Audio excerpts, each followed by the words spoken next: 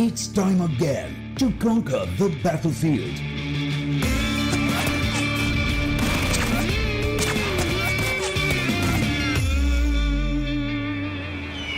"20 squads, 16 days of action.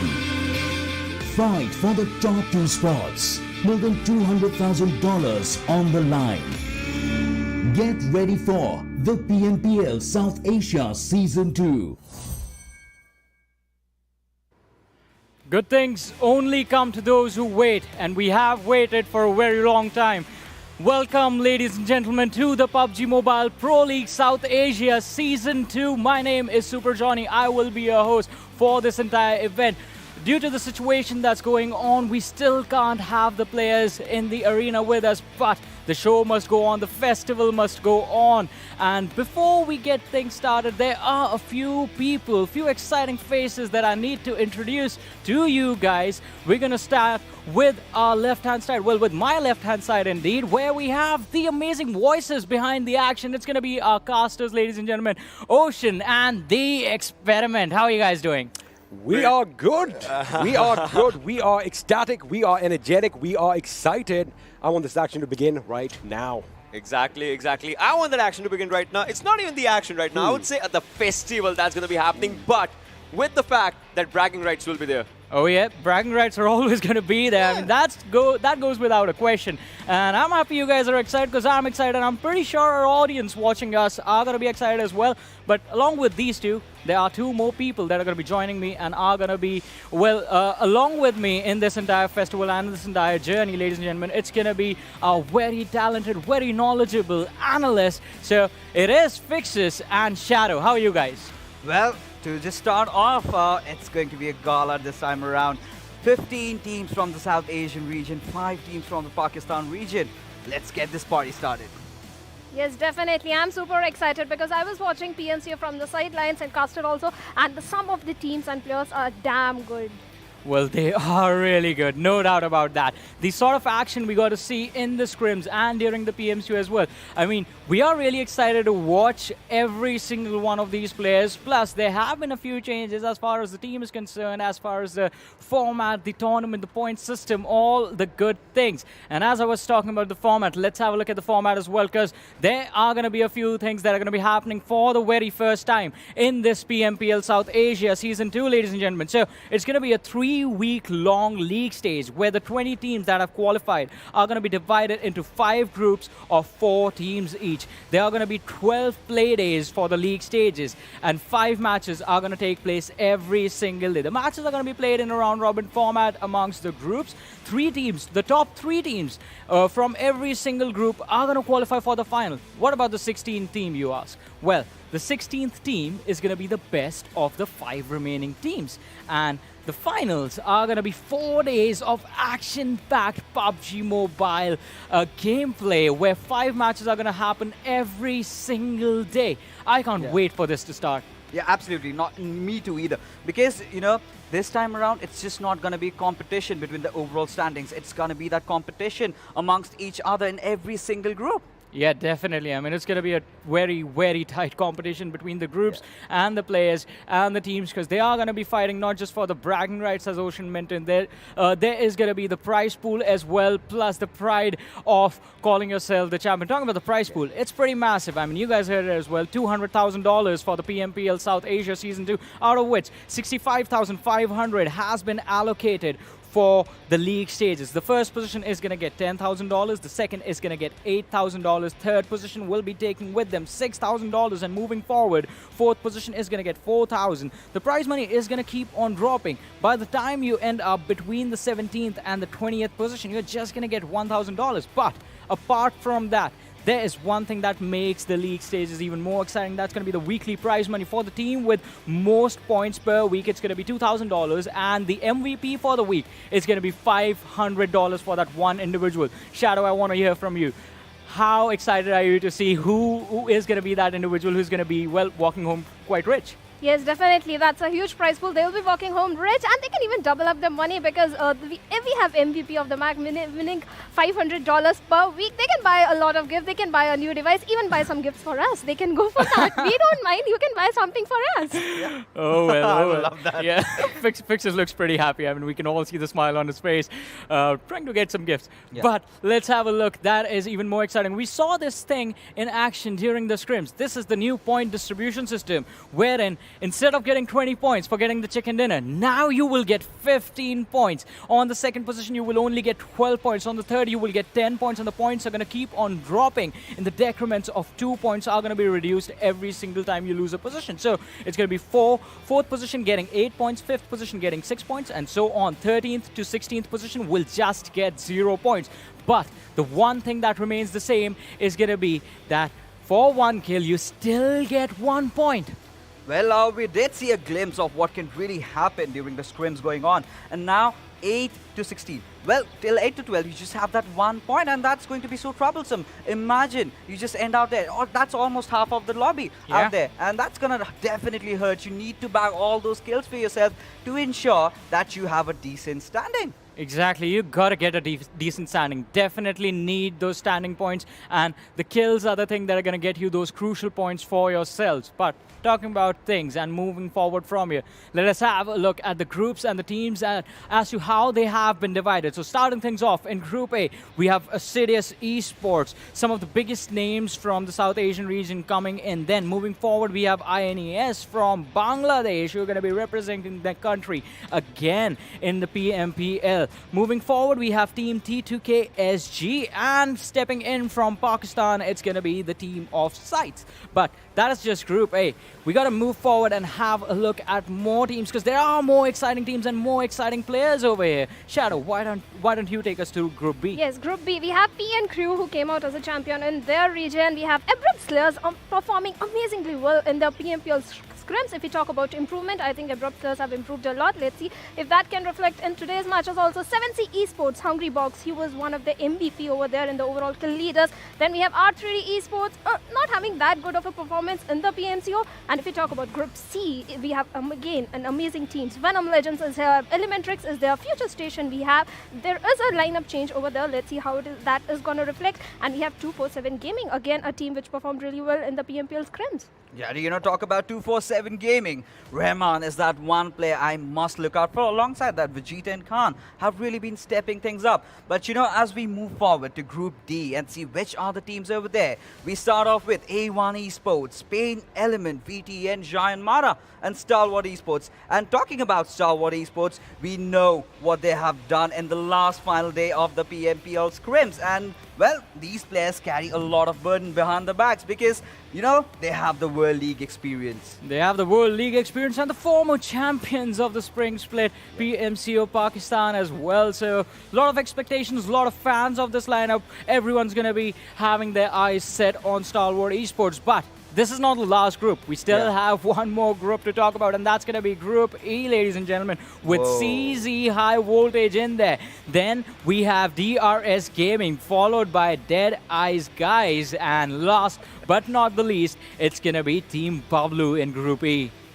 Yes, definitely. Team Pubg, one of the fan favorite team coming all the way from Pakistan region. They were in the top 3, and even their players performed really well, especially if we talk about Pikachu. He was so aggressive in the PMCO. Let's see if that aggression is going to happen again, but they will be competing again. Best of the best teams, that is Deadeyes and DRS Gaming.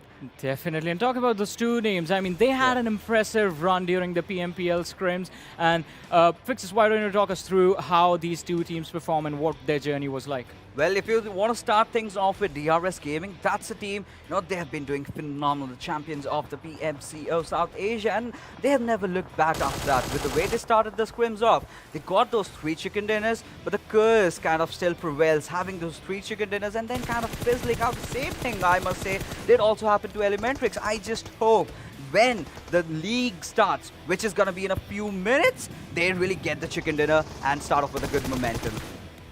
Yes, definitely. And if we talk about DRS, like you said, they were a little fumbling in the PMPL scrims. Maybe it was the added pressure, or maybe they were experimenting a little bit. And if we talk about VTNxJyanMaara was also struggling in PMCO and PMPL scrims. Let's see if they have done their research, they have shown improvement or not, because the time is here when they have to perform. Exactly, the time for the teams to perform is right here, right now. And one of the teams that did perform was Deadeyes guys as well. So DRS Gaming, they had a good start, but then they started to fall off, as Fixes so wonderfully said. The 3 chicken dinner curse sort of instilled themselves in this one team. But Deadeye guys, they took the opportunity that was handed out to them in their hands and came up to challenge the squad of DRS Gaming. Also, one thing that's really interesting about Deadeyes guys is one of the best players we have seen come in from Nepal has joined the roster recently on top. Shadow, why don't you take us through the action that Deadeyes guy put up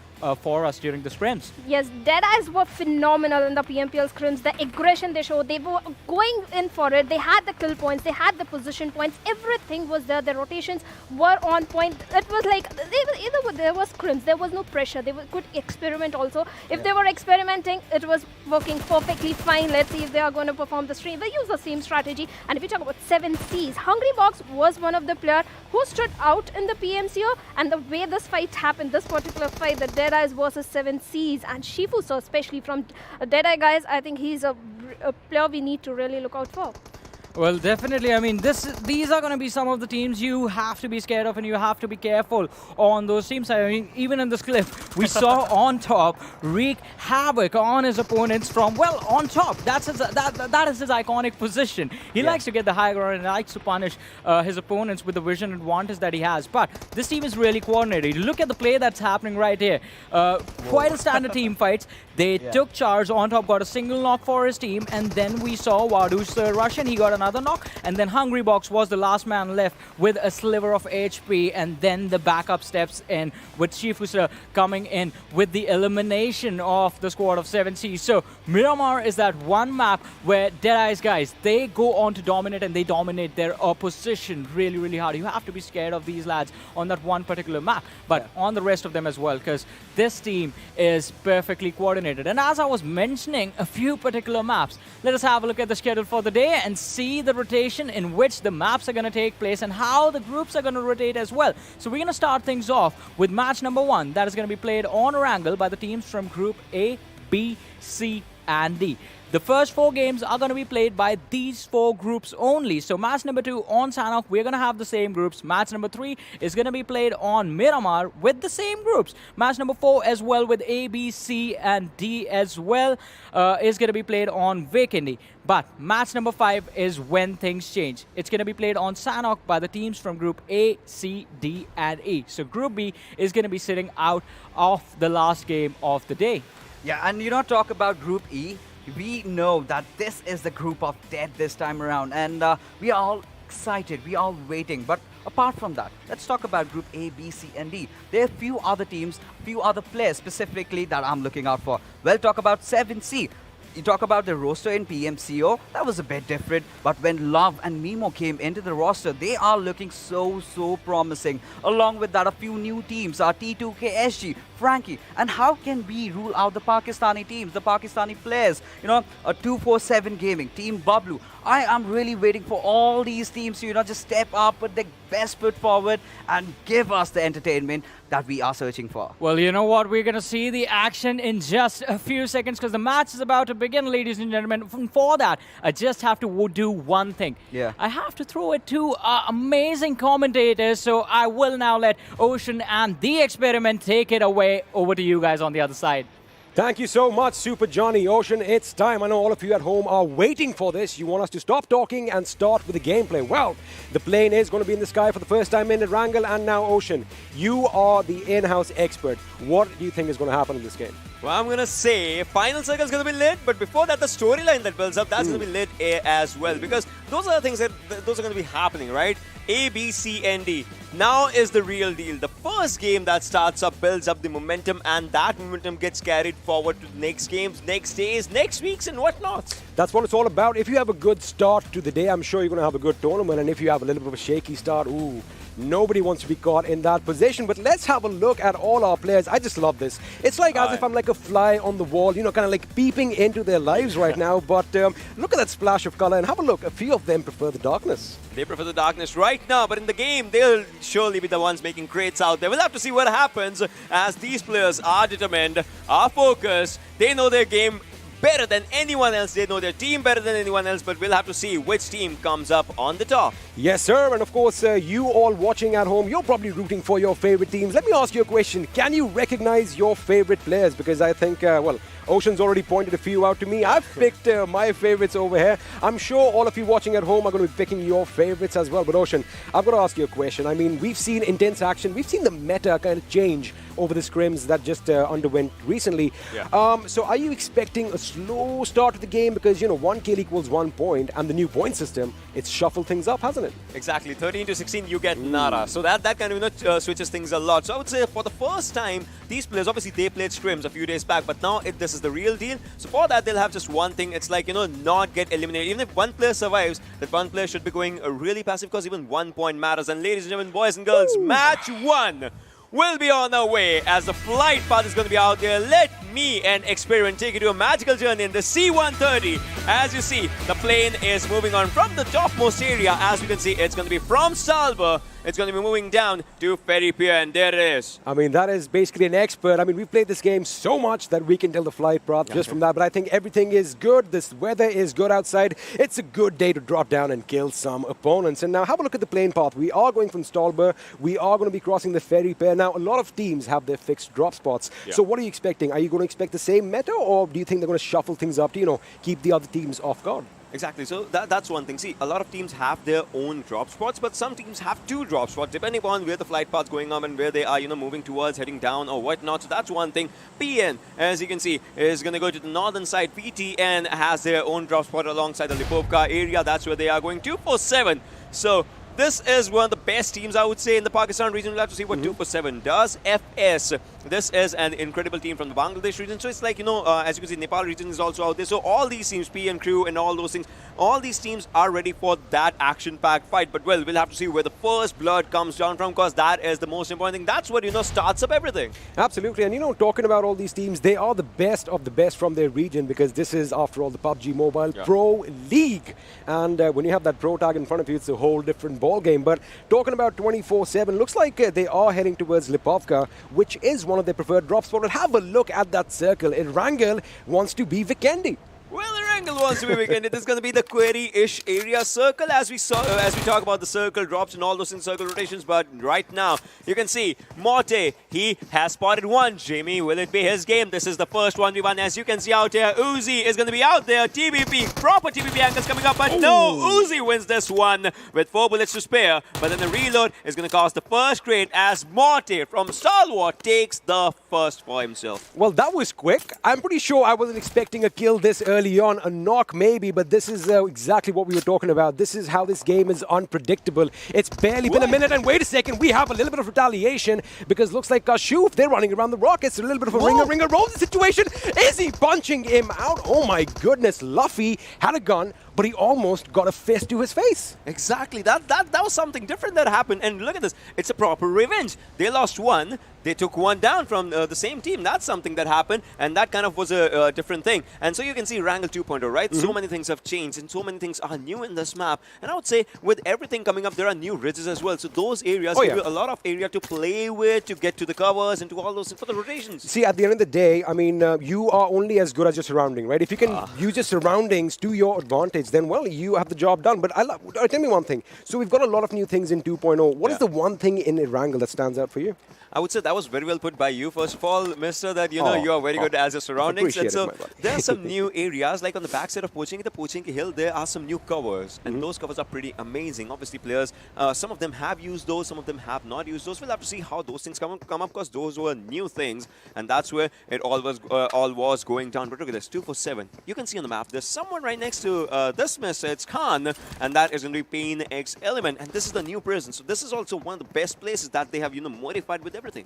They have, in fact, and you know, it just makes the place look a bit more homely. It kind of gives that feel that it's actually, you can actually be there. You know, I love the fact that they've redone the whole map. But again, surprises, as right at the beginning, we've had a little bit of a calamity. We've had a little bit of an exchange. One man has gone down from each team. I mean, you couldn't have scripted this, right? I take one of yours, you take one of mine. But the question is, are they going to still continue that fight, or are they going to move back and, you know, live to fight another day? I would say so.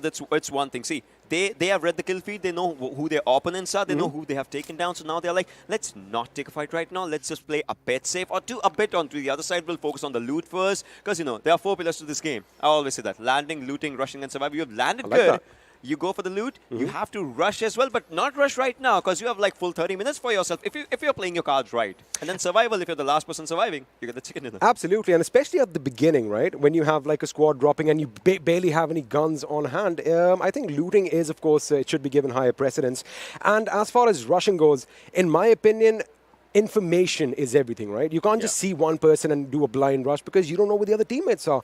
And, you know, during the scrims also, we saw a little bit of exchanges taking place, and we were like, hey guys, hold on, think it through, think what you are doing. So I think today we're going to see a little bit of a change. Of course, the first circle is still going to be where we see it at. Military base is going to be in contention. The southern area of the main island is going to be in contention. Gatka is going to be one of those hotspots, especially those infamous cluster of houses. But I don't know, man. I want to see some bridge action. I have a look at the map right now, and I see we have 6ix9ine, Sinister. All of these boys are still down there. I want to see them blockade the bridge. I want to see some blowing up. Well, there's one thing. You see Lipovka, that's where VTNxJyanMaara is. Look at the rotation that they'll have to take if you talk about it. They have PAINxELMT right in front of them, 247 as well. They have Stalwart as well. FS onto the northern side, ASC onto the southern side. So they have quite a lot of teams. The cluster of teams is out there if you talk about it. And so we'll have to see how the teams, just go for with the fights when it's going to happen. So VTNxJyanMaara will be in a lot of trouble. And look at this. These are the new areas. These are new areas in Erangel 2.0. You get a lot of cover. There's that broken tank and all those things. I love that. Especially like on the military island, they have these little outposts and all that. It kind of gives that feel that it's like a deserted island. Something went down here in the past. But what's happening right now is we have 16 teams trying to kill each other and walk away with that coveted chicken dinner. So again, I'm going to go into the whole prediction situation right now. I'm going to put on my thinking cap. Ocean, who do you think? Now, I know that wait a second. We'll come to that in a second because R3D's Joker is trying to light up Mr. Hyozu and almost got a knock over there. I was almost going to predict ElementriX as you were going to ask me, but then ElementriX, you can see, was quite in a bit of trouble. And Mr. Hyozu, no, who actually gave him that push? It was himself only, so he needs to revive, and that kind of, becomes into two things. You are kind of, just letting that time go for your teammates as well. Your teammates who were focusing on rotation. There you go. Now they'll have to stop there. They might have to take fight against R3D, but wait a minute. 7C Memo, he got a memo, and the memo is fights out here. Fight is out here indeed, and looks like it's already broken out, but he is going to take some fire. He was spotted. Remember, you can't hit a vehicle far away, and they are now in a bit of a pickle as they are going to get surrounded. That Uzi is going to do what it does best, suppress the person, but it's not enough. Memo has gone down, courtesy of Walker, and now they are in trouble. Memo has been finished. Fair gets knocked out. This is bad. This is bad. The hunted became the hunted. But the hunters became the hunted, I beg your pardon. Well, the area was good, but the plays that happened out here, everything, it kind of, just went down. We'll have to see how the things just survive as 7C. They were moving forward. Now they had to take a U-turn, and that U-turn was not at all good, Mr. As 7C. Now they are down with 2 players. Another wrong move. That means they get 0 points because they have 0 kills yet. Now, see, that's the thing. You have to have those skills, and you don't want to get knocked out in the 13th to the 16th position. Yeah. I mean, it sounds easy. Hey, man, don't get knocked out. But when you are in the war zone, when you are on this battlefield over here, I mean, you are going to get shot at from every side. This is a battle royale, after all, and that's the beauty of this game. But elsewhere, ASL Joker takes down 7C's Mr. Wait a second, Smokey is actually out. I thought he got taken down. He's been eliminated. Now it's just one player of 7C. Wow. One player surviving on 7C. And as you can see, those blue markers means against 247 PAINxELMT that they are outside the circle. They have to reach the circle as well. So those things are quite important for them. Otherwise, circles are slow death. I love this. I mean, the amount of information that we get in the 21st century is just phenomenal. I mean, thank you for letting me know, because I was also wondering, why are some of them blue and why are some of them gray? But anyway, thanks to you, you clarified that out. But I like the fact that we can actually have a look at the players playing, Well, the players are playing, and Crazy gets a knock on Sinister, and he is still going up in the opposition. His teammates are nearby. But the question is, are they going to rotate around and try to get as many angles as possible? Because, it is like a King of the Hill situation, but they are a bit too spread out. One wrong move can spell trouble. It can, just change up everything while Crazy is moving forward. RXX might be the next, as he does not see on the right-hand side. Dante is the one spraying, but 6-9 goes down. Finish instantly by Kurkure as RXX takes down Crazy, and he does the same onto the other side. He has 1 kill for himself, 1 for the team if you talk about it. Now he has to spot other players. I would say if he has a nade or something, he can just, go for it. Was using a pan right now. Might not be having a nade, but no, he knows the location of Kurkure as we see onto this direction, and Jax has to move forward. Now, again, King of the Hill, but well, who is going to cross the hill? That's quite a situation out here. That is indeed, and looks like Sinister's teammate Dante is trying to go in for a revive. The smokes have been deployed. He is now over his fallen comrade's body, getting that revive in, and looks like he might just get it. But have a look at the members, Muffin and Hanuel. They are kind of creeping in, and of course, this is the third-person perspective game. So even if they are prone, they might have spotted them, but looks like they are in the clear right now. Hanuel is trying to light up the enemy. He does get a few shots on Sinister. Doesn't get the job done, but again, it is a stalemate and anything can happen right now. Totally true. It is a stalemate right now. The fights are kind of slow. We are down to the second circle. 1 minute, 60 seconds on the clock for the second circle to come up as well. Almost hitting up the 10-minute marker. All right, so almost hitting up that Molotov and grenade as well. But onto the other side, PN Ayush. Another last survivor needs to go for the revive if he can. If he cannot, needs to get inside the circle because there's that blue line, as you can see. Venom Evil Eye, on the other hand, just going for the kills confirmation because that gives you points. I mean, the Evil Eye, after all, is going to bring you some good luck. There is some juju at work over here, and he gets the job done. That is going to be detrimental. PN's Mr. Boro has been put out of his misery. Now, I think that's going to be a tough call for them because they have 2 members, and it's going to be tough surviving till the end. And, just talking about Venom, have a look at them. 3 men still alive, 3 kills to the name. Almost a squad wipe. Rafa, that's like, 66% of the kills of the squad, if you talk about it. I mean, of the 3 alive people. But, well, there's one thing. Think about it.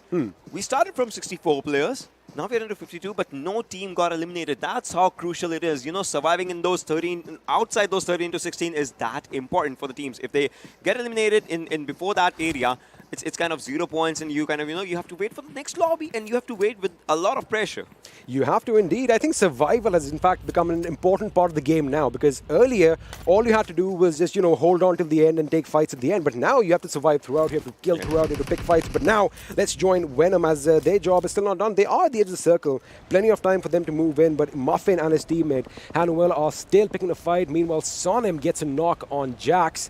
And well, with that, we have the first team to be eliminated from this game, and it's A1 Esports out in the 16th position. Ouch, that's gotta hurt. That's gotta hurt pretty bad. If you have to talk about it, Morte on the other side actually did something decent. If we talk about it, if we have to see about it, we'll have to see how the things, just go upward. Kurkure is out here, enjoying those things, enjoying those loot areas for himself as well, but he has to see where he can go as a circle again is moving forward slowly and steadily. Talking about guys like Kurkure, and then we have Muffin. It's not fair because I feel hungry right now. Is that? I've got the munchies. I have the munchies. If you feel hungry, you gotta have that chicken dinner, man. Oh, I like that. I like that. I think that's a motivation. Name yourselves as food because you are going to get hungry, and that's going to just, drive you a bit more. Motivation comes up. There you go. Hunger is the best motivation anyway.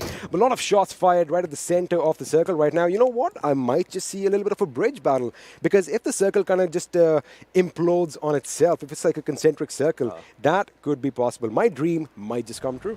Well, I've seen those matches, the full water zone matches is what I've casted as well, and those things have happened. Airdrop number 2 has the poetry of 100 bullets, M249, ladies and gentlemen, and T2K SG's Jane is going to feast on that. Poetry of 100 bullets. I would say it's a song of 100 bullets because it is ratatatata and it's singing. It is singing when you have that going on, but I love it either way. Of course, an M249 is a versatile weapon. Man of culture, I would go with poetry. Oh, so I get it. So basically, I'm the heathen over here, and this guy is the man of culture. I like that. Look at the circle. Wow. I mean, I've said this before. Somebody give me a crystal ball, please, because I can look into the future. Well, both of us can. We both are good with predicting zones, That's all we're good at, by the way. Yeah, well, let's not talk about the other things, but PN crew, let's see, are they good at, getting inside the zone? Because it's Ayush, the only person I can see there. ElementriX has had a good rotation. I mean, they are still kind of in the shorelines area. They can take down INES if it happens, but look at T2K. They might just sit here for a while, chill out, and, then they can go for the fight. But no, bad drift would have been taken down if he would have been closer to that vehicle. He could have been taken out. I think it did take a little bit of damage. But again, you come to expect that now, right? Because anytime you see a vehicle, chances are somebody is going to shoot at it. And I'm pretty sure you've been in a situation as well. You think you're safe, but then a few seconds later, boom, and that's it. You're knocked out. But meanwhile, Joker, they are still trying to get a foothill over here near the lumberyard. And they do have to kind of move further into the circle sooner than later. Of course, you want to have a central position so you can kind of, think and proceed further from there. But let's have a look at the circle on our screens once again. A few teams are still out. Meanwhile, Tamim is going to light up a member from ASL. Is he going to do it? Nova is unscathed. I don't think a few bullets even connected over there. He's still surviving, he's still moving, and that movement is a good movement because he reaches to his teammates. I mean, that's good cover. That's a potential cover as well when he's moving out there. But look at the circle again. If the circle, again, decides to shift south, which is a rare case, that is going to be something, a trouble for a lot of teams. But if the circle goes north, then T2K might have to rethink if they are going to stay at the bridge or if they have to move forward from the underlines of the bridge and, reach to the other side. We'll have to see what happens. And again, it's not going to be an easy ride crossing that bridge because places like Ferry Pair are going to be occupied. Along that beachfront, we already saw a few teams, shack up near those shacks, so to speak. So it's going to be difficult. But again, let's have a look at the kill leaders for now. Morte is going to be leading with 2 kills. Well, everybody has 2 kills right now. Hanuel is on the chart over here. Joker's got his name up there. Venom Rafat has 2 kills as well. Now, again, I like the fact that it's all spread out. Yeah. And, they're kind of testing the waters, Ocean. They're trying to see what the opponents are made of. They're backing off in a smart fashion. But towards the end, that isn't going to work. Exactly. Those are the things, you have to see. You might just land up and you're like, oh, I'm really good with the game. I have no one around me. And then in one rotation, you're caught so bad, you're just the only one surviving. And on the other side, STEFS Malik goes down by Kapshi. So that is not looking good as now. The R3D Joker, we heard it. The shots were out there. That means the fight somewhere closer to these players only. As you can see, Bad Rev again trying to spot the players. See, they speared him. And I would say that might be a bad decision for them. It could actually be a bad decision. But one thing that is just catching my eye right now is have a look at Bad Rev. He is comfortable. He's sitting down. He is on the floor. He's got his cushion up on his laps. It's all about comfort. You don't have to have fancy gaming chairs to get the job done. But meanwhile, Bad Rev over here is going to take some shots from Venom's direction, almost getting knocked out. But it's that reaction. That was lightning quick. That was really good, and now he found a comfortable place, and he has another 55 seconds as we speak just to get inside the next circle, but that's 500-ish meters away. So we'll see where the movement just goes down, and we'll have to see where the circle is, because circle again I'm thinking has thrown up a curveball. I mean, that is what PUBG Mobile is all about, and we are going towards the northeast this time, so I guess Team D2KSG are going to have to move out, and have a look at this. They are taking the bridge. They're like, you know what, let's just have some cojones and let's just drive right through. Let's just go for the party, and the party's inside the zone. You all are invited, ladies and boys and girls. As you can see, this is the first game. Well, look at this, Luffy and Rohan. They are moving from downward direction. They might just contest VTNxJyanMaara, or might just go for one of the areas and might just let themselves out there. However, all those rocky cliffs in that little congregation where you see Team 19, that was JyanMaara, where Luffy is heading, it's going to be tough getting up. Exactly. That's going to be a problem. So I think they might be hiding this one out. He might have to, go to the bridge area again and get through from those areas. Risky. But that's a risky and a longer rotation. We'll have to see what happens. ElementriX is Sonim. So he has spotted the player. He knows where the players are. Now it's one thing that, he has to either keep his eyes out there or might just have to wait for it so those players make a mistake and just run out. See, whether you play out in the open or you hold down a fort, so to speak, you've got to be vigilant 24/7. You have to keep an eye out around you at all times because, again, we said this before, it is a battle royale, it's PUBG Mobile. You can get shot from any direction, be it left, right, up or down. So you've got to be quick on your feet. Meanwhile, Nang over here with that Mini 14, trying to get a few shots on, does get a couple of bullets connected to Venom, and now he's trying to disable Frankie's car. Again, you want to disable all these vehicles at these stages because a vehicle is pretty much a mobile cover. You want to make sure the opponents have no cover. And you want to make sure that you have a lot of cover in out there. I mean, the maximum you can have is 4. One individual having each for them. That's perfect. We'll have to see if that perfection goes down or if you get, blasted out in that car while you're moving for the covers, because those things might happen. Oh, well, I mean, we're talking about this, and now the second team to be eliminated from this game is 7C Esports. That is going to be a bit problematic, but again, let's see what they do next time. We have 14 teams still in contention, and surprisingly, a few of the teams are still outside the zone. They need to move quick because the zone is almost going to catch up, and now, at this stage, Ocean, the damage is what is really detrimental. Yeah, the damage is something that's going to be really detrimental, but look at one thing. If you have to talk about it, most of the teams are taking down the edge of the zone. No one's focusing on the center right now because they know that's where, if you're at the center, you're kind of, being taken down by every team. But look at this, ASL Joker getting that Grenadier's tag on himself, taking down players. But Anubis goes down by Sonim, who's using DP to its perfection.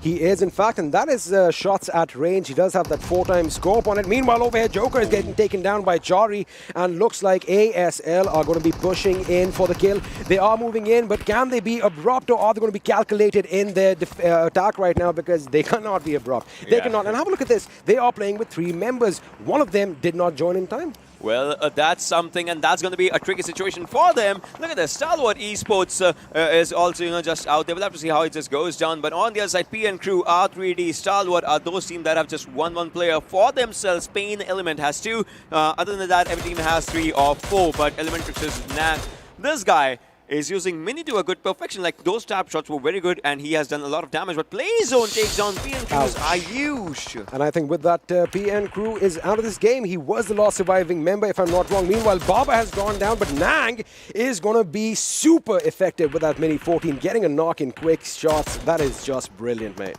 That's totally true. Well, PM2 got eliminated, and so did Stalwart. I mean, the team that has had that experience, from the previous games and everything, those teams are getting eliminated. We'll have to see which team just comes up on the top. Just have a look at his cool demeanor. He just got a kill. He's relaying that information to his team, and he is cool as a cucumber. And you know this, Ocean. Communication is an important part of the game. Meanwhile, Nova over here with the VSS. Now, those subsonic bullets, they're not the fastest, but they are definitely silent and deadly. They get the job in the silent ways out there. Yeah. You just use them, but we'll have to see what happens as Rahman. Now, this is one thing. Rahman's out here right next to those players of FutureStation, and he's the one putting on pressure on them. He has smoked out in the open with a vehicle cover, and he's the one putting on pressure. That's Rahman for you guys, as you can see what he was doing. But, well, Play Zone is being the MVP for now, as it's taking many.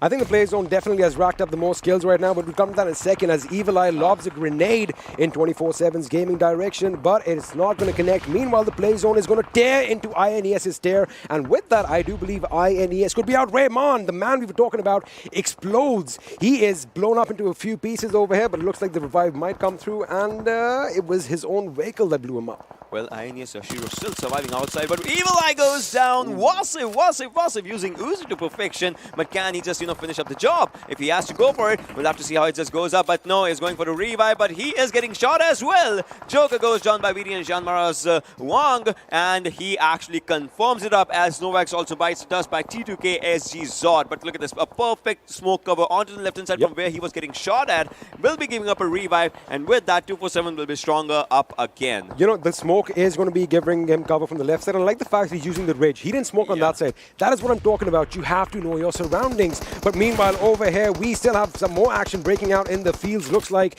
ASE are going to be in a world of trouble as Muffin, he blows up courtesy his own bullets. That is going to be a big, big blow. Gurkray has his work cut out. He is the last man standing. Meanwhile, INES are going to bow out from this game in the 11th position. Wait a second. Nightwing from far eliminates the team. ASE is out, Ocean. ASE is done. Whoa. We are down to single digits on the number of teams. 9 teams and 26 players alive. Might be another one going down as Evil Eye again has his Evil Eye onto the players. Nightwing's on domination. That means the guy has 3 kills for himself. Jane using up that M249. This team, they lost 1 player, Shuvo, right at the start of the game, but still the team managed to get those 7 kills for themselves. That's a pretty good, a pretty bold move you're talking about. But ElementriX is, Nanga, I guess, he has also been taken down. 247 Rahman F4 gets out in that situation. 247 as well is in a bad spot for now. Now the fight is between 24/7 and Venom, and looks like Venom are 2 members alive. Is everybody out? The Play Zone is meanwhile wrecking havoc on PAINxELMT as Luffy just come to the zone, and that is just bad luck. Again, you can't get caught out in the blue this far into the game because that damage is going to be catastrophic. Elsewhere, T2K, now these guys have made it to the main island. They did lose 1 member, but have a look at their kills as well. These guys are fragging high. 6 kills first game is not a bad feat. Not at all a bad feat. And right now, if we talk about it, see, now kills have that priority. They have that thing with themselves. And look at this, Jane, good grenades going out there. No one's complaining because they're getting results. And now you can see that poetry of 100 bullets coming up as Wong goes down. So Jane has taken down 1, 2, 3. This guy is wreaking havoc in his own ways, but it's zero fear. Does he have zero fear, or is he going to go for the fights? Zod is moving forward alongside Frank. We'll have to see what Zane does as he has 65 bullets for himself. But can he go for the fights? But no, R3D Frankie, knock it up if you go in. But no, you forgot to knock, man. 1 HP is what he's surviving on, but no, he goes down as well. Oh my god, Rampage coming up on Jane's side as this guy has the unstoppable gun. That is M249. Yes, sir. I mean, Jane might as well add GI before his name because he is playing like an army unit right now. That is some concentrated fire. He is super effective. Meanwhile, we have Rohan from PAINxELMT trying to make it to the zone, and looks like JyanMaara's Giro Fair is going to be laying down the lead on Jane and Zod. Now, they are in a bit of a pickle because they are in that little valley. They've got opponents on all sides. They have a vehicle, they have that smoke cover, but smoke does not stop bullets. And if it was me, if I see smoke in the open, pretty much I'm going to pop down a few shots in that. Yeah, I'm just going to go for it. See if the crosshair connects something or something, you get that information. But well, right now, as you can see, we are heading to 24th minute of the game. As of now, down to 6 teams, 14 players still surviving. Which team is going to get that first chicken dinner for this PMPL Season 2 South Asia? We'll have to see that, but Zero Fear moving forward has been spotted. Might be a back decision. No! Ghost has been taken down, but on the other side, Zero Fear as well goes down. We are down to top 5 as of now. We are in the final 5 teams. 13 players still alive. The zone is coming in. Have a look at how Rohan is sneaking in. He is like a predator. He is low. He is ready to pounce. Meanwhile, Zod is not taking the silent approach. He is loud and proud, and he is literally making explosions happen right now. With that, I think that's going to be problematic, because I do believe they are in a world of trouble, and any second now, that could be game over for the sites. Exactly, that could be game over. As look at this, Zod just going through the smokes, doing everything he can, takes another one down. Phobia will be having a phobia of Zod right now, as he is actually wreaking havoc on those players right in front of him. And the circle is towards these guys. These guys have the circle. Everyone will have to get inside the circle to actually fight them. We'll have to see what happens as 5 teams still survive. And as of now, Rohan, the last survivor from PAINxELMT, will have to move forward. Has to first stage, but will have to give an answer with the guns as well.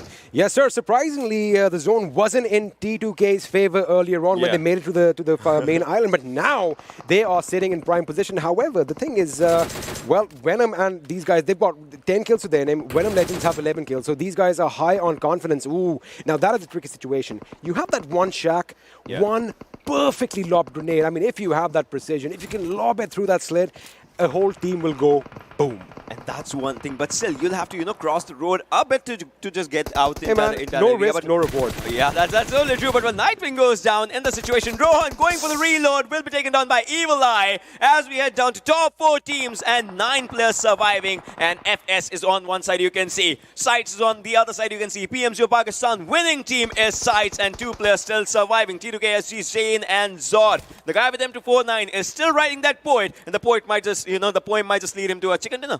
G.I. Jane's G.I. Joe spirit is definitely working full-time right now. I mean, Venom Legends, they have 12 kills. Evil Eye is the last man standing, and boy, oh boy, this is going to be too close to call, because now T2K, they have 10 kills with the name, but again, 2 members. FutureStation, look at, Tamim is a lucky man indeed.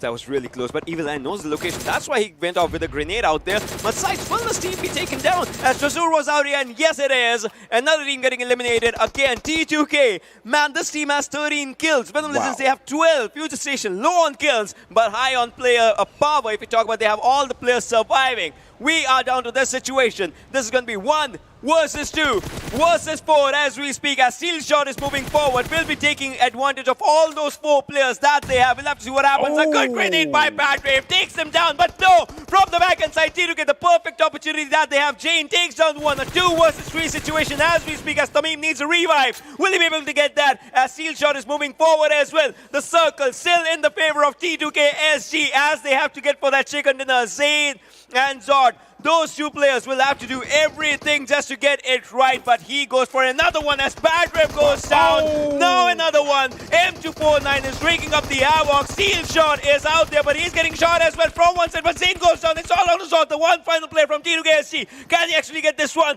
Steel Shot again, still surviving, and this one final guy will have to get it all. Those chicken dinner points, 15 and 12 is where the difference gets made out in this one. As you can see, Carpsy's out there, Steel Shot and Tamim, but 1 versus 3 with this M4. No, Steel Shot goes down. Zod still out here, and he needs to take those players down. Badwave has been revived, but Tamim has to move forward to go to Steel Shot, and he's going grenades after grenades after grenades after grenades for everything. If you watch Superman, you know Zod is capable of some superhuman activity. He gets another grenade. Badwave is going down once again. Now this man is going to be a problem for them. Oh, Tamim, can he get the revive? He cannot. He is reducing their numbers 1 by 1. It is potentially a 1-on-2 situation. Another grenade. How many grenades is Zod carrying? Is he going to do the impossible over here? Against all odds, he is on a rampage. And finally, 1-on-1 situation over here. Zod versus Capshi. Both members have spotted each other out. Are they going to get the job done? Tamim is going to come in. No! Wow! Wow, winner, chicken dinner. We have it over here. FutureStation are going to be walking away with the first win of this tournament. What an amazing end. Zod, wow, mind blowing. I mean, I'm shaking right now. I'm shaking. How many grenades did the man have? This is what I'm talking about. This is the match, man. This is the intensity. This is PMPL as we speak. And this is what happens in the final circles, man. This is Erangel for you. I mean, we thought it was going one way, then suddenly it goes the other way. And how many grenades can you carry? That's my question. But what an amazing day. FutureStation walking away with the first chicken dinner. Their morale, their confidence is definitely sky high. That's totally true. That's totally true. I totally agree with that thing. Anyway, so that was the game one for you guys on day one. I know you want the action to continue. We're going to take a little breather. We'll see you after this.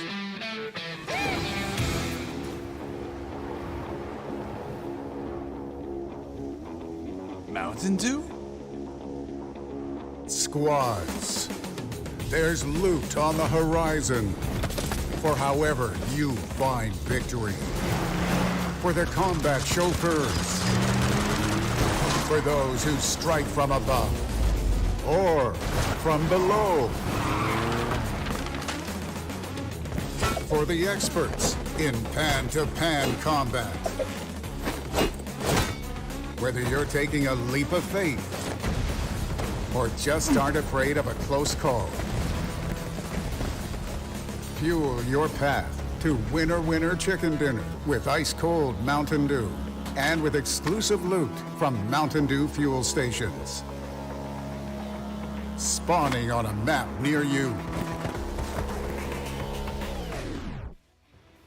Hello once again and welcome back to the PUBG Mobile Pro League Season 2 of South Asian region. My name is Super Sohin. What an amazing game number one, ladies and gentlemen.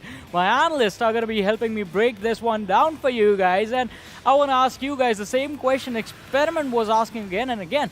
How many grenades is one guy going to carry? You know, carry 10, carry 6, whatever you do. If you use it right, then you definitely are going to get the result. Well, starting things off, you know, we had a very good flight path trajectory. However, the circle was directly onto the southwestern side. A lot of teams were on the eastern side and they had to just rotate in, and we saw a lot of skirmishes out there. We did see a lot of skirmishes, but T2K Zod did put up an amazing fight in the end, but it was Jane who made sure that the team had a lot of kills, had a point secured, and that is why he is going to be our MVP for match 1 of day number 1. By the way, ladies and gentlemen, this is the same MVP format that we had in the World League. So there's going to be 20% weightage for the kills, 40% for the damage, 40% for the survival time. And the stats that you see, the pentagraph in front of us. So the edges of this pentagraph are going to be the highest stats of the server. The light blue region is going to be the region, the stats for our MVP. That is going to be Jane from Team T2K SG. And the dark blue region is going to be the average stats of the server. So 7 kills, 1484 damage. That was highest in the server. Survival time of only 25 minutes, 29 seconds. I mean, it makes sense, right? The other team did get the chicken dinner, and Jane was taken out in the middle of him trying to go in and rotate with Zod to a better position to try and take the fight. But still, an amazing performance, not just by T2K, our team that got the chicken dinner, FutureStation, and also Venom Legends. Yeah, of course. You know, starting things off, well, Venom Legends, they were at a very good spot. But you know, I would really commend the players of T2K. They started off in the southern island and all the way up they had to rotate in. But who would have thought a team like FutureStation just sitting in that one shack, and they ended up getting a chicken dinner? Yes, definitely. That was a surprise because FutureStation was pinned down besides that shack for a very long time. Yeah, but Shadow, I'm going to need your help for this. We have the top players on our screens right now. Why don't you take us how these lads performed in the match? Yes, it has to be T2K Jane with that perfect M249 coming into the action. 7 kills if we talk about the damage.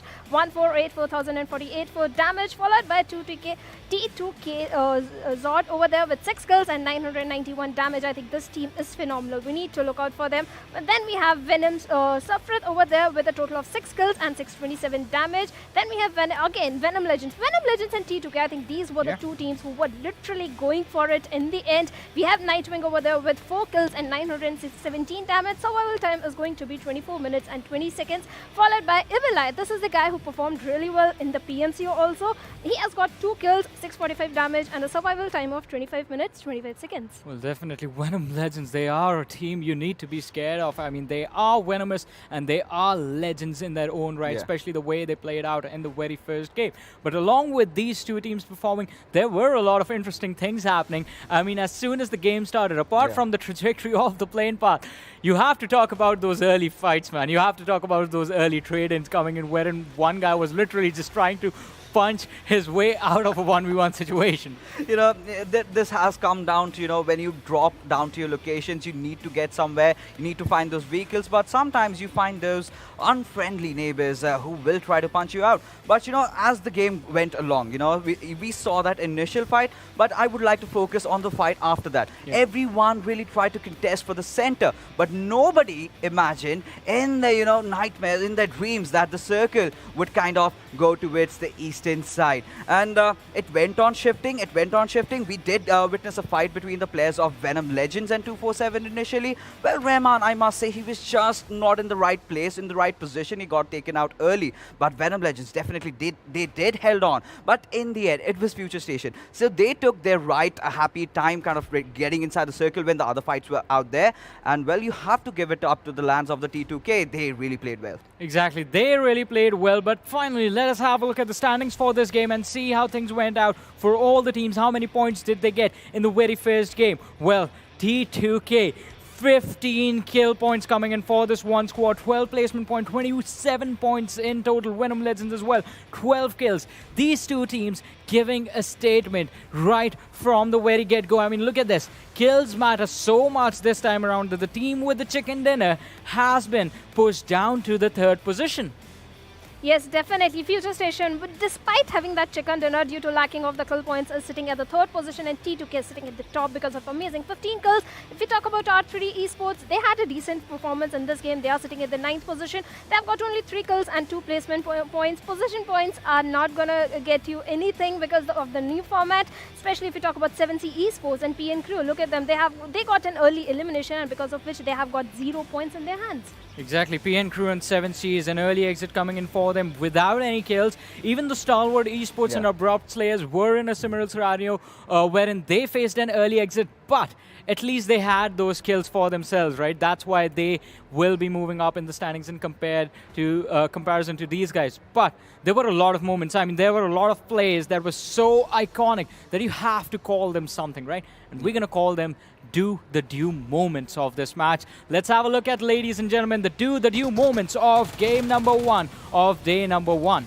So, well, you know, starting things off, this is very iconic to Stalwart Esports. We have seen them dropping every single time around Shelter, and well, PAINxELMT did also trade one off. But these are the fights that I was talking about. Every single team really trying to contest for the center, and then when the circle kind of shifted, everyone was just caught off guard. Team ElementriX, they were looking promising for some time out there, but there is another team, Team 247. Well, they had the center, but they were kind of spread out, were not, you know, providing ample cover fire to their teammates, and that is where Venom Legends really capitalized and got all those skills racking up. Team Sites, again, kind of sticking up to their old strat of going for a survival-based gameplay. They were lucky for some time having those compounds. Well, it was the players of T2K, especially Jane and Zod. Those M249s and those grenades coming out and just pushing all the way up to the top. Definitely. In fact, if we talk about T2K in that particular fight, they had a lower ground, and the only option they had to knock the players of VTNxJyanMaara was a grenade. That was a perfect move coming in from Jane. He knocked one player, directly pushed in with that machine gun, M249, and look at that. That was a slight mistake from the part of Frankie, but I think next time he will be coming back stronger. And SCYTES, what they were doing in the open area when there were so many players, they were literally pinned down in the area when the players of T2K were knocking them down. And Rohan, if we talk about Rohan, he played a little smartly rather than his teammate. There you go, the reload coming out. You know, that kind of, you know, messed things up for him. But, you know, T2K also having a small shack to themselves. They had the zone somewhere shift just near them, but they had to get out. And now they were completely in the open, surrounded by all the players of FutureStation. And that is when, you know, we saw Zod coming out right on top. Those 3 grenades. It was a kind of a crossfire setup. Tamim, he was just surviving with that sliver of HP. He knew just when the other player was engaging with Pubg, he just peeked out and bye-bye. Exactly, it was bye bye bye. I think the way this game welcomed us is something that I loved really. I loved it a lot. Yeah. I mean, the first circle moving towards the initial circle being formed to the southwestern side of the map, and then we had the bridge circle as well, wherein in the third circle it was the teams deciding whether to cross the bridge or not, and then it just took a northern shift. So a lot of surprises coming in, but let us now have a look at the damage histograph of this game and see how much damage was being outputted by every single team during those team fights. And oh my god, T2K, 3,044 damage by the squad, 15 kills coming in for them, an impressive performance. Look at this, they made every single tick of damage count for themselves, but Venom Legends just taking away a lot of kills away from their opponents. Yeah, absolutely. You know, starting things off with T2K, 3,000 damage in the first game itself. OMG. But you know, as you move onwards, Venom Legends, they were fantastic. FutureStation, well, we could call them the smarter ones. You know, they were very, very vigilant. They knew, you know, what they had to do. They knew that there was that perfect window of opportunity which they had to capitalize, and that they did, for which they got the chicken dinner. Definitely, and that chicken dinner performance, Shadow, don't you think it is going to be that thing that sort of saved them from falling too far behind against their opponents when they were getting this many kills? Yes, definitely. And I would like to say one more thing. The T2K, the way they were playing, I think that was very smart. Even all the teams were trying to capture the Ferry Pier area, the center of the zone. They were being silent. They were waiting patiently for the zone to shift so that they can move. They make their rotation silently into the zone. And I think every zone they did this thing, they were silently, sneakily entering into the zone, and that was why they were performing so well. Well, the performance was just in game number 1. Let us have a look at the schedule once again and see what is going to come up next, ladies and gentlemen. I mean, we all know, we saw the schedule in the start of the day as well. A, B, C, and D. These groups are going to play the second match of the day, which is going to be played on the map of Sanhok. And the way this tournament has started, I mean, just from Erangel, I expect the action to be even more intense on this small, little, tiny map where, I mean, earlier we used to say, all right, this map is going to have a lot of fight, it is going to have a lot of aggression, but this time around with the new point system coming in, teams are taking those fights like they mean everything to them. They are going to sacrifice whatever they can to get those kill points for themselves, and that is something that I really love. It is going to give us a lot of action, and it has given us a lot of action itself in the very first game. But I want to ask you guys, after the initial impressions from the team, what do you think how our team's going to approach Sanhok? I'm going to start with you, Fixes. Well, you know, initially it depends on how the circle fares out, because there are two ways out of it. Either you have that western circle where we have all the teams kind of rotating out initially, just, you know, dropping there and just trying to stack up on the center hilly areas. But on the other side, if it goes all the way towards Painan or maybe towards the southern side, during the scrims we did see, you know, a few circles down south. So it all comes down to those initial circles, and yes, rotation has to be very quick, and yes, do not try to engage in fights more than a minute, because if you do, you might get shot from elsewhere. Well, that might just be the scenario, but Shadow, I want to hear from you as well. Who are going to be those teams? Who are going to be those few individual players who you have to be careful of if you are in the game, and, well, we are going to have to keep an eye out for? Definitely, it has to be T2K and Venom Legends, the way they've performed. But the main focus, I think, in Sanhok is going to be at the boot camp, because many teams share their drop location. Some of the teams drop in outsides of the boot camp and then make their rotations inside the boot camp. So I think boot camp is the place we need to look out for. Well, definitely. That is going to be one high priority location. I mean, it always is, man. We always see 2 to 3 teams contesting that boot camp area along with Painan as well. So we're going to see how things go about in Sanhok, as this match is going to be really, really intense as well. And you know what makes the action even more interesting? It is our amazing commentators. So over to the mad scientist and the doctor, the experiment, over to the other side of the desk.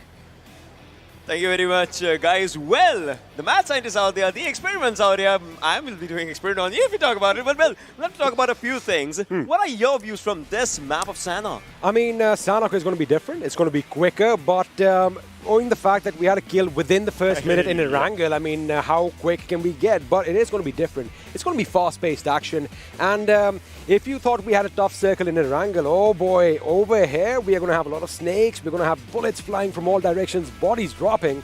And, well, it's going to be exciting for you guys. There's one thing, you know, when I asked you last time which is your favorite area, you called about it Paradise Resort, right? Any day, any time you'll be going to Paradise Resort. And you're a sniper yourself. How do you see the sniper chiming in into these areas of Sanhok? Sometimes I'm not good at sniping. It's as simple as that. Sometimes I miss. But no, it's like I said, it's all about your versatility. If you are good at that first shot, by all means, take that first shot. Now, you know, there are chances, there are times, in fact, when I am engaged with two people. If I can get one, I have to switch to a secondary weapon to get the job done. So, you know, I mean, I want to see something different. But let me just add one point. Last game, Venom Legends and T2K, they almost wiped out half the server between them. That is making a massive statement. So, my question follows up. What are you expecting from those teams in this game? Because it's going to be even fast-paced. Like, they might just go for more, might just go for less, or might just fail doing it, because those things might happen. So right now, they're at the tippity top, right? There's only one way to go. Either you keep going up, or you're going to fall so hard. And the thing is, it's not about the bragging rights and all right now. It's the people at home. Our audiences love it, and have a look at all our players on the screens. Once again, I love the fact that so many of them are sitting comfortably.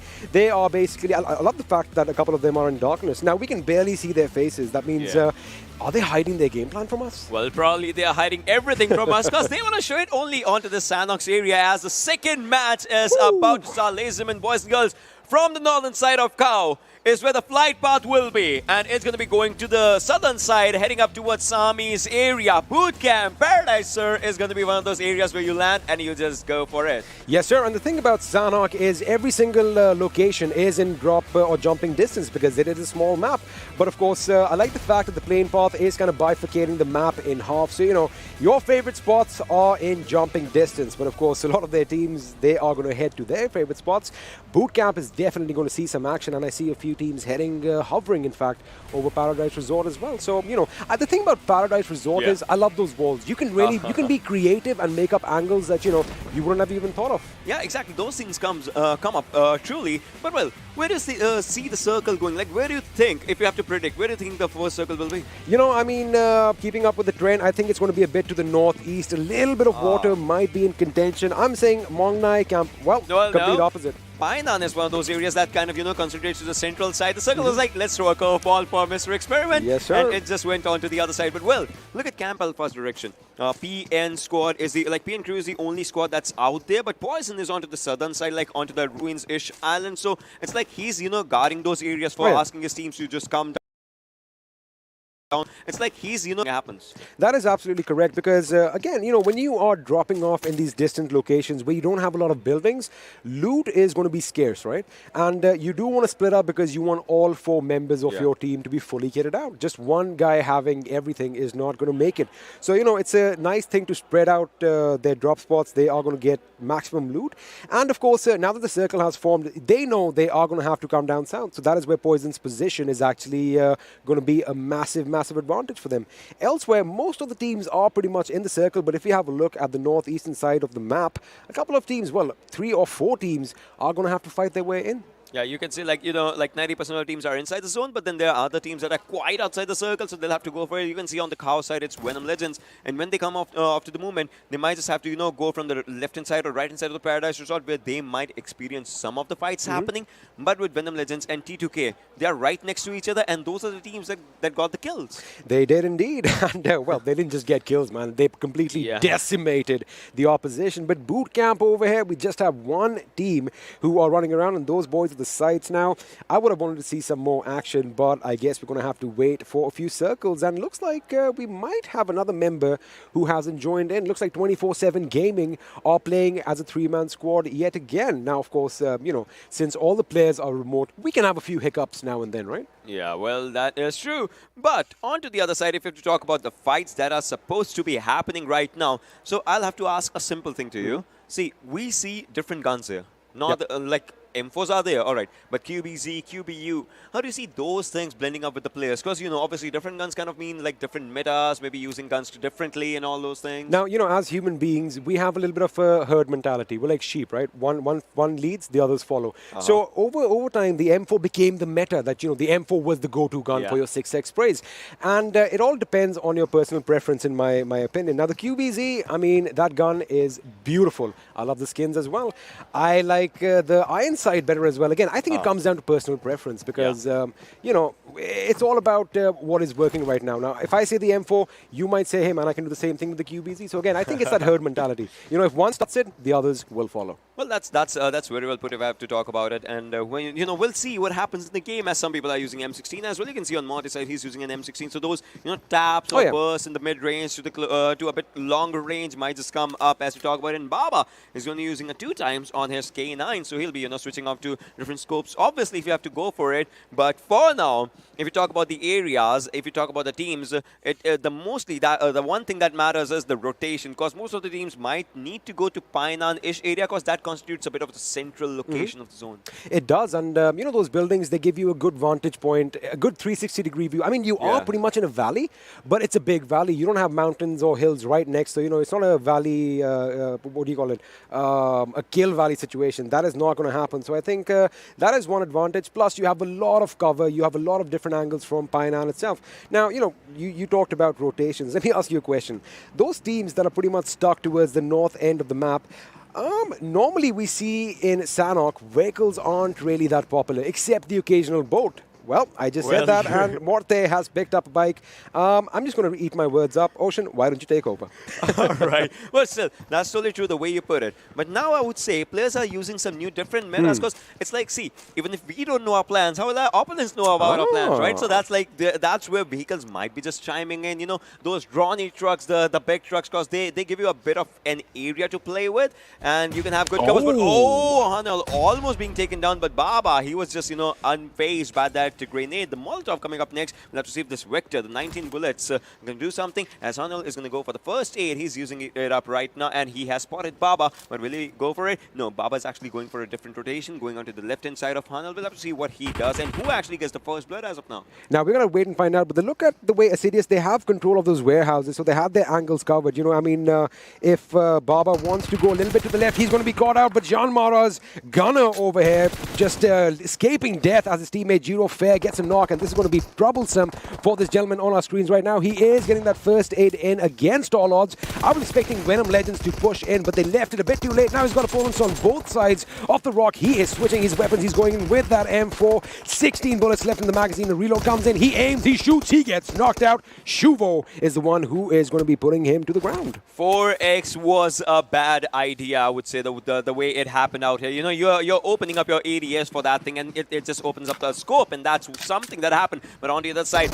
Tommy meta is something that's going on. Thompson is being used to its perfection by the players. She was moving forward. He might just take another one. Look at that, the damage that it just did. But they're switching up to the M4, but on to the other side, Zero Fear has Zero Fear as Venom Legends gets eliminated. I mean, we were just talking about what would happen, and they're the first team to be eliminated, to be outed from this game. They were one of the highest fraggers in the last one. Muffin over here gets a knock on Baba, and Stalwart Esports find themselves in a bit of a pickle over here as they are going to be swarmed by the enemy. Now, I do want to see the map because I want to see where the circle is going to be going next. And again, I want to answer that one question. Is anyone taking a boat out there, Ocean?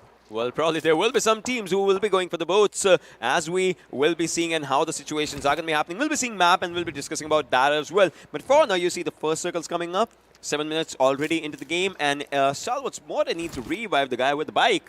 Is just down there as of now. Looking at Kashuf right now, I mean, that boy is comfortable. I want to borrow a cushion from him, and he's got a lot of cushions at hand. Now, that guy is going to be fully ready for this game. He is comfortable. He is ready to lay down the hurt. Meanwhile, Morte, he did find himself getting knocked out a little bit earlier. Baba, of course, was lost just a few moments before, but now Stalwart Esports are picking a fight against INES. Now, on paper, INES look like they'll have an advantage because Yashiro and Orochi do have high ground, but have a look at where they're shooting. We have another team coming in the form of of Assiduous Esports. Exactly. Crazy took down one, but well, Orochi takes on Morte again as we talk about it. Malik's out here. Malik has spotted a few players, but you know, spotting is not the only thing. You need to get those results as well. Otherwise, you get taken down. One game is pretty good, just like Venom Legends had, and the second game you get eliminated early. So this is how good this game is, right? There's nothing too predictable about the teams, but still, it's like strategies. Good games and bad games. Good fights and bad fights is something you'll have to see. For A1 Esports, 6ix9ine on the other hand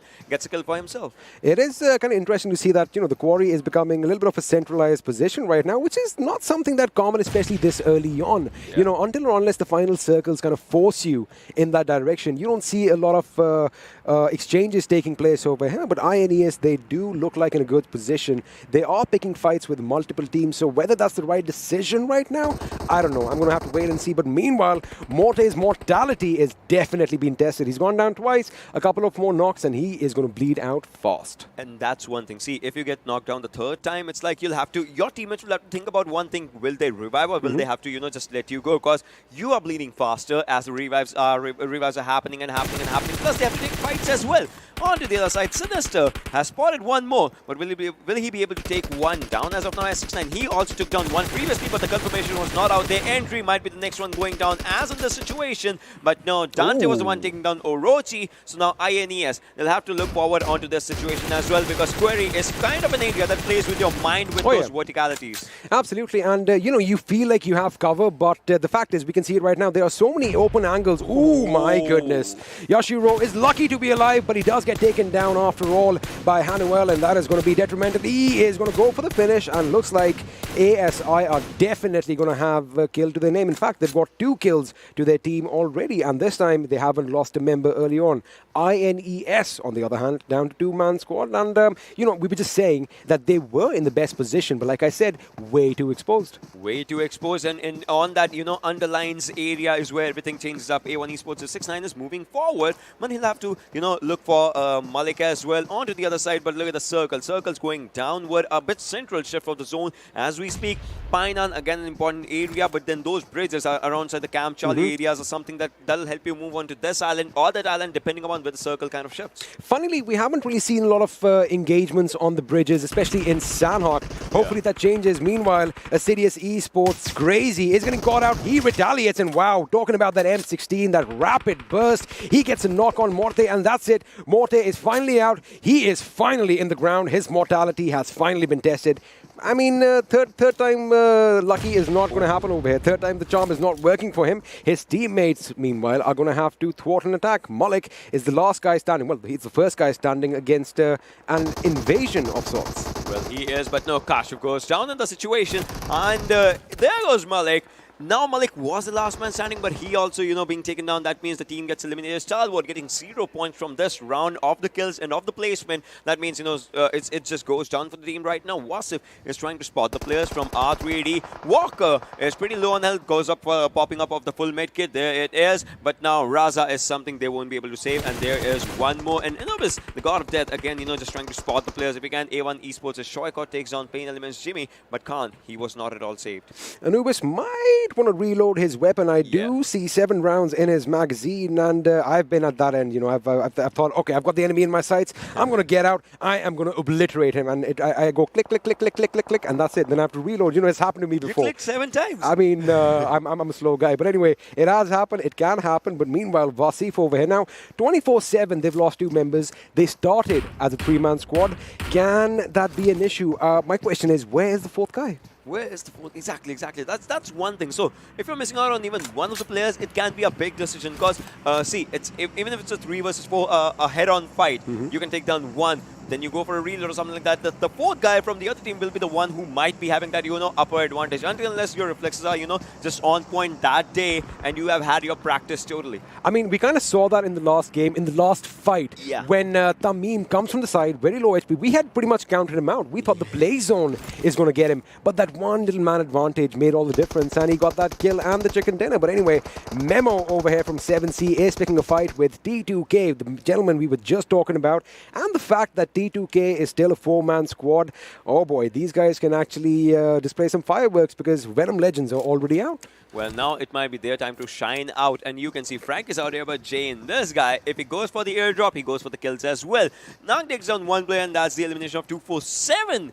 As of now, as we speak, 13 teams alive, 49 players surviving. 7C Memo. Last time, if you remember, they were in the vehicle and they had a very, wrong turn if you talk about it for the swords. But now we'll have to see what happens as they are pretty much concentrated with all their players, and they have one team right in front of them, but that's going to be a difficult one because it's T2K. Absolutely, and just looking at T2K as well, one name is popping out for me. Now, I like the name Jane, but for all purposes now on and henceforth, I'm going to call the person G.I. Jane because that guy is deadly.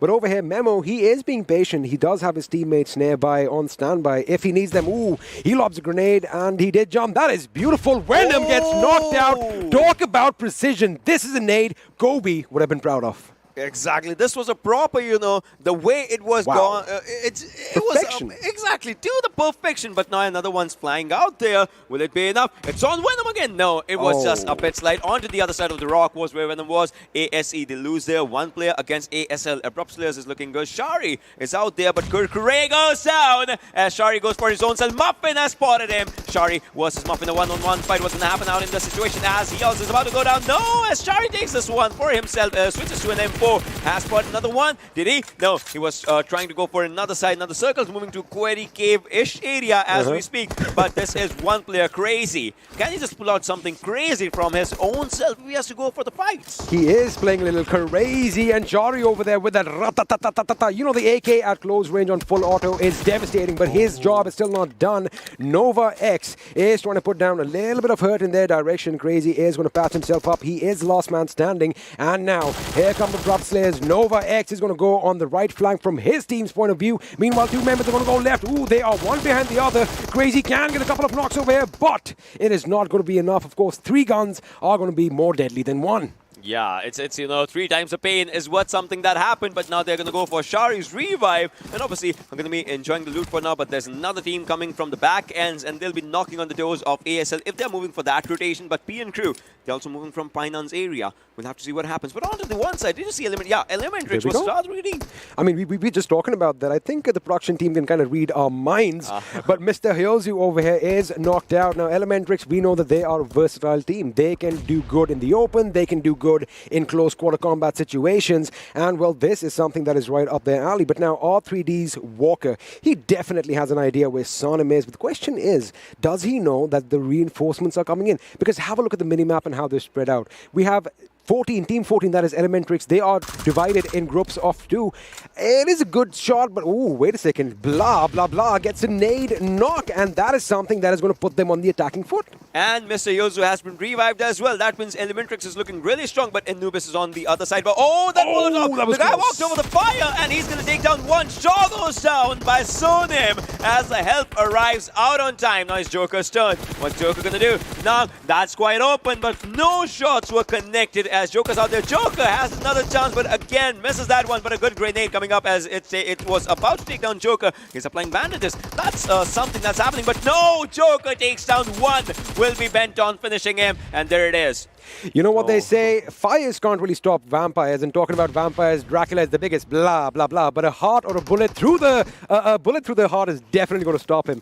That is something we just saw. And ElementriX, they've lost their one member.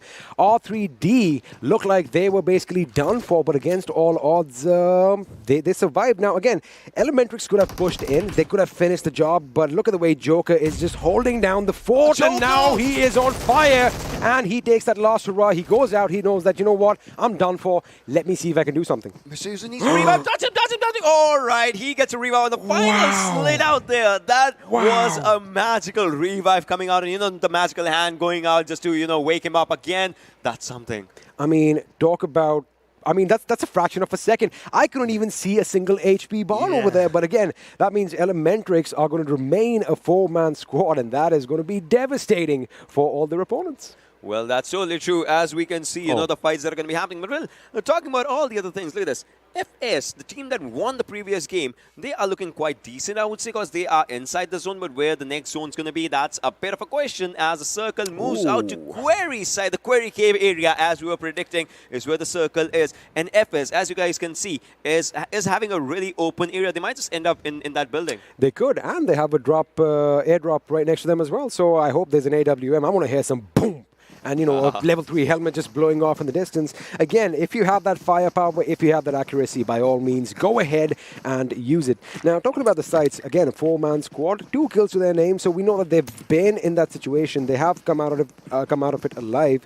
But the question is, I think they need to up their aggression a little bit. Because if we quickly go back to the scrims, what do you think? How were they in the scrims? So they were decent. See, they had good games, bad games, everything. So not not at their best, I would say, for that one. Probably they were hiding some of their strategies or something. I think so. That might have been one of the things. But right now, because SCYTES, if you're talking about that name, that team won PMC Pakistan, right? They are winners for a reason. And that winning strategy might be just coming up back as of now. All right, obviously, just one game has happened. You cannot, discuss everything on the basis of one game. You'll have to go for it. Well, 6-9 used 30 bullets, but did not get that much of a result. As of now, obviously took down a few HPs, but not all of it. Once upon a time, you would not even dare attempt this, taking these shots at such distance. But now, practice makes perfect, and people are able to keep their sprays down. And looks like Jimmy does get taken down. Now, we were talking about him wasting a magazine earlier. He has not wasted his shots now, but I think Jimmy is definitely going to make it in cover. Oh, no, he's coming back left. He could have been saved here, Ocean. Yeah, if he was going right side, he could have been saved. But, well, that was the wrong decision out there. But on the other side, from the back ends is where PAINxELMT might be going down as T2K. Again, the team is starting. And there it is. The team is going good with kills. But Mr. Boro, oh my god, they go down with a grenade. And PN might be in a bit of a trouble as they have 2 players surviving. They are moving forward. A1 Esports players, they are looking decent. But, well, Ayush has a good AUG, the luxury weapon coming out for him. But will he be able to make the maximum out of it, as Poison and Ayush are the 2 survivors? Phobia's moving forward, but can he just sniff the snakes out? As the snake is right next to him, Poison's out there. Phobia, low on health right now. Can he still find that snake? Razu takes on Sandesh. That is a bad thing for P and crew. That is absolutely bad. Now, they do have the high ground, but the thing is the sites are moving in, and Phobia gets the knock on Poison. That is going to be devastating. Poison has been finished off. PN are in a world of trouble. Mr. Boro and Ayush are up against guys who are hungry. Ayush has been spotted, takes a few shots. Razul takes a few shots as well. Phobia is the one who gets that knock on Mr. Boro. Ayush reciprocates with that luxury weapon. The AUG we were talking about. Phobia is out. Now this is amazing. Phobia is out. They have been reduced to, I do believe, a 3-man squad. PN are still alive. Mr. Boro did a really good thing. He just dropped up his first shades and he was just, maybe a revive will be coming up or not, because it's the 4th circle. It's going to be shifting around to the 5th circle. And the northern side of Cave, the southern side of Quarry is where the circle's going up. 7C has a really good area because they are blocking the entrance of the other teams as we talk about it. Plus, they also have that hilltop on the map right now. So, that high ground is going to be really, really effective. We do have a couple of compounds in the final few circles as well. The question is someone going to take it? And what's that I saw? Frankie just fell to his own death. Well, he just went down, but FS Tamim taking down Mr. Hyozu as we speak. Playzone takes on Mr. Boro. So P and crew, they are in a bit of a trouble as we say right now. Mr. Hyozu as well, he needs to revive. Obviously, he was taken down as we read the kill feed, but now we'll have to see where the fights just end up, because we are under 10 teams, 30 players surviving. That's 3 average per team if it goes for it. But for now, Hungry Box, Mr. Smokey, and all these players from 7C, they'll have to make up an impact. They have just a single kill right now, but let's see how they up their numbers. Well, they do have that man advantage. Let's see if they are going to rack up the kills as this game proceeds further. But now, this is what's exciting. They do have opposition coming towards them. Now, this is going to be an important battle. Joker goes down courtesy of Ghost, and Ghost is going to make sure he finishes what he started. Elsewhere, Abu gets a knock on Bad Rev. He goes down. Memo is coming in. We have Pandemonium over here. 3 teams are colliding head-on with one another in this King of the Hill situation. The question is, who is going to come out of it alive? FutureStation, they are shot up, but they aren't out. 7C, they've got to be careful, because have a look at ElementriX. They can actually do some damage on them as well. Circle is kind of being that, the villain in this situation. If you're not obeying Circle the proper respect as it should be, the Circle's not going to obey the respect to you as well. That's like proper Newton's laws of motion as it's just going up out there. But well, Fear, he has spotted the players. Oh my god, Fear goes on Tamim. That was a very good reflex coming out there. But Memo, he has to get inside the circle. He is inside the circle, but will it be enough? Yes, it was. As 7C. I mean, 2 players need revive, but still it was worth it. But on to the other side, the Circle had a very good shift. 7C, that was a very well coordinated attack on T2K, and they just wiped out a member from the squad. And the way T2K have kind of rotated down south, they've taken charge of those compounds.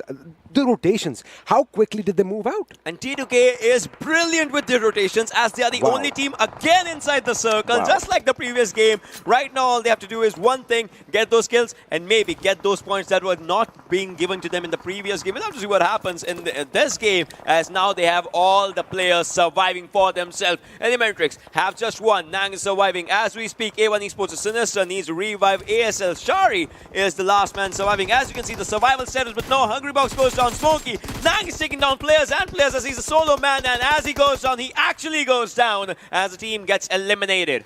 We've had 3 teams getting eliminated in quick succession. We are now down to the final 4 teams. 11 players are still alive as Memo and Smokey are trying to make their way towards some cover, but T2K are going to be just rampaging from in there, just laying down, just flying lead all over the direction. Ooh, A1 Shocket almost gets a knock on Jane over here, but look at their loot. They are well kitted out. Level 3 helmets, that is not a joke. And they're not going for the kills right now. They're going, playing, because they had good kills in the previous game. Now they're playing for a good placement if they can go for it. Venom goes down. 6-9 goes down on those areas. T2K again surviving really strong. But now one thing is that the circle is kind of a thing. 2 teams surviving. A 4 versus 4 situation. If you're not inside the circle, you might be missing out on a lot of things. But Nani goes down as we speak. Jane is moving forward again. It's Jane, the one that's starting. But man, give him some space as he has to get inside those houses. But no, 6-9C, he's surviving on 1 HP. But Sinister is not giving any chance. Goodness, so T2K actually get those chicken dinner points, get those kill points. This team did amazing. Did that one spray, that was an amazing spray, and everybody came in the crosshair, one after the other, kept dropping like flies, and with that, the winner chicken dinner is heading towards T2K, and we called it. They were going big. I think the moment Venom Legends were eliminated, it kind of boosted their morale, and the way they rotated, oh my goodness, the zone control, I loved it. There was one thing that was coming out of it, and that was, now overall standings will be out there. Think about the impact that T2K has already had on that thing.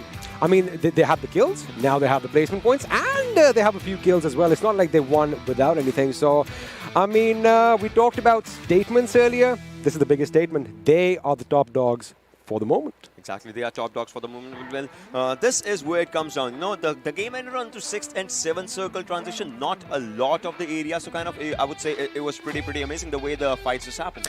We saw action at the quarry right from the beginning, came back to the quarry, then we finally went a bit north of the cave, and this is Sanhok for you. Anything can happen, and that's what we all love. Exactly, anything can happen, but well, what is the analyst desk has to say about this? We'll have to see about that thing as well, as this team gets an amazing chicken dinner, but that's going to be happening right after a short break. Don't go anywhere.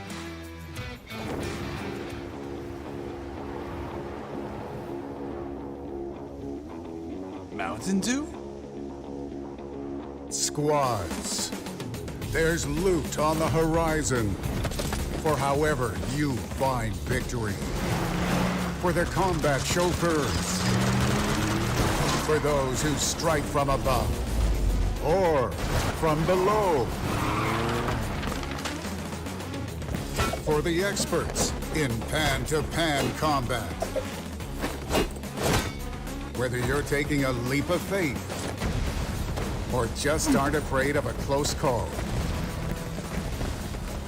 Fuel your path to winner chicken dinner with ice-cold Mountain Dew and with exclusive loot from Mountain Dew fuel stations.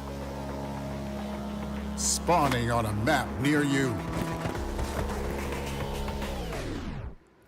Welcome back, ladies and gentlemen, after the break to the PUBG Mobile Pro League South Asia Season 2. My name is Super Johnny. It's time to break down the action of match number 2 that was played on Sanhok, just a few moments ago, and it was quite intense. Shadow, I want to hear from you.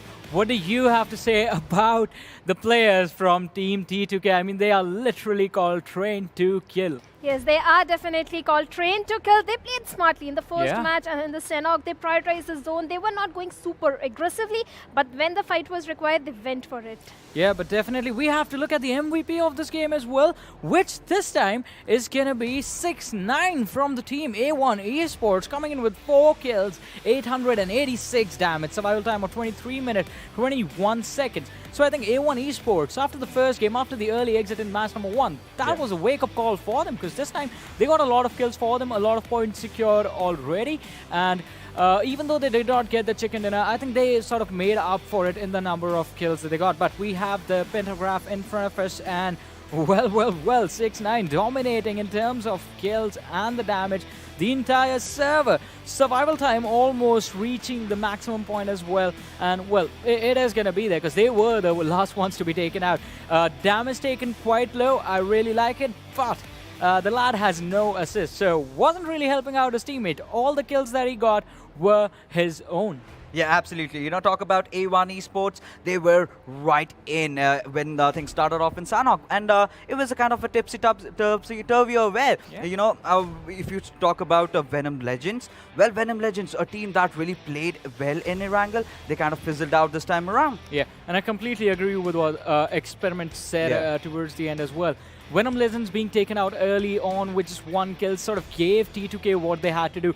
And that is why we saw them turn down the pace of the game and just take it really, really slow, wherein every single fight that they took was towards that final moments of the game. Let's have a look at the top players of this match as well and see the 4 individuals that are going to be joining our MVP in the lineup. And my oh my, Dante is going to join his teammate on the 2nd position in this list with 4 kills of his own. Survival time literally the same as 6-9. I mean, the teammates did line up to be taken down at the same time by the players of Team T2K. Damage on Dante is going to be 536. Moving things forward, we have Chari representing the squad of Team Abrupt Slayers. And then we have Venom from Team T2K and SCYTES Ghost finishing things off with his 2 kills.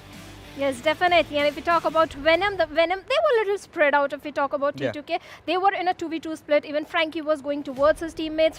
Venom was the solo player when he eliminated the players of Team 7Cs. I think that is when he got most of the kills.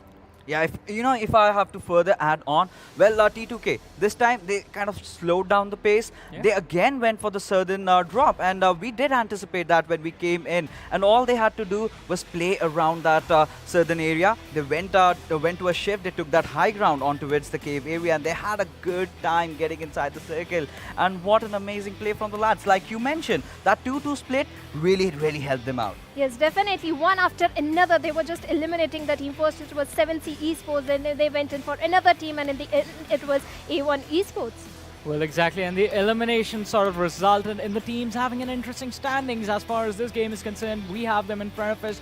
A1 Esports getting those 11 kills, and the 2nd position is going to result in the 23 points that they have from this match. And I think that is going to make up for the performance that they had in Erangel, but that depends on how they perform the rest of the day. Talking about T2K, consistent throughout the day, man. I mean, first game, they just went on wreaking havoc on everyone else. This game as well, getting the chicken in and making up for the points that lost in the terms of kills. So placement points coming in handy this time, 21 points in total. But moving things forward, a little bit of surprise over here as we did see Venom Legends take an early exit. At least they got 1 kill, 1 point secured in this match. But INES last game and this game, this team needs to step it up along with Stalwart Esports as well. Yeah, you cannot rule out 2-4-7. I mean, in the first game, they were at a very good spot, and as the game went on, they kind of fizzled out. And this time around, also taking an early exit, they're somehow not being able to find that kind of momentum they completely need. And the same can be said for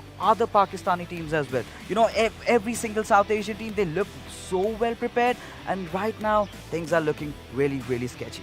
Well, things are looking a bit sketchy for them, but I'm pretty sure the teams are going to try their level best to step up the performance as the tournament moves forward. I mean, it is just day number 1, right? It is just day 1, just match 2 has ended. We still have 3 more games lined up, but you got to do something special in order to perform. You have to do the due every single match that you to play. And on that note, let us have a look at the do the due moments of this match. Well, things starting off, Venom Legends, they were kind of surrounded. And, well, I really thought I could get to see the Tommy gun in action. And it's a perfect weapon that you can use in the TPP situations. But, it was that expertise of the players of VTNxJyanMaara. They just completely surrounded them. Yes, definitely. And if we talk about Stalwart Esports, kind of a mistake they made was to hold the water area of the quarry region where your movement is a little slow down. And Malik had a good angle. He had a height advantage, but somehow he couldn't capitalize on that. And this fight, T2K versus 7Cs. They disengaged later on, but they tried to get into the action. Chari, he was phenomenal, knocking down the players of Abrupt Slayers, but Abrupt Slayers got backstabbed by the players of ASL. Yeah, absolutely. Abrupt Slayers off to a good start, but they, kind of have to keep the momentum going in. But this was one fight. Well, Team ElementriX were looking really well prepared. Well, R3D just kind of burned out alive. And a lot of teams, kind of dropped in, and they were on the eastern side. They had to kind of come down. But a lot of teams kind of thought this would be a quarry circle, but eventually the circle throwing a lot of curveballs. And this time around, the PUBG mobile gods are definitely favoring the players of T2K. This is where, everything kind of boiled down to. The two players being in a split, having the perfect angle, kind of surrounding them from two sides, and then just wreaking havoc. Well, definitely, and that havoc was quite interesting as well. I mean, we are going to look at the damage histograph right now and see how things line up. How did the team fights go? Last time, T2K, they had an amazing stat for themselves, but this time, A1 Esports making sure that the things are going to be balanced everywhere. 11 kills coming in out of the 1940 damage that they dished out. SCYTES as well, I mean, they were called the champions of PMCO Pakistan, and finally living up to the reputation that they have built for themselves. 1400 damage, 8 kills. That's good balance that they have going in for themselves. But let's have a look at the teams that did really well in match number 1. Shadow, what do you have to say about the way fights were taken by Team T2K once again? T2K played phenomenal. If you look at both the matches, be it Erangel or the Sanhok, their zone, they are making friends with this zone. Their rotations are on point. They engage in a fight like they engaged in a fight with 7Cs. They realized they are in a bad spot, they completely disengaged, and later on took that fight. I think that was a very smart move. I have another question for you guys. I want to hear your thoughts on two fights specifically. One between Abrupt Slayers and Assiduous Esports, and the second one is going to be ElementriX versus R3D. The common thing between those two fights is going to be the level of commitment we saw from the teams towards the aggression that they wanted to showcase towards their opponents. Talk about both the fights, you have to be very, very careful. And in both the fights, we saw both these teams kind of sometimes on situation kind of overcommitting. That does help, but at the cost of what? You must know that if you're losing out on enough players and you do not get into the circle with all your players, or at least with 3 of them, then you're kind of in trouble. Yes, definitely. And if we specifically talk about Team ElementriX, they knocked down one of the player of Team R3D. That was a very nice move, making the use of that smoke cover and rushing in, because that was the moment. But somehow they lost one of their player, and I think, but Joker, R3D Joker, he was in a good spot to knock down the players of Team ElementriX, but somehow he messed up in that situation, and Team ElementriX completely eliminated them. Yeah, exactly. And ElementriX took a really good advantage of the situation for themselves, especially the players of R3D messing up when blah blah blah was charging and threw the Molotov and overcommitting once again to the fight. But after match number 2, there is one interesting thing that starts to build up. It's going to be the overall standings, ladies and gentlemen. We have the leaderboard in front of us of the 16 teams that have been playing the matches so far. T2K, 48 points already. A1 Esports, they are on the second with 24, but T2K already doubling up on the second position. Right now, T2K, they're off to a very good start. A1 Esports, Venom Legends, they have really caught up. But I think it's all about getting those kills. Whichever team is having the highest number of kills and is being consistent, they are kind of in that middle order. But, if you are kind of performing really bad, talk about the Pakistani teams in particular. Look at them. We just have SCYTES, and that too on the 6th spot. Yes, definitely. And if we talk about INES and 247 Gaming, they are sitting at the bottom with 2 and 1 point respectively. R3D Esports tried to do a comeback, but that mess up with ElementriX. That's why they are at the 12th spot with total 8 points. PAINxELMT, if we talk about this team, in the first match, players kind of eliminated they lost 2 of their players in the early fight, but last player, Luffy, somehow messed up his rotation. That's why they are having a trouble with the rotations. Absolutely. Well, exactly. And rotations is one thing you need to be careful about. I mean, we heard Experiment speak about this as well. While rotating, you have to be aware of your surroundings. And I think one line sort of fits perfectly for this game. Only the paranoid are the ones who survive. But let's have a look at the schedule for the day once again, ladies and gentlemen. See what is going to be coming up next. We are done with Erangel. We are done with Sanhok. Now it is going to be time to see the action that's going to take place in the deserts of Miramar. How are the teams going to make those long rotations now, since they are being punished in the short ones that were happening on Sanhok and on Erangel? Miramar is going to be pretty tricky. You have to worry about your rotations. You have to take care of your vehicles, because if the circle is quite far away from you, then getting there is going to be a really big challenge. Yeah, of course. You know, talk about Miramar, me and Ocean now, while we were casting the scrims, we saw some really haywire circles going out there. And this time around, what is of absolute essence is that all the players need to make sure that they have that high ground advantage for themselves. Yes, definitely. In Miramar, if you have a high ground advantage, you are going to win that fight. Winning that fight chances your increase. So always go for a height advantage if you can, especially in a Miramar. But having a compound cover, since we have land area, so much compounds are very limited. So you have to be friendly with the heights and the ridgy areas. Exactly. I mean, you have to be aware of the ridges. You have to be aware of the high grounds as well. Need to look out for those compounds that are going to be there. But I want to know from you guys as well. There are these individual teams and these individual players that have been known to control these high grounds really well. I mean, especially if we are going to talk about the squad of ElementriX. What do you have to say about that? Well, Team ElementriX, they've had quite a roster shuffle. They've got some new players coming in. But, you know, the team that I am looking out for this time around, Johnny, has to be Abrupt Slayers. Talk about that match where they were just, you know, jumping around and then getting all those kills and the chicken dinner. I think Abrupt Slayers is definitely my pick for Miramar. Yes, definitely. That can happen. And we saw in PMPL Scrims, if we talk about improvement, Abrupt Slayers have improved a lot. We saw that in the PMPL Scrims. So let's see if they can do it in the Miramar. Exactly. And there's one team that has been performing really well. Let's see if they perform. Remember about T2KSG. Let's have a look at how the players have been doing in the first 2 matches that they played. And, well, the stats look amazing for almost all of them. Venom, he has been putting in the work from behind the lines, from the shadows. He has been helping out his teammates. But Frankie, Zod, and G.I. Jane, as Experiment likes to call him, they have been impressive. Yeah, of course. You know, during the PMPL scrims, one thing we did witness, it was just Frankie that was delivering. And I was completely all the time saying this one thing: teamwork is going to be of absolute essence. And that is what they have done right. And now they are absolutely looking strong.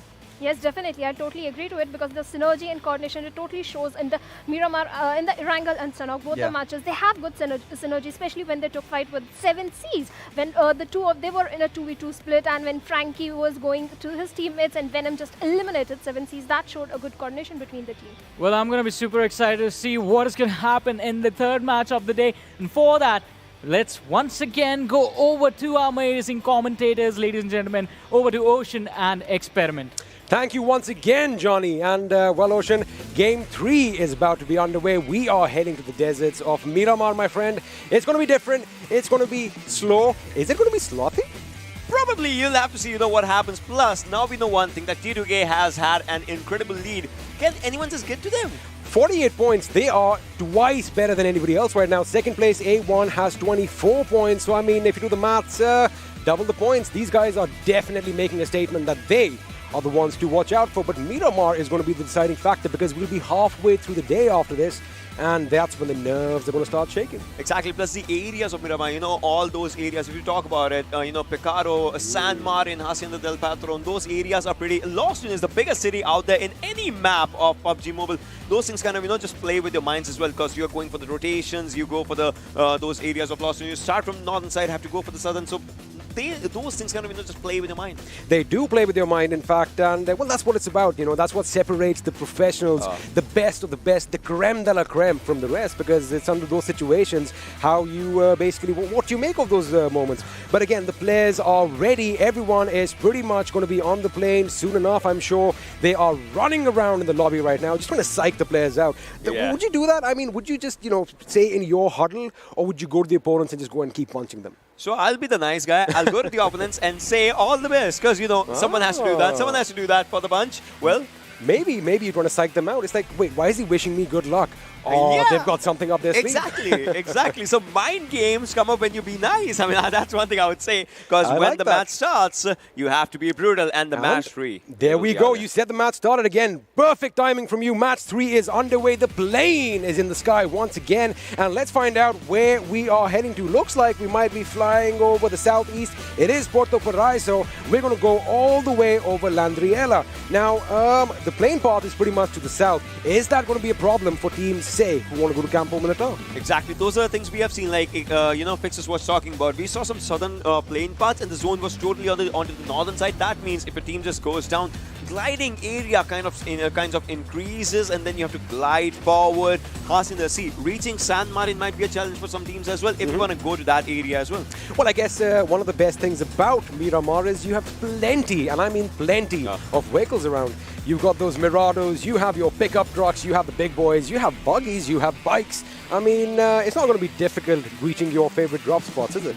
Oh, not so much. But well, if your favorite drop spot is El Pozo, you can reach there by dropping out at the end side. But if your favorite drop spot is maybe El Azhar, you might have to take some vehicle. Plus, if you get a buggy, buggies are a bit unstable in these, those areas, those ridges of Miramar. And if you go down, you go down. You do go down. In fact, we see a lot of people spinning out, getting shot in the head, and then, blaming the buggy.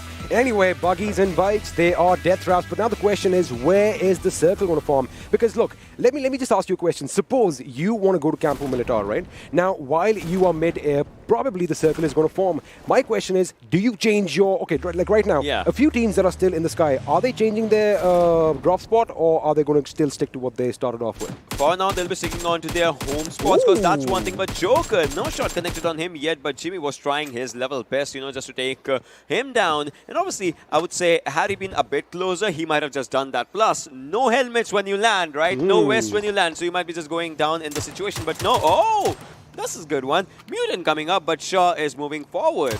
The Mutant, can he lay down a few shots? Now, that iron sight is a bit difficult to control, especially with that little recoil. Now, you can use that weapon with its burst mode or with single shots. Now, single shots I would prefer because, you can control it a bit better. Yeah. But the thing is, the Mutant has a 2-bullet spray. I think that's more damage. If you can control that recoil a bit, I think it's more effective than an M16. The sway comes up with the gun, right? That sway kind of plays with you. But Mr. Bro, look at him. Low on his health, but still trying to move. And Honel's like, I'm not going to let you go. I'll chase you if I have to go for it. But meanwhile, we see someone going down by a Winchester. That's Sunday. She takes down 1.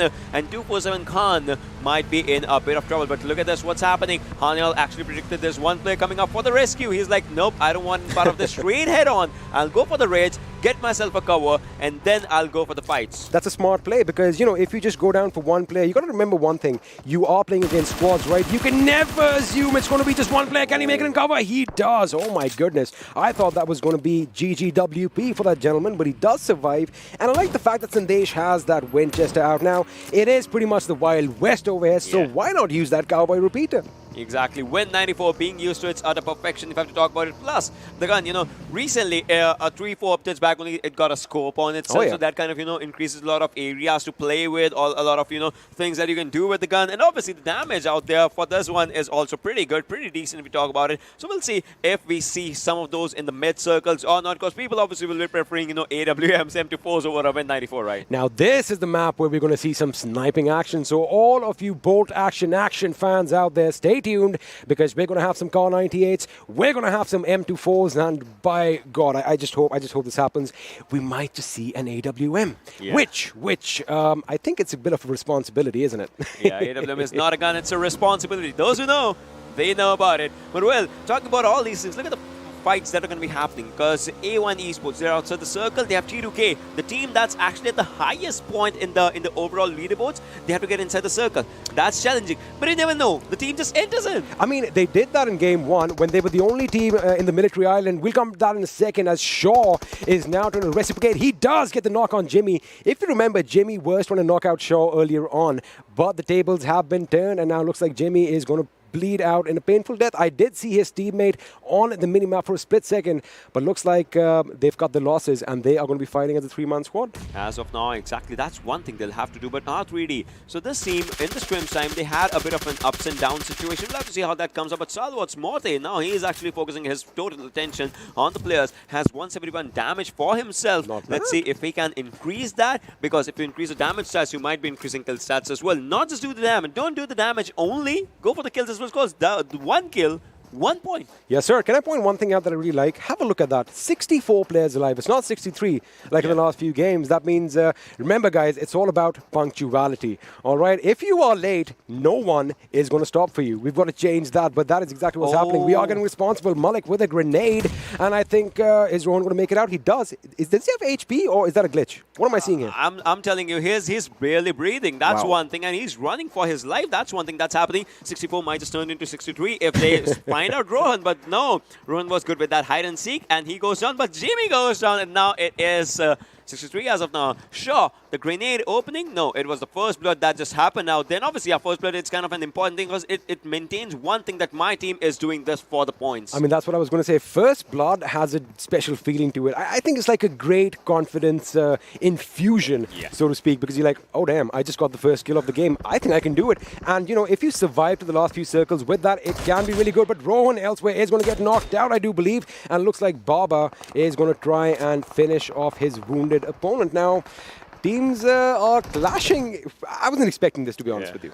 It just started and it started, I would say. So it's still a slow start, but it looks like a good start because all the teams there, understanding these ridges as of now. Because you know your game, you know your opponent's game. When what happens when, you take down one of your opponents, then they go a bit passive, you might have a chance to go a bit aggressive, but that aggression can also take you down. It's all about balance, isn't it? I mean, you've got to know when you need to push and be aggressive. You've got to know when you've got to hold back. Even if you have, the best of the best moments, like you can get a kill or something, you can't expose yourself, your position or something. So trigger discipline is something that we have definitely started seeing. All right, I have a question for you. Go for it. Suppose you're playing this lobby right now, and if you land somewhere outside the zone, right? Okay. So what's going to be your first priority? If you have a team out there, would you go for the fights or would you go for the zone preference or whatnot? All right, now it depends on where I am. Now, the thing is, if I have enough loot as a team and if somebody even comes up, we can get the job done. Now, let me say I'm INES right now. Now, INES is all the way near Minas Generalis, right? Now, suppose if any team kind of comes close by. Now my question is going to be this. Are we kitted out? Can we take a fight? Because I would not mind staying out in the blue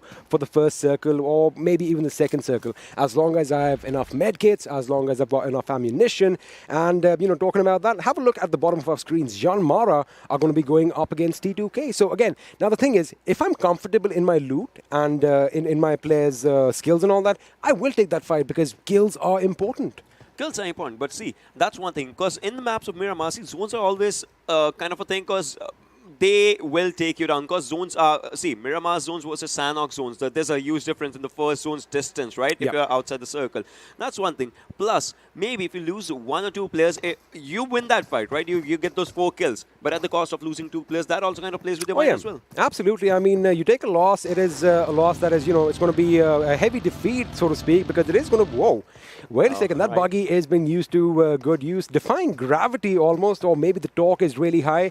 I need to talk to that engineer because I'm really interested in off-roading, but wow, that buggy was really getting the job done. Yeah, if it gets the job done, it gets the job done. That's one thing. So these are the guns that we'll be seeing much more, SKS, SLR, all those things, and maybe just a bit mid to long range sprays with those 4 times or maybe 6 times scope just coming up into the equation. If we talk about those guns, those are going to be something. So apart from bolt actions, if you talk about it, DMRs might be put to good use, and Shari on this area, you can see, has smoked onto his area, has to spot the players of ASE.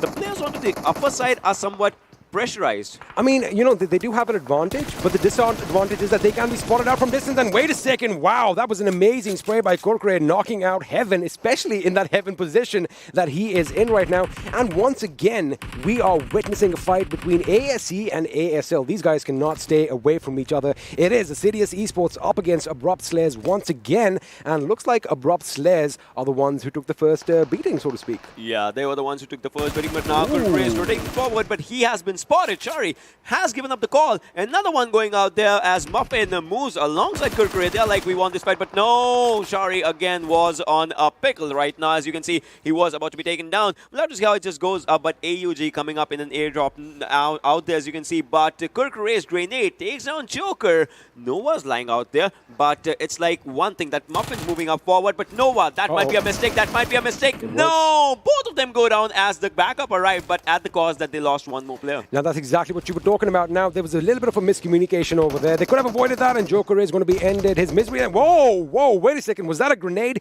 Heaven's like, you know what? You should have finished me, because he is coming back. He gets that knock. He is still in this fight. I thought that they're going to be scattering away, but they are picking the fight right now.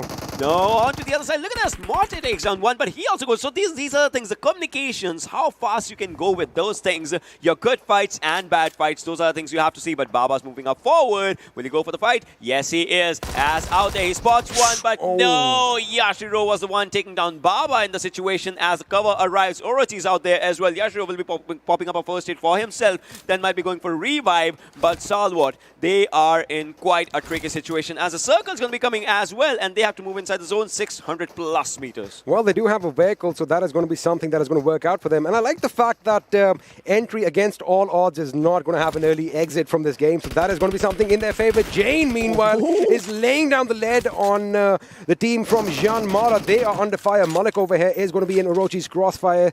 Can he get a headshot? I want to see the MP4 in action. Wait a second. Malik goes down with a shot to the head. I love it. I love it. I called it. Let's go. Bolt action. Well, bold action coming up really good in that situation. But wait, what happened out there? Oh my god, that was wrong entry, going for a wrong entry. But the backup was arriving out there, but entry. Now it comes down to one thing. Can you save your teammate? Out in the situation when the circle's going out there, Yashiro has reached domination, already has 3 kills, 4 for the team. But Stalwart Esports becomes the first team to get eliminated, and Jane on the other side. Why are they falling to their deaths? Well, again, this is Miramar. You know, wait, guys, let me give a little public service announcement over here. Yeah. All vehicles, like in real life, wait for it to come to a stop before you get out, because chances are you are going to get hurt pretty bad. It happens in real life. It also happens in this game.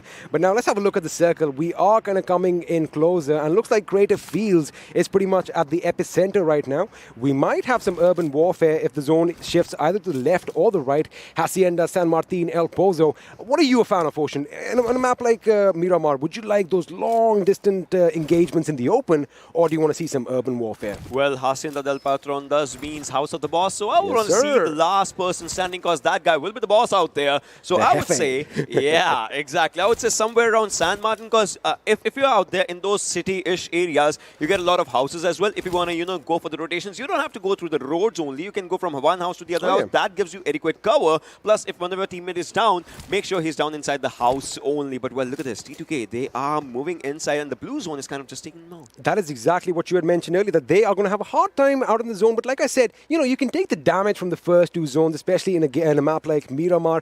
It's not going to be, it's more like a prick. It's more like a little mosquito sting or something. Yeah. But it does get a lot deadlier later on. Now, this is what I love. I love the fact that Miramar has this open ranges. We have these mountains. We have these peaks. And, well, as a sniping fan, this is right up my alley. But now, 24/7, they haven't had the best start to this tournament. And they are a pretty versatile team. They can get the job done in different situations. What do you think is going wrong, or what do you think isn't going right for them right now? I don't know. For 247, I would say somewhat the calls are just ups and downs, because players see.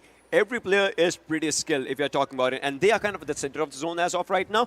If they lose a fight out here, it might be because the calls, because gunpower is at point for this team. They will be looking on to all the directions. It's just one thing I want to see, how they, facilitate with those calls with each other, because on the one side, it's ElementriX. R3D is coming on to the other side as well. A1 Esports right at the front of them. ASE as well. Because all the teams are surrounding you, so you'll have to see, even if you're at a ridge, you're not safe. See, the thing is, you can kind of have a look at how the teams are a little spread out. Now, a few of the teams are going to be going for that high ground, which of course, as we have a look at FutureStation, they are doing just that. But Abu definitely has spotted them. That information is going to be relayed to his team. And again, you know, you did scrape on this point earlier. Communication, man. Yeah. I think it's key. Your talks, your comms, you have to be clear, crystal clear, you know, letting your opponent's positions be known to your teams, letting them know what you want. I think that is something that is changing now because people are talking a bit more. People are more patient. Like we said earlier, the trigger discipline is finally in this game. Communication is much more deadly as compared to the gunpowder, I would say. Because if you find someone, you'll have to say, see, I saw someone onto the northwest direction, and all your teammates will be focusing on that direction. Maybe you are not able to take him, but maybe someone from a team is. Imagine those guys who get the distance right as well. And that was something of a little bit of a homely picture right now. We had one of the players, the family members were in as well. So again, PUBG Mobile is a family-friendly affair. You can have your little kids in the room as well. Nothing is wrong with that. I like the fact that, you know, the families are sticking together. Of course, the times are difficult, but it's still, they have time to play PUBG Mobile. I love that. But now, talking about ElementriX, these guys, the analyst desk did kind of brush up on this earlier, that they had that little tussle with R3D Gaming. That kind of went wrong for R3D. Do you think we're going to see something like that again? Because, you know, you did mention, when you take down a person, you look at the kill feed. Yeah. Does the name matter? Name kind of matters, I would say, in one or two ways. It's like, you know, you kind of understand, see, if R3D, suppose, an example, if R3D did not have first and second good games, then if a team, you know, challenges them and they're like, all right, this is R3D, they are kind of low right now, we can take them. Like, it kind of comes up like that. Or if a team just takes you down, suppose this happened in one of the tournaments, I don't know, a team was attacking another team that was actually at the top. So the team attacked them, they're like, let's not rush right now, let's just take, because this team is kind of in the form. I get you. Yeah, the form definitely matters because for me, when you are at the top, I think you have an extra target painted on your back. But again, you've got to have, you know, cojones to actually go for the big bad dog out there. But let's come back to the game right now. FutureStation's Tamim is going to lay down some lead and, well, the opponent is not rendering. But at this distance, you can still damage the vehicle. Yeah. So, you know, if you pop out a few tires, especially in a buggy, and that thing goes in an uncontrollable spin, well, that gentleman is going to have to run towards you. So I guess this is my argument. Is it a wastage of ammunition, or do you think it's the right thing to do? No ammunition, you know, just given out is a wastage. None. Because every time it's an information. It's always about the information that just goes out there. But on to one side, we saw, you know, some green smokes just going out there. ASL's Heaven is just in this house, and he is the last man surviving from Abrupt Slayers. If he goes down, then it is, I would say, that, you know, Venom Legends is again in their, is filled with Venom once again, because they'll be looking for it. But Heaven X, what's he going to do? Has 30 bullets. And look at this. He's just right around on the other area. Evil is moving forward slowly. He's not making a single sound. Exactly. He's just get quiet, whisper right now. But that is exactly what's happening. I mean, if he makes a single sound, his position goes, and moves, you can, even if a single footstep, even if he coughs, he is done for. But meanwhile, blah, blah, blah is laying down the lead. PN are going to go down. Looks like two members, Ayush and Poison, have been put out of the misery, and he is still not done yet. He is going for the other two members as well. Well, he is going for them, but now he's going to go for the loot. And maybe, you know, just, if it's a good day, he'll take the buggy and run away. Because he got the loot, he got buggy as well, a vehicle. We'll have to see how it just, you know, just chimes up. But on the other side, PAINxELMT's Dark goes down. Abood was also another one going down, but now he's, yeah, see, you know, just moving forward. But R3D's player, they are moving forward again. 7C, let's see if this is going to be their game. But PAINxELMT gets eliminated on 15. Fear is out there. Oh my God, that was very good by Shah. It was. Now, it was a little late reaction, but his precision was amazing. That accuracy was amazing. He goes down, and Oops is going to go in for the kill. Mr. Smokey version 2 gets taken out, and with that, I do believe R3D are going to be on a little bit of a rampage. 5 kills for their team right now. Now, I think it might be one of the highest fragging teams in this map right now. The thing is, well, wait a second. Venom Shuvo is going to be picking a fight with SCYTES, and I kind of feel they are clumped a bit too much. Well, they're clumped with one more player, that's ASL Heaven, who's still surviving in that house. I forgot about him. Yeah, no one saw him. As of now, no one spotted him because he's not making a single sound. He's just sitting out there waiting for someone, you know, just roaming in without that much pressure. And there are those AKM shots that they just take him down. But, well, Mr. Hyozu on the top of the mountain, but we'll have to see when the circle moves on to the other direction. He might have to come down. He might have to move inside to the center of the zone where ASE is, because ASE is in a very good spot. Even if the circle goes down, up, right, center, anywhere, the central location is always in the circle. That's what the zone meta has been. It definitely has been. And have a look at where ASE are right now. You see that road to the north? Yeah. They have that little flat ground. They have the mountains to their north. So they're not in a valley of death situation. Meanwhile, someone who is in a valley of death situation is INES. They need to get out of this quick, because if an opponent comes on the high ground from the other end in the form of A1, they could be in a world of trouble. And look at that. See, that's the thing about height. You can get these unimaginable angles that you're like, you know what, my back is secure, but suddenly a bullet comes flying through the air, hits you, and you're like, uh-oh, Yeah. I did an oopsie. Yeah, I did an oopsie, but look at this. Exactly what we were talking about. ASE will be the only team inside the next zone. As you can see, the fifth circle's just forming out there. Now there's one thing. We are about to hit the 20-minute marker in just, less than 40 seconds or something. But we still have 13 teams surviving. In the other map, the fight was so fast. We're down to 10 teams or something. 3 extra teams out here. That just gives you a lot of area to rotate, but not a lot of area to play with. Look at Anubis. He's on the backside of 247. If he spots them, 2 players are just out there. They are just out there. But the thing is, Anubis' teammates, if he fires the shot right now without getting a kill, they are going to be exposed, because look at that. We have a revive coming in. Joker does get picked up, and I think he was just waiting for that. He might go in now. Vegeta could be in a world of trouble. He is going to be in a position to get backstabbed. Meanwhile, Vegeta is laying down some lead in Walker's direction.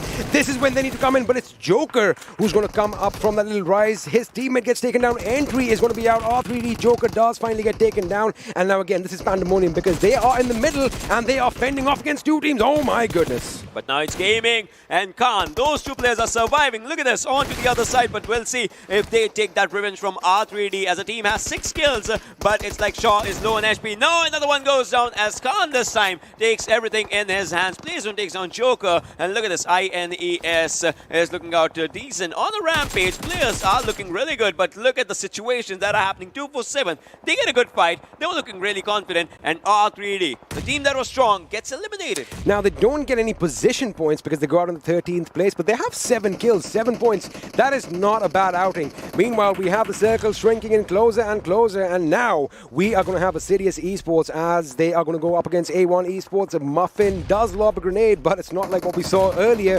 That is not going to do any damage. Sinister barely gets out of harm's way as he is going to patch himself up, but they've got to be quick, because have a look at who's creeping in behind them. If 24/7 Gaming get that ridge, it could be detrimental for both teams. Exactly, 24/7, they are looking really good. Yashri, on the other hand, gets a grenade attack for himself as he takes on players from T2K. What? T2K is in a bit of trouble. They're gone. That's something. They are gone. They are gone right now. Maybe FS might just go for the second chicken if they go for it. We'll have to see how the situations just come up. But as of now, ASE versus A1 Esports, and just like you said, 247 is also chiming in. They are going to chime in, and I think they might just, wait for these 2 teams to pick each other apart, and oh my goodness, that is going to be a bit of a misfire, because Hanuel has knocked himself out with a grenade, and he has paid the price as Sinister, in his sinister ways, comes in and seals the deal. But now their work is not cut out. Explosions going up. Crazy goes down to that explosion, and A1, they are pushing up. Now these guys are getting the aggression up and basically in our faces. Exactly, Dante is out here, but what's happening is the circle's forming out here as well. Kurkure moves forward, takes down Dante. That was a very, very good rush, and just, very good usage of timing for himself as well. Sinister 1 HP. Will he survive longer? That's a question, but no is the answer as he goes on. Kurkure does not have a helmet, still is going for the fight. How longer can he survive in this situation? Shoykot is out there as well. This fight is a 2 versus 2 situation right now, but no, Shoykot goes down. A1 Esports a 6-9 is popping up those grenades. Muffin might just go down. We'll have to see how the situation just pan up as 6-9 is the last man surviving. You don't need a helmet when you want to go Super Saiyan with that hairdo, and let's see if that's exactly what's going to happen. Muffin does know where 6-9 is, and 6-9 is going to move in. Is he going to get that knock? Dante has been finished. He is put out of his misery. Now we have the Chinese samurai hat on. He is going to go in. Opponents on both sides. Kurkure fires. Kurkure misses. Kurkure goes down. 6-9 now up against last surviving member, but he couldn't do it. Muffin is going to be the one who walks away with the win. And INES is also made into the circle. You can see the team number 6, that's INES. They're right next to ASE, that's surviving. Look at this, ElementriX. They have their players, they have all the 4 players. The only team that has all the players, but no, spoke too soon as Badrev takes down 2 players of ElementriX. Now they're down to 2 players. They have good kill numbers, Mr. Yozu and blah, blah, blah. Let's see what happens. But is this a wrong decision? Is this a right decision? We'll never know. But no, blah, blah, blah. That was the wrong decision. Opening up in this area. He's low on HP. He's popping up those smokes for himself. But how long can he survive? Mr. Yozu goes down in the situation as right now. Bad Rev is looking really good. Orochi still with an M24 is trying to get a few more headshots. Let's call it. Is Evil Eye going to get taken out? He gets taken out again, and once again, that is a headshot. Let me tell you one thing. Orochi is the man you want to give the sniper rifle to. He is the man who's going to bring results as well from that sniper rifle. He's my kind of guy.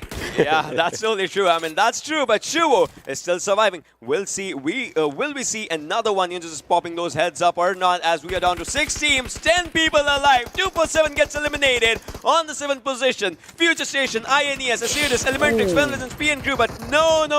The players are still in a bit of trouble as they are inside the circle, but still the covers are just not there. Now, they are going to be either side of this little road, so that is going to be a bit of an issue. The cover isn't really that great over here, but they have that little bit of a ridge. Yeah. They can go prone, but grenades are going to be what is going to be devastating, and Bablu's grenade gets steel shot. He has been taken out. Yashiro gets taken out as well. Is that a squad wipe? That isn't. We still have 2 members alive. Yashiro is still alive and kicking. Orochi with that M24 is still alive and kicking. The question is he going to swap out that bolt action for something more rapid firing? Or not. As of now, when the area is closing up, you can just go for it. I mean, you're very good with bold actions. You might just, go for the sprays as well if you're just going for it. But, well, 4 teams surviving. 8 players out there. INES, we'll have to see what happens. As for all the teams, you can see it's 2 versus 2 versus 3 versus 1. Shu was still surviving with 1 kill in his hands. But for how long? As of now, Orochi still sticking up with that M24.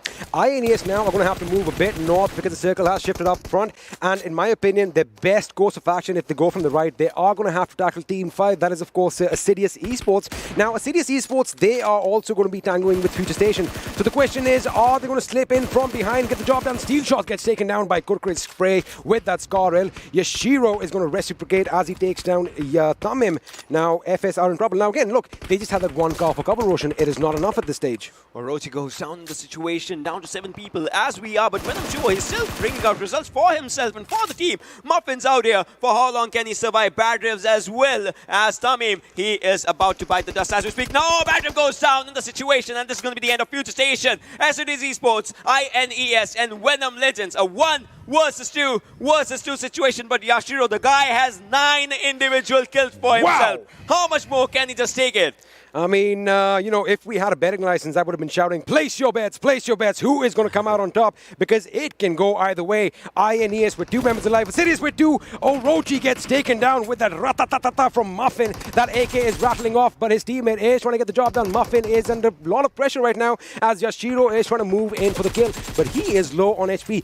Good decision over there to blow up that vehicle because an accident, an explosion could have been devastating. Yashiro goes in. Oh, that was good reaction by Muffin. He gets the kill. But right now, Shuvo is the last man surviving a 1 versus 2 situation. Kurkure and Muffin. Can these 2 things get that chicken dinner just for the eatables? Well, Shuvo's out there. Venom Legends, will it be their game as they are also contesting for it? Numbers game say it's going to be ASE, but Venom Legends Shuvo, he's still surviving for his own team. 15 points versus 12 points. That's where it all comes down. Well, they're making me hungry with their names. The question is, are they hungry for this win? Now, Venom Legends Shuvo can be devastating, but he has nothing to heal himself up with, and the grenade is going to take off a little bit more HP.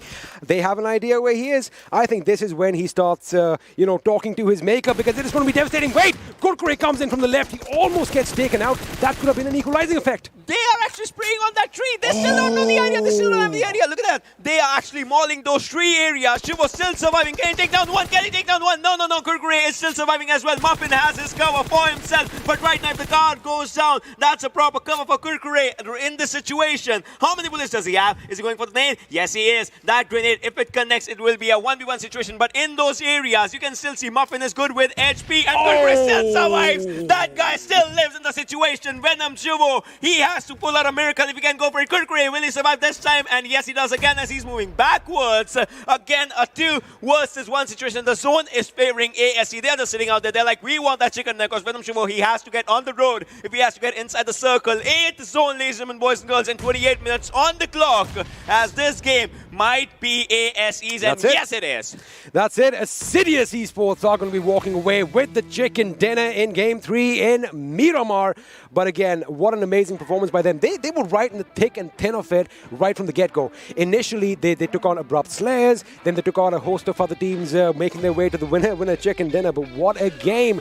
Different Miramar from what I was expecting. I thought it was going to be slow. Man, I'm not disappointed. But I would say INES might be your favorite team. You saw some M24s coming out from their area, plus a single guy having 9 kills. Plus, let's not forget the M24 with the headshots. I mean, Orochi is on fire, and that is what I love. I love me some bold action, but Miramar was exactly what we expected, isn't it?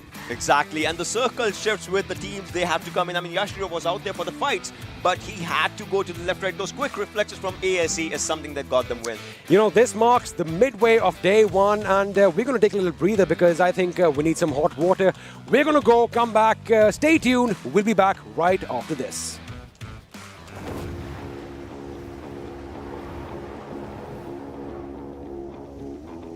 Mountain Dew?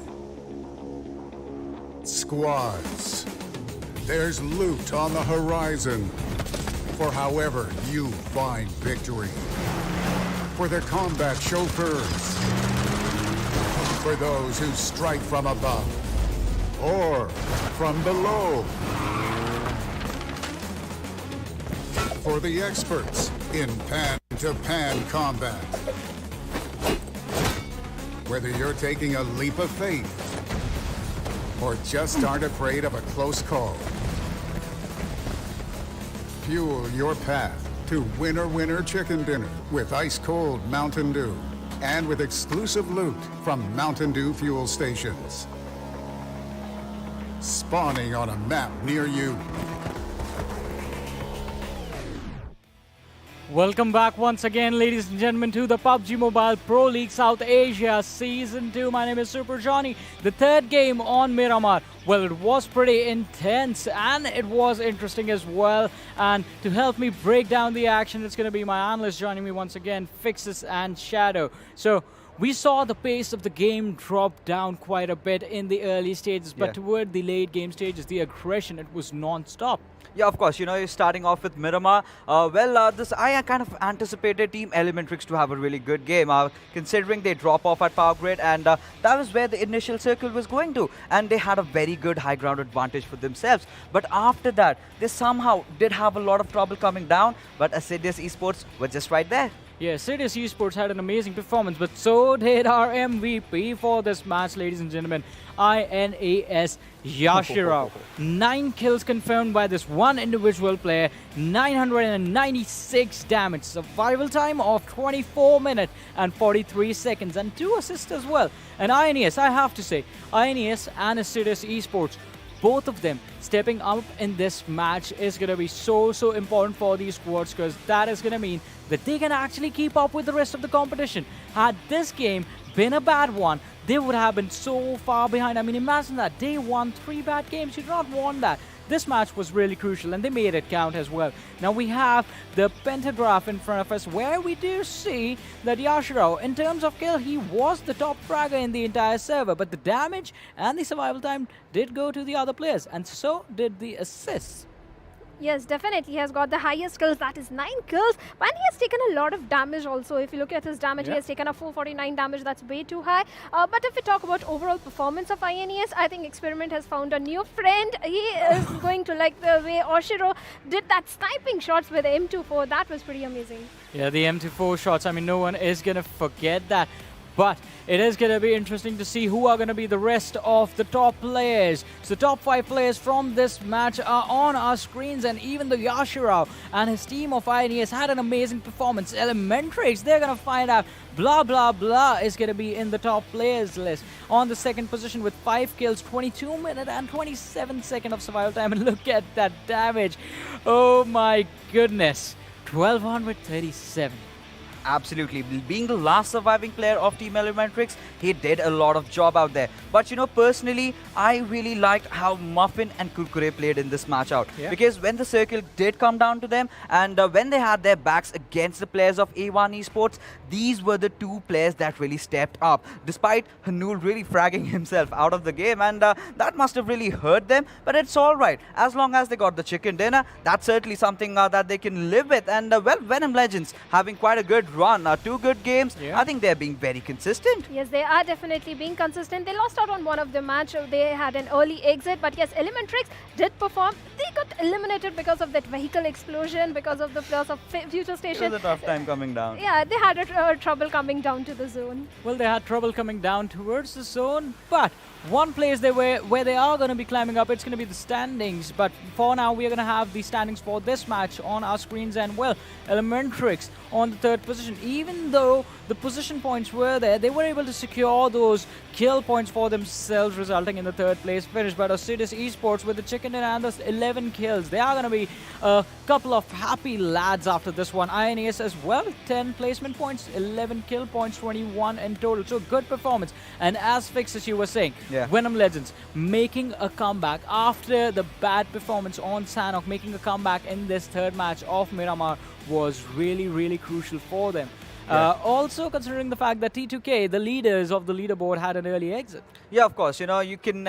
Every day is not a Sunday. Every day, every single match, you cannot expect to win. There are those good matches, and then there are those bad matches. But what you have to really focus on being consistent, and that is what they really need to catch up with. And we've seen T2K. They have gone off to an explosive start, like you said. But consistency is the key. And if they do not maintain that, somewhere down the line, the same thing can happen with what happened with DRS during the scrims. I completely agree with that. But in order to keep a consistent performance, you have to fuel the fire that is inside the players, and you have to fuel that explosion constantly with the Mountain Dew, and you are going to be able to do the Dew time and time again, ladies and gentlemen. So now let us have a look at Do the Dew moments for this Miramar match. Yes, definitely. Assiduous Esports, the way they performed, even the loss of team Abrupt Slayers had the height advantage, but they couldn't really capitalize on that. And Abrupt Slayers just got eliminated in that situation. I think Assiduous performed really well. Even the Kurkure got knocked out, but later on he got that revival. And if we talk about Stalwart Esports, it did manage to pin down the loss of team INES, but they that came to for sure. I think XP loved that. That was a whammy out there. And the Stalwart players, they did not see that coming from anywhere around. But this is where Team ElementriX were really thriving, right? They had that high ground for themselves, and I'm completely parched up in this, deserty map of Miramar. I'll just get myself a Dew out there. But, talk about 247 Gaming. Well, they were looking promising. They got a few squad rights. But this is where A1 Esports really competing for the spot. I love that. I love the conviction out there from the players, but that is where you should not overstep. And this is the breaker of a fight. They still were having better numbers, but, coming out right in the open, that was costly for them. Yes, definitely. They kind of overcommitted after eliminating 2 of the pros from Team Abrupt Slayers, but the way this duo performed, Kurkure and Muffin, amazing, eliminating A1 Esports, coming into their compound, and Venom Legends, they also had a kind of a rough time. And if we talk about FutureStation, the 2 teams, INES and Assiduous Esports, were just rushing in towards them, not rushing them, but shooting towards them when they were pinned down besides an area. Well, I was completely parched out. And, while we were having a glimpse at all those Dew moments, I was actually doing the Dew. Yeah, I hate you. You have 2 Mountain Dews on top of that contraption right there. And I'm not going to share that, I'm telling you. This man is not willing to share, having all the Dew by himself. I'm a short guy, but with a big belly, so that's completely understandable. I need to satiate my hunger and my thirst. Well, I hope you are not thirsty after all the Mountain Dew have had right now. I'll still get myself refilled. Yes. Well, we have a couple of more things to look at, ladies and gentlemen. Let's have a look at the damage histograph as well and see how the fights went out. And oh my goodness. So today has been sort of an interesting day so far. Every single time a team has had the top damage, they have balanced it out perfectly with the number of kills that they've had. Yeah, yes, of course. Definitely. Yeah. and 2600 damage for Assiduous Esports, and making sure that they were getting those kills as well. They were the highest fragging team in the server. 11 kills coming for them, but I like INES. They had 11 kills too, matching the number from Assiduous Esports, but only with 1535 damage, so an amazing performance. ElementriX, they made sure the high ground advantage that they had mattered in those team fights, and they made sure they got those 9 kills, and the third place finish is gonna be really, really crucial in this match. ElementriX, they were already in the top 8 as far as the leaderboard is concerned, and I think they are gonna climb up. But quite unfortunate for A1 Esports on the other side. I mean, they had just 3 kills, but 900 damage for them. So had they sort of positioned themselves in a better way and been aware of their surrounding, they could have secured those kills. But one team that did not even get a chance to fight was PAINxELMT. Yeah, I mean, they were having a lot of trouble out there with the way they are playing, and they really need to pull up their socks, because these are still the early days. But if they continue doing that, they might just go down. Yes, definitely. It is going to add an extra pressure also. You have been losing out on the 3 matches. You are left with just 2 matches. If you mess up in that also, you mess up in the first day. Day 2 is going to add extra pressure on you. Exactly. Day 2 is going to have a lot of pressure, but the pressure was already building up when the days were coming for the PMPL to get started. And, well, we have something interesting for you guys, so get ready to see an interview with the players of Team ElementriX, and here it is. Hello ladies and gentlemen, boys and girls, welcome to PUBG Mobile Pro League interview session. And so far, interviews have been amazing, teams have been amazing, gameplays have been amazing, and let's actually, head on to one of the best teams, I would say, in the circuit that we're going to talk to. It's going to be none other than ElementriX, and the name is enough. They have been back-to-back in PMCOs, PMPLs, but well, without any further ado, guys, why don't you just start with the introduction of your own selves?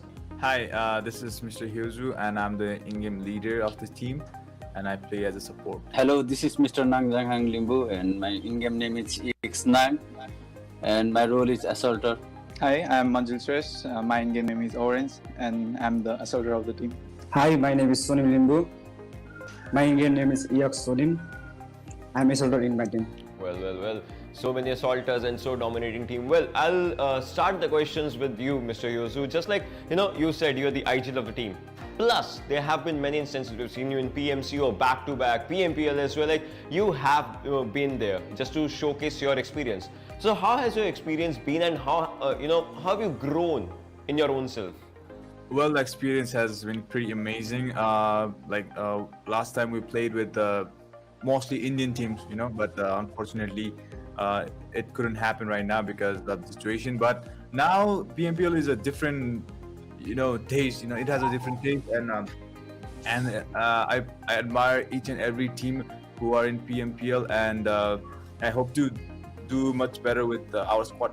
Hopefully, hoping for the best. And Nang, coming to you, well, last time as I knew Nang personally, that guy was from JyanMaara. So how has your transition been from JyanMaara to ElementriX? Like, what has changed in your gameplay? As you know, JyanMaara, they are underdogs from Nepal last time. So, when I came to ElementriX, they are very good team, as we know, in Nepal. So very experienced team. So so I learned new thing, more new thing in ElementriX. Yeah, Mr. Hyozu, he's in-game leader, and he helps me a lot in game. My old teammate Sonim Limbu, he is also from JyanMaara, and he helps me a lot. And my new teammate Orange, he's also a good assaulter in ElementriX, so he helps me a lot too. Well, that's really nice. Well, now I want to come back to the IGL. Mr. Hyozu, your experience, your team's experience, that's a very good thing. But one of the most important questions that I'll be having in my mind is, in PMCO's finals, the kills were not as much on the point as it should have been. So what are you focusing on in PMPL to increase the number of kills? Because now with the new point system, kills are kind of a priority. Yes, definitely. And I've seen the point system, there's more prioritized kill system than the placement system, right? So yeah, of course, definitely we didn't do quite well in PMC final last time, but now the team this is a new team, before we had now we have a couple of changes in our team, and now I think we are more focused on assaulting than having a placement point, because last time we were like much passive, but now it's like more direct play, more kill focused play, more compound to compound push play. So that kind of thing we are learning when we form this new team. That's nice, that's nice. Orange, I want to come to you for some questions. And the question is that, just like your players have synergized their own selves with the team, how do you practice when it comes to, rotations and whatnot? Because, see, sometimes IGL gives a call. You might not be able to follow that call because you are under pressure, you're doing something else or things like that. So how do you practice for your own self, and how do you synergize that practice with the team practice? Since me and Asia are together from the beginning, we have built up lots of synergy, and we play scrims from around 6 to 7 hours a day. So I know these calls and rotations most. That's nice. That's nice. That's nice. I would say that's really good. And now, Sonim, I want to actually focus my attention towards you. I want to ask you, which is that one player in the entire world? If you want to name one player, it can be from your region, it can be from North American region, it can be from BTR, RRQ, any side. If you want to name one player that actually you idolize, that is your favorite, who is that player, and why do you feel like he's like a world-class player? My personal favorite player is from Brigade Throne. His name is BTR Ryzen. He's a closer from the team, that's why I love him. Alright, so that was very well put, Sonim. Now my next question again is for the IGL, and my question is going to be, so Mr. Huzu, how you and your team is focusing to put up an impact, a pressure on your rival teams in this season? Oh, definitely by playing more aggressive. Last time we made a mistake by not playing too aggressive. We were kind of a passive. Like we were mostly a rotation heavy team, but now it's more like we want to take more direct fights because the kill points are so crucial in this tournament. So yeah, we'll definitely focus on direct fights and play more aggressive and put the pressure on the team. That's very well put. Now all four of you, I wanna know one team, one name from this PMPL that you feel is a team that will be giving you a tough competition. One name from all four of you. DEADEYES, guys. Nice one. DEADEYES, guys. Yeah, the DEADEYES guys. Well, I can see all of you are saying DEADEYES guys, so maybe I would want to focus on one thing that, let's have a very good competition out there with DEADEYES guys, with all the teams, and maybe, just maybe, your team will be out there for global championship as well. And if that happens, I would say it's going to be a very, very good thing. So I'll just say all the best for all the future endeavors, and maybe I'll see you winning this PMPL. Well, quite an interesting interview over there with the players of ElementriX, and we heard them talk about what it was like moving from Nang and Sony, what it was like moving from the old lineup to the new lineup, how they built up synergy, and how Orange and Mr. Yuzu have been doing. They have stuck around together for a really long time and have consistently put up amazing performances for their team. But today is just getting started. I mean, teams and players are still getting the feel of their opponents and still trying to figure out how to take them down. But there is one more thing we need to have a look at. It's going to be the schedule for the day, ladies and gentlemen, and let's go. Here it is on our screens right now. So, Vikendi is going to be match number 4. And it is going to be really, really, really interesting to see how the teams from Group B are going to play. Because this is going to be the last game for today for teams from Group A, from Group B. And it is going to be quite interesting to see what they are going to do. It is going to be PN Crew, ASL, 7C, and R3D. The teams have been having a slow start for their day, and they have to make sure that they perform in this last match. Yeah, of course. Now my man XP will be really happy because you're gonna get to see that bolt action coming in. So many short compounds. Yep. And if you have a bolt action, someone is peeping from the window, they are gonna get their heads popped out. And well, we can predict for a slow kind of start in Vikendi, but the last final circles are gonna be completely extreme. I mean, definitely, the start on Vikendi is usually quite slow, but then the pace gets picked up as the game moves forward. The strategy for the players is also going to be quite interesting, and for the 4 teams that I mentioned, they need to make sure that they perform their best. They need to go all out in this very last game for them for this day, but after this, we still have one more match lined up for you guys, so, well, excitement for us is not going to stop, right? But For this one, I have to do one thing, and it is going to be handed over to my amazing commentators for the action to begin. Over to Ocean and the experiment. Thank you very much, Three Musketeers. They spoke about it. What are your views onto this frozen tundra lands as we just move on? I mean, it is going to be amazing. All that white snow is going to be red real soon with all the blood dripping down there. It's going to be a little bit steamy. It's going to be like from a cinema movie, but it is going to be action-packed. And now this is where the term sloth zones was pretty much coined. Now, if you don't know what sloth zones are, my man Ocean is going to take you through it. Well, exactly. All right. So these are those circles, right? When the fight's not happening, the players are in the comfort zone, just sitting out there, discussing strategies. And probably about the Group B, this is the last game for the day. They'll be, very much onto that area. They'll be using the maximum time to be utilized in that slot circles. Now, you did mention Group B, this is their last game. But Group E is going to come in the next game. I want to ask you a question. Have they been watching their opponents? Are they making notes and, making their little pointers as to how they want to tackle the situation? Obviously, it's going to be the answer as we speak, right? Because they are going to be out there thinking about every strategy that they can make to overcome, to counter-attack all their opponents that are going to be from the other groups. We'll have to see how that just pans up. But for now, as you can see, the players are once again ready for everything. They are ready indeed, and I like the fact that we are ready for the frozen tundra. We've got our jackets on. Heat is definitely not going to be an issue. All the players look ready. The plane is going to be in the sky in just a few moments. It is going to be Vikendi. I love that. I love the fact that we can, cycle through all the maps, and it's like you can't be just good at one map. Yeah. It's like, master, jack of all trades, master of none. You can't have that in PUBG Mobile. You've got to be versatile in every single which map. And by the look on the faces right now, the boys and girls are ready. The question is, you watching at home, are you ready for match 4, which is now underway? Fair Ocean, take us away. I almost called you Fixus over there. Well, that's one thing, but well, ladies and gentlemen, boys and girls, we are going to be out there onto this match of Vikendi. You said it, those areas are going to be red soon, and we'll have to see what happens as the flight path is from the northern side of Dobromesto, back ends of Krichas, and we move on to Peshkova as we speak. Cosmodrome is going to be an important area. Castle. I know, my man Johnny, he wants that castle circle very badly, but it's not just coming through. I mean, I love the castle as well. I'm a big fan of medieval history, and, well, the castle is just, special. But yes, the Cosmodrome, the cement factory even, are going to be highly contested places because, again, the loot in those areas is just phenomenal. But as the teams are now dropping off, everyone is going to be, it's not going to be difficult reaching your favorite spots. Now, the plane path is a bit towards the north, but again, you have plenty of vehicles in Vikendi. And I've got a question for you, Mr. Ocean. Are we going to have a slow start? Are we going to see some slot zones? Or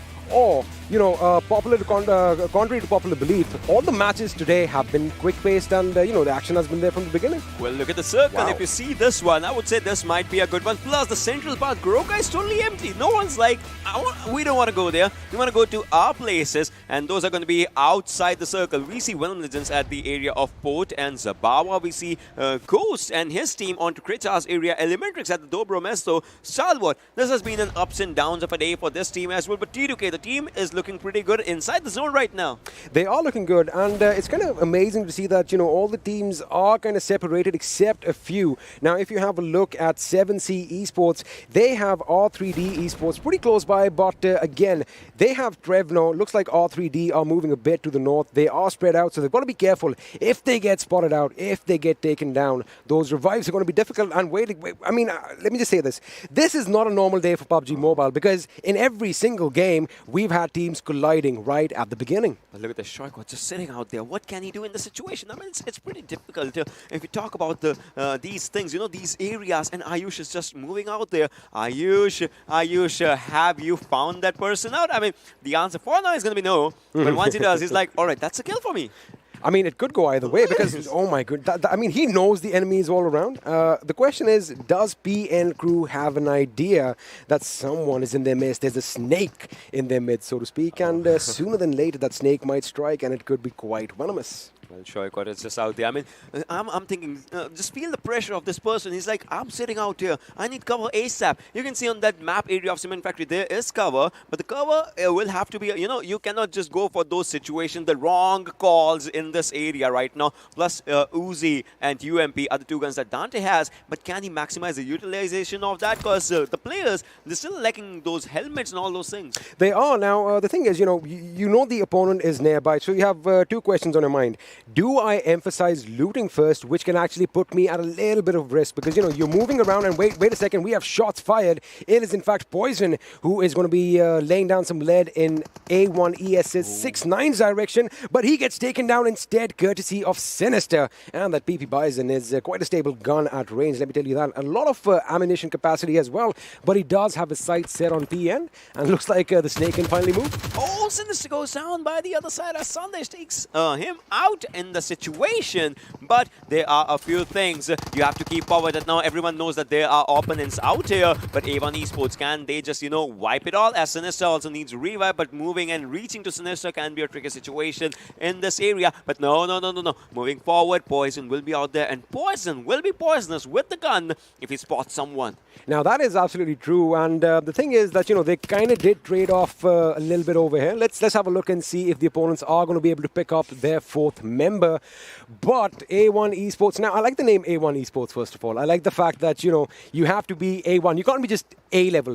You have to be better than that to make it to their team. So they are comprised of some of the best players out there. 6-9, a bit risky. He is trying to lob that grenade. That grenade goes in. It's a Molotov, in fact, and there is fire spewing up on the first floor of that building. So just moving backwards. Obviously, Ayush, you know, just trying to go outside the harm's way. And Sinister still needs a revive on himself. He's still just bleeding out there. But now are the grenades coming up. But Dante, they are just sitting out there. Now Poison moves forward. Oh, wrongly called as two players go down. Thompson is in the hands. But for that, you know, the ending will be coming up. We'll have to see what happens as now those things are coming up really good as it is. This is going to be the ending. No, still surviving for a while. But for how long? Poison. Oh, 6-9 goes out and PN crew. Sandesh was 1 HP. Wow. He was 1 HP and he's going to pick up his teammate. That could have gone either way. Now, you know, in situations like this, when you get a knock, you do want those skill points, right? Yeah. So chances are, if you get knocked, you are going to get finished. But I love the fact that they basically thwarted that attempt as they had a good coordinated attack from all angles. And, well, they got the job done. With that, the first team to be eliminated is A1 Esports. Now, these boys, they were in second position after game 2. They didn't have the best of game 3, and the game 4 is not in their favor. And this is the last game for the day. Or is it? Well, they might just come back forward, right, once again, if you talk about everything. But for now, you know, the areas are still open. PN crew, they had a fight in Cement Factory. Someone went there to, you know, just go for the fights, and now they are away. INES, on the other hand, you can see Tia is away from the team. If Tia needs a backup against VTNxJyanMaara, maybe ASL as they are moving, it might be a tricky situation as his players. See, if you're looting, it's good. If someone calls it, I'm in trouble, you might have to, you know, just think about one thing. Do I loot or do I go for the survivals and whatnot? So those things kind of become a lot of tricky. Absolutely, and meanwhile, we're just going to join ElementriX as Mr. Hyozi takes out Kashuf and makes sure he finishes the job. Sonnen on the other side has been taken down and looks like Stalwart Esports are trying to make an escape. Oh, is he going to make it in cover? He almost does, but Blade is going to go down courtesy of that vehicle exploding pretty much in his face, and looks like he is on fire. No, he was under fire from Ghost. With that, we have a few early exit. Wait a second. T2K is still. Now they are joining the party as well as they get a knock on G.I. Jane. Well, Jane is in a tricky situation, but look at this. Blade and Kashuf go down. Now it's down to, you know, if you talk about it, Baba and Malik. We'll have to see what these two players do as right now they need to have that one good game, you know, that just starts up everything for these players. But T2K, they are moving forward. Is it a bad movement? Yes, it is a bad movement. T2K, they are in a bad situation. That was not called for. As just as we see, T2K SG, they get eliminated. No, Abu. Well, that was wrong. The wrong thing that happened out there. I've got a question. What did they just do? I thought they were going to run over that one opponent on the left, but they kind of got spooked, went to the right, banged up against that house, and, well, that's how the cookie crumbles. They got eliminated. T2K, again, an early exit like in game 2. I'll tell you one thing. The snow is slippery, and you got to play by the rules of it. There you go. There you go. Like I said, you know, you got to know your surroundings. Meanwhile, Gunner from JyanMaara is going to be taken out courtesy of Joker, and his teammates are just going to helplessly watch on as they lose 2 members. Now, 14 teams are alive, 51 people alive. That means we've seen action from the beginning. We might have to coin a new term. I think Sloth Zones is definitely not what's happening right now. Yeah, it's definitely not right now, but we'll see about that. But now Extreme is moving on to the extremities of his own power as he takes down one. That was good, but no, left inside is what was actually bothering him. And there you can see Shari takes him down, but now Wong, can he just survive the situation? Shari is moving next on this one, but no, VTNxJyanMaara. I mean, even I was confused. Where did he die from? The fact that they had engulfed the enemy like an amoeba and they just eliminated them is amazing. JyanMaara with an early exit in 14th position. We are going to join Shaw as he is attempting to breach this house. Can he do it? He's going to get shot from elsewhere. Hungry Box is going to come in, seal the deal, and knock him down. Now, that is going to thwart their effort to push in. But the question is 7C going to reciprocate? Are they going to come out? They are coming out. Looks like Walker could be in the line of fire. Oh, Walker could be in the line of fire, but right now as Hungry Box was taken down, he has been finished. So 7C lose one of theirs, but can they, just take the other team down as R3D's out there? And Fear, this guy has done 1v5s in the same map. Can he just do it again as Fear's out there? And Fear has to move forward, but right now Memo as well has 35 bullets in his Uzi. But the thing actually is that he takes down one. Fear has taken one more down, but Anubis and Joker are out there. Can he take them down? Oh my god, that was a very good spray. Wow. As Fear takes another one down, and that is Fear. That is another 1v3 that this guy did. Talk about instilling fear in your opponents. That is what I think he's chose his name perfectly. I mean, when you have that name with just literally, oh my god, it makes your bones shake. That is what he's doing. 1v5, as you mentioned earlier. 1v3, can this guy not do anything? When people face him, they face their fears. Oh, I like that. Face your fears. That's how you get over them. Basically, you have to face them. But when fear is a maniac with a weapon who's going to gun you down, it's going to be difficult. Meanwhile, Vegeta, let's see if he is going to go Super Saiyan right now and get the job done. Because 24/7 have had a shaky start to day one. As of now, yes, they have had a shaky start. Those calls, again, can be a bit tricky. If FutureStation, you look at this, and PN crew outside the circles, they have to reach inside the zone, and that can be a tricky situation for them as well. But the zone, as of now, 4 circles coming up, and we are down to 12 teams. That's how fast-paced the game is. Previously, in the previous Miramar map, it was 20-minute mark, and we still have 13 teams left. Pretty much. I mean, I'm telling you, this is something different. The meta has kind of changed overnight because, like you said, I was expecting no action. I thought maybe we were going to talk about the birds and the bees, but turns out we are talking about eliminations. And look at this, all the teams are pretty much concentrated towards the center almost, with a few teams still outside. Now, PN crew, they have just entered Pod Vostok, so they've got to make their way in.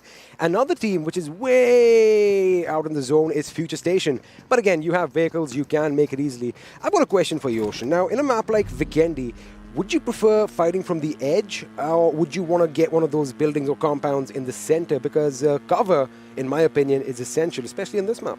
Well, it is essential, especially in just this map, just like you said. But look at this, PN crew still taking that fight against the zone. But the first circles, I would say, is not that much, devastating or anything. But if you are letting the zone take the best of you, then obviously the zone takes the best of you, and that's where it all just ends. 247 Gaming moving forward. Let me just add a point to my cover story right now. Yeah. Cover is important in every single map, every single game, right? What I meant was it's a white background. I feel if you are a good spotter, you can spot out opponents a lot easier. But over here, STE, they are now in an uphill battle as Malik and Baba are the last 2 members surviving, and it might just look like they have 24/7 Gaming kind of pushing up on their position. It does look like they know that the enemy is nearby. I think they might have even pinpointed the house that they are in, but the question is, how do they attempt to take them out?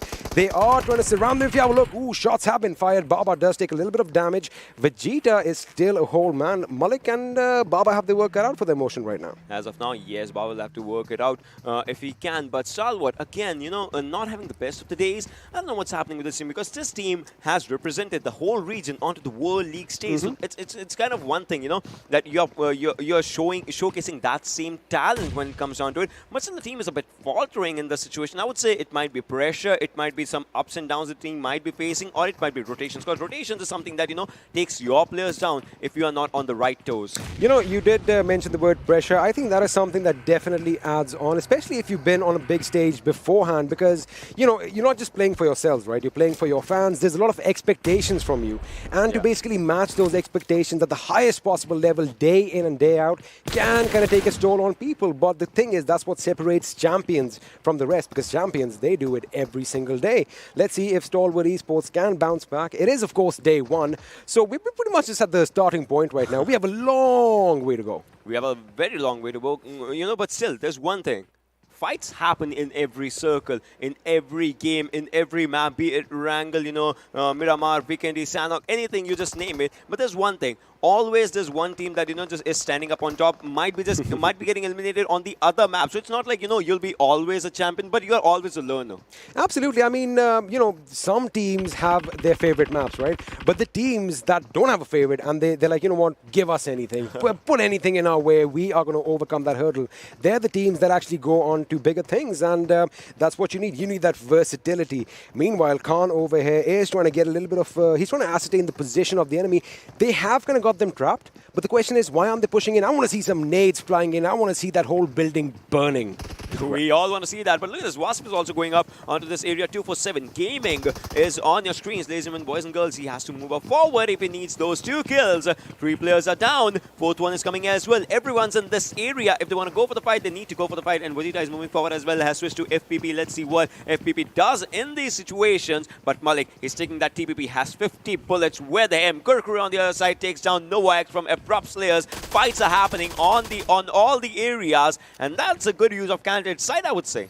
I think Assiduous Esports and Abrupt Slayers, they have a little bit of an ego issue. They're like, hey man, we ASL, you are ASC, why are we fighting again and again? That's nice. You saw that. I saw that. I saw that. However, imagine if I had been a little low, that person wouldn't have seen it. He could have blown up, but that was a good move. That's a beautiful angle with that. Baba gets taken down. Vegeta has gone Super Saiyan, and now this is when the push needs to come in. But the question is, do they know that they're just a 2-man squad up there? That's one thing, but no. They might just go for it, but now Gaming is out there. But no, the cover was at the right time. Otherwise, he might have just finished him. But 247, they survive for another day. But Stalwart, they get 1 for the placement.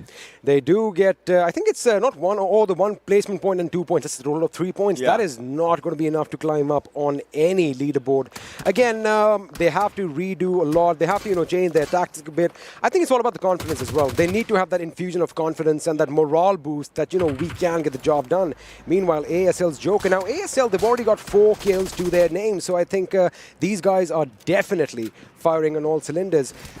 Funnily, ElementriX have lost a player early on. Sonim is already out of the game. Yeah, he is already out of the game. But right now, if you think about everything, there are many teams with all the 4 players surviving. Plus, they have kill points as well. You can see 4 points, 4 points, 4 points on 3 teams. That means they are looking really good. They have checked all the corners in the first few games because they know what was going wrong with them in the first game, maybe second game, maybe third game. And there's one thing about T2KSC. Though that team was eliminated on the 15th position. I don't know what went wrong with the team right now, because this team was in that, in that element of winning. I mean, they basically came out guns blazing. It was like watching John Rambo, rampaging through a jungle. I mean, I do believe they had like 15 kills. Second game, they fell off the face of the map in the 16th position. Game 4 also hasn't been, the best for them. They were, I think, the first or the second team to be eliminated. But again, Ocean, they have a considerable lead. They have those kill points. One game isn't going to make that much of a difference, but it will make a little bit of a nudge. Yeah, it will make a little bit of a nudge. But T2KS, looking really good with that 1 chicken dinner as well for themselves. But, one's not enough, I would say. Don't settle for just 1. It isn't, because if you had a look, A1 Esports were in second position after game 2, and they did win that chicken dinner. That's the beauty about this. I love the fact that kill points are so important, and I love the new point distribution. It makes it a lot more action-packed. I'm going to come up with a better word after that. Kill-hungry kill point. The point system. It's one thing, because you're not just going for the chicken dinners. Oh, Mr. Boro, he gets shot a bit. You saw him, right? He look at his face. He was kind of just calculating again everything. What went wrong with me? That's one thing. You're connected with the players right now. Yes, sir. I mean, if you make a mistake. Oh, wait a second. We come to that. That's an explosion. Evil Eye is going to make sure Steel Shot is sent to the fiery depths of hell. With that explosion, Bad Rev is now in his crosshairs. He does get a few shots off, but, well, again, Bad Rev is a guy you don't want to mess with, especially at range, because his accuracy is pretty much pinpoint. Pretty much been on point, if you have to talk about it. But Venom Legends, we'll have to see, what this team does, because this team also was looking really good with those skill points, just stacking on the first few games, but after that, some ups and downs, whatnot. But Venom Shua was the last one surviving in the previous game for his team, and that was pretty good. But Evil Eye, as well as we can see, Shua as well on this area, we'll have to see how he just takes up those fights that are meant to be for this particular player. But third circle's coming up, and now starts those slothiness. See, there's no, elimination as of now. Right. Few players were going down, but the slot zones are slowly and steadily kicking in, because you have a lot of open areas for the teams to just go in. Absolutely. A lot of open areas, and the loot is going to be sufficient for most teams. So now what they want to do is they want to make sure they hold on to a compound and defend it till they die or till the zone forces them out. So I guess that is the right call. It is going to slow down just a little bit, but you know what the best thing is? We don't call the zone the MVP for nothing. I'm pretty sure it's going to do something silly, something abrupt, something haywire. It's going to just bounce all over the place. Please, I've got my fingers crossed. Do something abrupt. Go to the north. I'm done. So what you were saying is 24/7 zone has one thing, and that's shifting abruptly, and it is venomous. You can never discuss what FutureStation has in for you when the zone goes for the future things, and it might just be really good on all the 7C. Funnily, I like that. We are going to make an amazing team, by the way. FutureStation again finding themselves pretty much in the center of the zone, but Venom are now in a good position. Now, Venom Legends, in case you guys missed the action in Game 1, they were on fire. However, Games 2 and 3 haven't been the best outings for them. Game 4, they are still a 4-man squad. If I'm not wrong, they are out for blood, and their position right now is pristine for all the things that they want to take off in their bucket list. So let's see if they can get the job done. And have a look at the mini-map, Ocean. They have a special delivery right on top. Well, Venom Legends, you can see that, parachuted airdrop just coming next to them. I want to see what gun is inside that, because I know, exactly. You want that one, but we'll have to see. Maybe, just maybe it's a Groza, maybe it's an AUG, maybe it's M249. We'll have to see what gun, just comes up, because it might be just for some other one. No, I'll tell you something. In the break, I kind of pray to the gods of PUBG that I want to see some Arctic warfare magnum action. And you know what? They were like, Vikendi is going to be your map. It's going to be...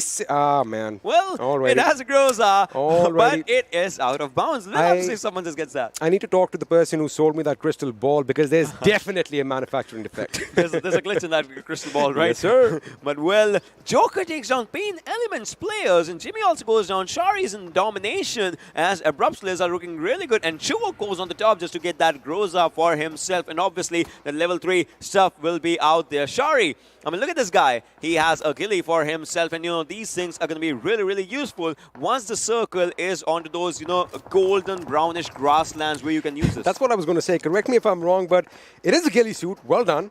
It's not really going to work in the snow, is it? You're going to literally stick out like a sore thumb. You will be, you'll be just out there. If you're using the brown ghillie suit on that white area, no, someone else is going to steal it from your crate. That's what I would say. Or maybe they might just think it's a patch of grass. Unless you're very quiet and you take your bag off. I don't know. We're just speculating over here. At distance, you can pretty much make sure what is a bush and what is a human being, right? Yeah.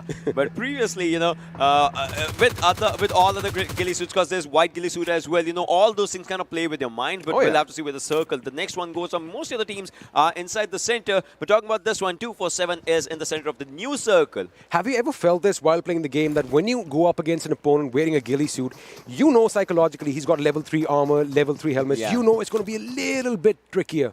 Yeah. But sometimes that can kind of, push you off the attack. Or sometimes if you get that guy, it's like, oh my goodness, I just did the impossible. I took down one of the heaviest armored men in this game. Imagine a guy who, has everything. He looted 2 airdrops, got an M249. The first one got an AWM. The second one has a ghillie suit as well. Level 3 wow, stuff. That's wishful thinking. If you take that person down, then it kind of comes up, man, I just took down some of the most amazing people. But Mr. Yozu, he gets taken down just as he was about to reach that area, but he makes himself comfortable. We'll have to see what Nang does, as Nang will spots. Oh my goodness. Oh, no. Did you realize that was almost a mistake? Yeah. He almost got knocked out. He almost, because he was just out there with that vehicle, and the vehicle rammed onto the other vehicle, and now ASE is like, we know where to put the pressure on. See, now at this time, in that situation, if I was a member of ElementriX, if I was Mr. Hyozu, my main concern would be to let my team know where the shots are coming from. Yeah. Because they can, position themselves appropriately, but looks like they are moving out. The circle is going to be forcing all the teams out. Team 14 ElementriX, they are inside, but that little shack is only going to hold off against the attacks for so long, and this is dangerous. Crazy is a crazy man. I would not be driving that car if it was on fire like that. 7 extra bullets and the car is going to go bang, and for Nang as well. So both these players, they're just moving, but I guess Crazy is stopping out there just to take one player down. Mr. Yozu's car is going to deal a bit more damage, but so are the other players. But now they have a good advantage. Look at this. All right, so now they're inside the zone, and they'll be controlling the flow of ASE if ASE decides to just ram in. If they go for it, they'll be controlling the zone area. But these fights are happening outside Krichas. That means the players, if the the circle goes for a central shift, they just have the open area to take the fights with. Now, have a look at ASE's position. That's, of course, Assiduous Esports. They are on the southern side of this road. They've got to be careful, however, because towards the east, we do have a team in the distance. Not a lot of cover, because if you have those blinders on, and by blinders, I mean those horse blinders, right? You can't be just putting your focus in one direction. You got to make sure you have vigilance around in a 360-degree manner. And over here, Yashiro gets taken down, courtesy of Poison's G36C. Bad Rep is going to come in as well. 7C's Mimo goes down. Wait a second. INES, they are out. That was quick succession. We had a little bit of a fight. We kind of missed it, but INES eliminated in the 11th position. No kills to their name. Now we're down to 10 teams as we see and as we speak. 1 minute and 20 seconds on the clock, and teams are trying to get inside the circle if they can, because this is going to be the decider circle. I'm telling you. This circle, most of the teams are outside the zone. They have to get in. Suppose if PN has to get inside the circle, they might have to take fight against Venom Legends. 247, they have to get inside the zone as well. And onto the northern side, 7C also has to get inside the zone. PAINxELMT, Rohan, the last surviving player. So all these teams, once they are looking for the movements, you can see on the map area itself, 53 seconds on the clock, and there are many teams right next to each other. The rotations will be cut off for sure. Yes, sir. And once the minimap comes up on our screens, you'll have a look at exactly what he's talking about, because we have the map on our screens. But anyway, ElementriX are the only team which have cover in the zone. Wait a second, I'm going to come back to that in a second, because a booth gets taken out by a fiery explosion, and now PN and Out for Blood. Have a look at this. These boys are firing on all cylinders. They are working as a crew. 8 kills to their names already. That's potentially 2 squads wiped out. Exactly, that's potentially 2 squads wiped out, but we'll have to see how many more can they go. Maybe a proper squad wipe out again if they go for it. We have 10 teams right now, 24 minutes on the clock. Think about it, 24 minutes and 10 teams still survive. However, the number of players alive is half of what it was in Miramar. I think it was 43 or something when we had a look at the 20-minute mark. But right now, ASL against all, well, it's not a surprise. They are going up against ASE once again. I'm telling you, this is the start of a new rivalry. ASE versus ASL. Who is going to come out on top? And we'll have to see that, because by the end of this league, it's going to be a big journey. It's going to be a good festival. But right now, guns are blazing everywhere as we say and as we speak. Novax takes down Phobia and will be finishing it up to confirm his own kill. Hanel takes on Ghost and will be finishing up by the help of Chari to confirm his own kill. So kills are being confirmed. Wasif has an AUG, the luxury weapon, coming up really good, but right now all they need to do is get inside the circle, because that is an open road. We were talking about the center of the circle. Wait a second, we're going to come back to the point in a second. That's it. The sights are out, courtesy of Venom Legends. Now these guys are here to play. ASL, meanwhile, have 9 kills to their names. The funny thing is the sights were taken out by 3 different teams, and over here 7C's Fair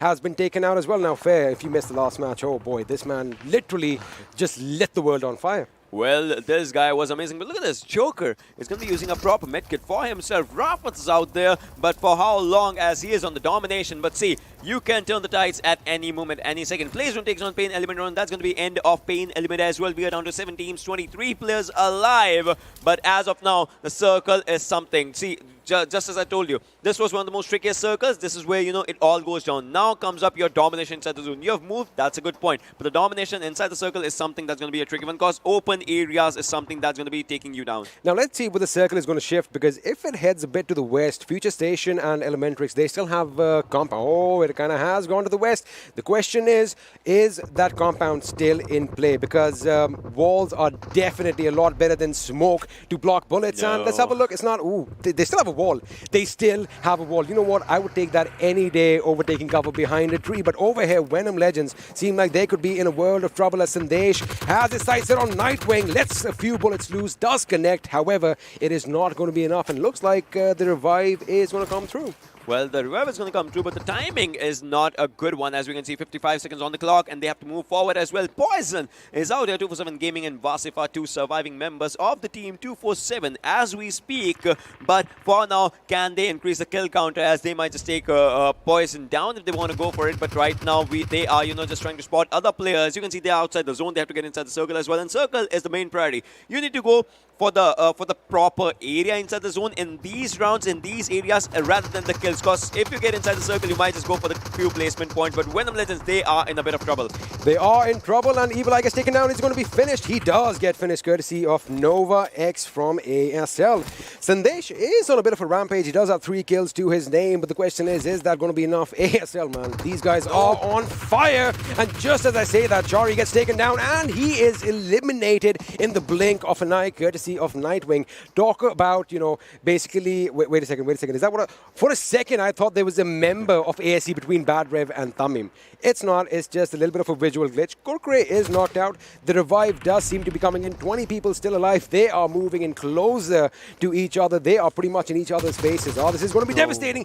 He gets spotted out, though. Well, Shu was low on HP as well. He has smokes cover for himself. But for how long is the circle's also coming up? He is down outside the circle, but the gun is something that's going to take him down, as PN Ayush is looking really good with that domination. Has 3 kills for his own self, and PNQ has 14 points. Wow. They have 14 kill points, but look at ASL. You cannot rule this team out, as this team also has 10 points for themselves. Absolutely. Venom Legends getting eliminated in the 7th position. 5 kills to their names. 24-7 exiting in 6th. We have another exit coming soon. That is not right. Bad Rev gets taken down courtesy of Kurkure. Nang, on the other hand, is going to make sure he knocks out Hanuel. So now ASL could be in a world of trouble again. When you are at the top of the hill, all the attention is going to be on you. But right now, Assiduous Esports, they have to fight off those burns because Molotovs are being tossed in their direction.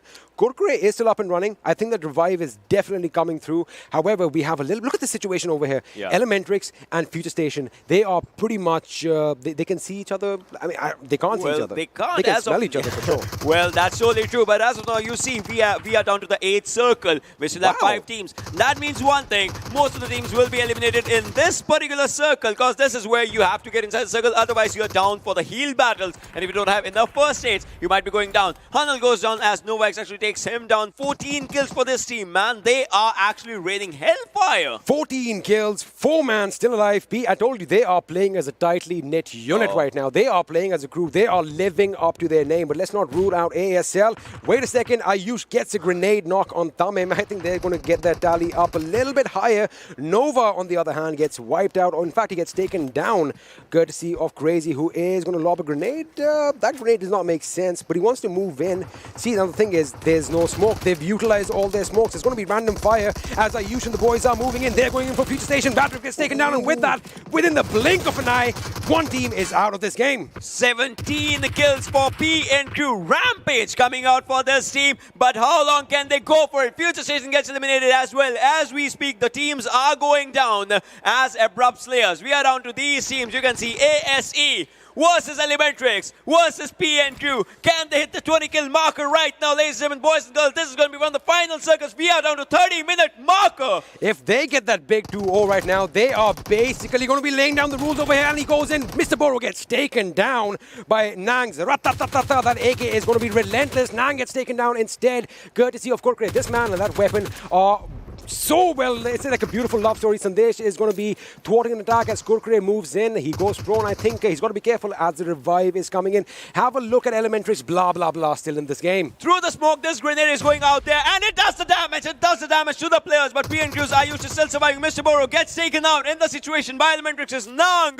But for how long are these teams out here? You can see the players, PNQ, down to 2 players. ElementriX is blah, blah, blah, is the lone survivor. And Assiduous Esports, they have 3 players just out of the fight. They're like, we don't want any part of the fight right now. We'll stay a bit low. But Ayush does not want to let them have that. Look at the concentration on this guy. Have a look at the mini-map right there. ElementriX's last member is... he can't move. If he moves, he gives his position away. He's got to take that fire, take that burn like a man, which he does. That first aid is going to come in. I'm surprised ElementriX is still in there. Well, blah, blah, blah finally goes out, but he did get his team to the 3rd position. Now, ladies and gentlemen, we are down to the final 3v2. It's Sandesh and Ayush up against ASE. Kurkure, Crazy. Crazy gets taken down by Sandesh. Now it's down to a 2-on-2 situation. It's going to be Kurkure and Hanuel up against Ayush and Sandesh. Can they go for 21? Who is going to come out on top? We'll have to see as we are going to the 9th circle, ladies and gentlemen. As of now, ASE is looking really good. So close, yet so far. PNQ ending up on the 2nd position, and ASE, all thanks to Kurkure, in the final zone. They get an impressive chicken dinner. I mean, no 20 kills, no 21 kills, but what a performance by PN crew over here. I'm telling you, they were playing amazing. But Assiduous Esports, the way these guys have been playing, the way they take their picks, I'm telling you, it's all about that confidence. You know, they have their target in sight, they eliminate it, then they switch on to the next thing. That is what we saw. They were in the thick and thin of the action right from the get-go. And I'm telling you, there's a rivalry with ASL. It's out there. I love it, the way P and Crew, you know, just went on berserk with everything. But this game was one of the best games that was happening out here in the map of Vikendi. I want to see what analysts will have to say about this one, but that's going to be happening right after a short break. Don't go anywhere.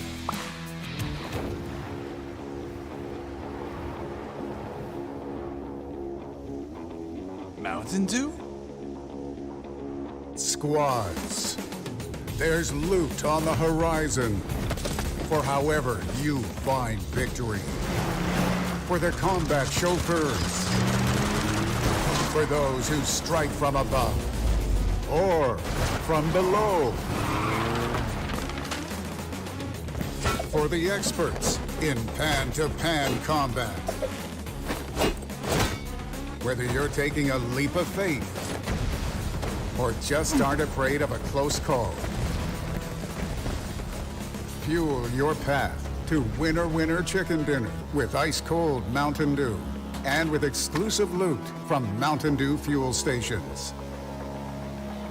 Spawning on a map near you. Welcome once again, ladies and gentlemen, to the PUBG Mobile Pro League South Asia Season 2. And what an amazing game of Vikendi. I mean, it started off quite aggressive and then it slowed down a bit. I mean, it slowed down and went back to the slot zones that we were talking about before the game started. And then towards the end, an interesting performance put up by the players of P and Crew. And my analysts are going to help me break this one down. And as I was saying, P and Crew, they made sure their last game of the day, they made it count. Yes, they definitely made it count. They started with Cosmodrome by eliminating the players of Team A1 Esports, and after that, this team didn't stop. They were on a rampage, eliminating one team after another. Well, definitely, and after those eliminations came time to close out the game where they faltered up a little bit, but Assiduous Esports, can't forget them as well. Second chicken dinner today. This team looks like they have found the pace they were looking for during the scrims and are making an amazing comeback. Let's have a look at the MVP for this game and see that individual player who had an outstanding performance out of everyone else. And ladies and gentlemen, it is going to be Poison from the team of P and Crew. 6 kills coming in, survival time of 28 minutes and 29 seconds, damage of 953 and 4 assists. So he was helping out his teammates while making sure that his stats also look good. Yeah, absolutely. He is an angry man and he certainly means business out here over here. But you know, this was certainly their game to lose because, you know, with the way the circle completely shifted towards the players of P and Crew, and considering the fact that they had the momentum, they had the players, they kind of, you know, choked up in the end because Assiduous Esports, they came all the way from down below. But looking at the pentagraph, I mean, look at this individual performance. The average of the entire server was nowhere near to Poison's individual performance, and he performed the best in the server in 3 categories: the assist, the kills, and the damage as well. An amazing performance from his entire team. But moving forward, as we were talking about P and Crew, we got to talk about Assiduous Esports. What do you have to say about them fixes? Well, you know, talk about Assiduous Esports. One thing I loved about them is the rotation. What Team ElementriX and Assiduous Esports were doing, they were kind of playing the, you know, the southern edges, and they were not in the center. They played their cards right. They were patient, got enough kills for them, and there you go, another chicken dinner. Yeah, and the chicken dinner was quite, I mean, welcomed by them as well. They took advantage of the fact that towards the end, the players from P and Crew sort of overcommitted to the fact that the players of Assiduous Esports were on the edge of the blue zone, and they just got up, tried to take the fight, and faltered up in their aim. But now let us move forward and have a look at the top performing players from this match on Vikendi. The remaining 4 players that are going to be joining our MVP are going to be, well, all the players of P and Crew are in here. We have Ayush, we have Sandesh, and we have Mr. Boro as well. Assiduous Esports, Kurkure is going to make it to the 4th position, but he's going to be the only one for his lineup.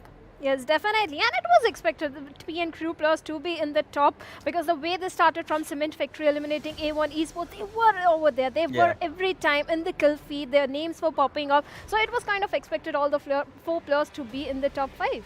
Yeah, definitely. I mean, kills were pretty evenly laid out as far as the entire team was concerned. But talking about kills being laid out, the kills do get you those points that you so desperately need. And with that, we have the standings in front of us. 19 kill points coming in. The second place finish and the 19 kill points. 31 points in total for this team. You know, talk about ending things on a good note, and that is exactly what PN Crew have done. 19 kills, 31 points, and they were the second place team. And talk about Assiduous Esports, regardless of the fact that they did get those 5 kills, a chicken dinner definitely has taught them how to play all these circles. Well, we did see Vikendi off to a very, very explosive start. Then we kind of saw that calm in the storm, just before the storm, in fact. And after that, you know, Assiduous Esports and ElementriX played everything just right. And how could you rule out Abrupt Slayers? Those 10 kills. And, you know, coming out with 18 points, that was amazing. Yeah, that was amazing, and amazing outing for them. But towards the opposite end of the spectrum, I mean, if we're just talking about Crew B, is going to be the squad of R3D. They had an early exit and just 1 point coming in total for them. 7C Esports as well, they had 5 points in total. And these teams need to start worrying. I mean, this was their last game, especially R3D. Their counterparts, PN Crew, made sure they made their last game of the day count for them. But R3D today has not been their day.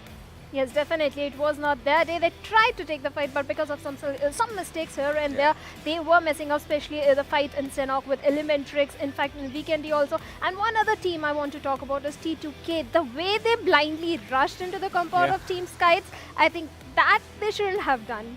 Well, I think I know what they were trying to do. They were definitely trying to showcase what having some Mountain Dew is going to do to you, right? You have some Mountain Dew, and we still see the smile on Fix's face after just chugging down on the 2 cans from the previous performance. But let's have a look at the stats from this team. That is going to be Assiduous Esports, ladies and gentlemen. They are in front of our screens right now. Hanal, 1566 damage in today's performance. Kurkure, look at that, 2166. Well, you know, talk about the remainder of the players. You know, Muffin and Z1 Crazy. He was one crazy man in Vikendi, you know, taking down the players of ElementriX. You saw what happened with Mr. Hyozu out there. Yeah, definitely. And as I was talking about chugging in Mountain Dews, and Assiduous Esports definitely doing the dew in this matchup, let's have a look at the do the dew moments of the match on Vikendi. And there are going to be quite a lot. I mean, fights picked up their pace in the early stages of the match, wherein towards the 10-minute mark, we already had 4 teams being taken out. Yes, definitely. This Vikendi was a little different because Vikendi in the starting is usually slow paced, but it started off with action over there by eliminating A1 Esports. And if you talk about Stalwart Esports, the way they were rotating ElementriX players, and this was the blind rush that I was talking about. They blindly rushed into the compound and all the 4 players were just taken out. Yeah, absolutely. You know, this is the point where you need to have a proper scout for your team. Send one player out and then let him, you know, give the green signal and then just go in. Well, 7C Fear, we did see some good performance out from him, but this fight, you know, the MVP was certainly Vegeta, switching on to the FPP mode and getting those frags, the initial frag, and then they just pushed in. But now, Abrupt Slayers. So, what they did really right was just play through the edges. Every single team was trying to come in, and they just did not let anyone get inside. But like XP mentioned earlier, there is a certain rivalry building up between Abrupt Slayers and the Assiduous Esports. I completely agree to that. I mean, this was the second game. I mean, we have seen them match after match just clash against each other. These 2 teams in particular. But then we have the players of PN Crew on our screens. They did take some amazing fight, but it was that crucial moment where the 2 players were caught off guard and then coming down to the final 2v2 situation. Look at that. Sandesh just overcoming into Hanal, who did try and come in towards the circle, and just overcommitting in a 1v2 situation is going to be a little bit tricky. But the fights did go their way, and I'm pretty sure that is going to reflect really well on them as far as our damage histogram is concerned. Let's have a look on that and crunch some numbers, ladies and gentlemen. So, 2,956 damage done by the players of PN Crew and 19 kills. Wow. Wow, that was pretty amazing. 19 kills, having a double-digit kill is okay, but 19, almost touching 20 kills in a tournament, PMPL, I think that is commendable. And if we talk about the players of Abrupt Slayers, they did give out a hell lot of damage. Just look at that, 2045 damage and 10 kills. Abrupt Slayers were making their mark. And if we talk about Assiduous Esports, they didn't get many kills. They gave out a lot of damage over there, but the kill points, they got only 5. Definitely, kill points were coming in for a lot of teams, but I want to focus on one interesting thing. You saw the bottom 4 teams on the damage histograph. They did it, well, they did some damage, but they weren't able to secure even a single kill for themselves. Yes, definitely. Kill points are going to matter. Damage is not going to give you any point. They fail to capitalize on the kill points. So I think they are going to make sure that next time, if you are going to give a damage, get a knock and get a kill. Yeah, at least secure Conviction that one matters. kill. Yeah, you got to convict to that kill. You got to get that kill point for yourselves. But now, let's move forward and have a look at the game-wise standings, group-wise standings, I'm sorry, and see how the teams are doing amongst their own groups. And first, we are going to start things off with Group A. Assiduous Esports just leading a charge with 55 points. But Team T2K, they have had a good day for themselves. They have one chicken dinner, but the 2 consistent performances, 26 kills and 28 placement points, 54 points, not that far behind. I think SCYTES and INES are going to have some trouble catching up to these 2 teams. Moving to things forward to Group B, this was the last game for the day for Group B. So Abrupt Slayers and PN Crew doing an amazing job catching up to them. Yeah, of course, but now 7C Esports and R3D, they're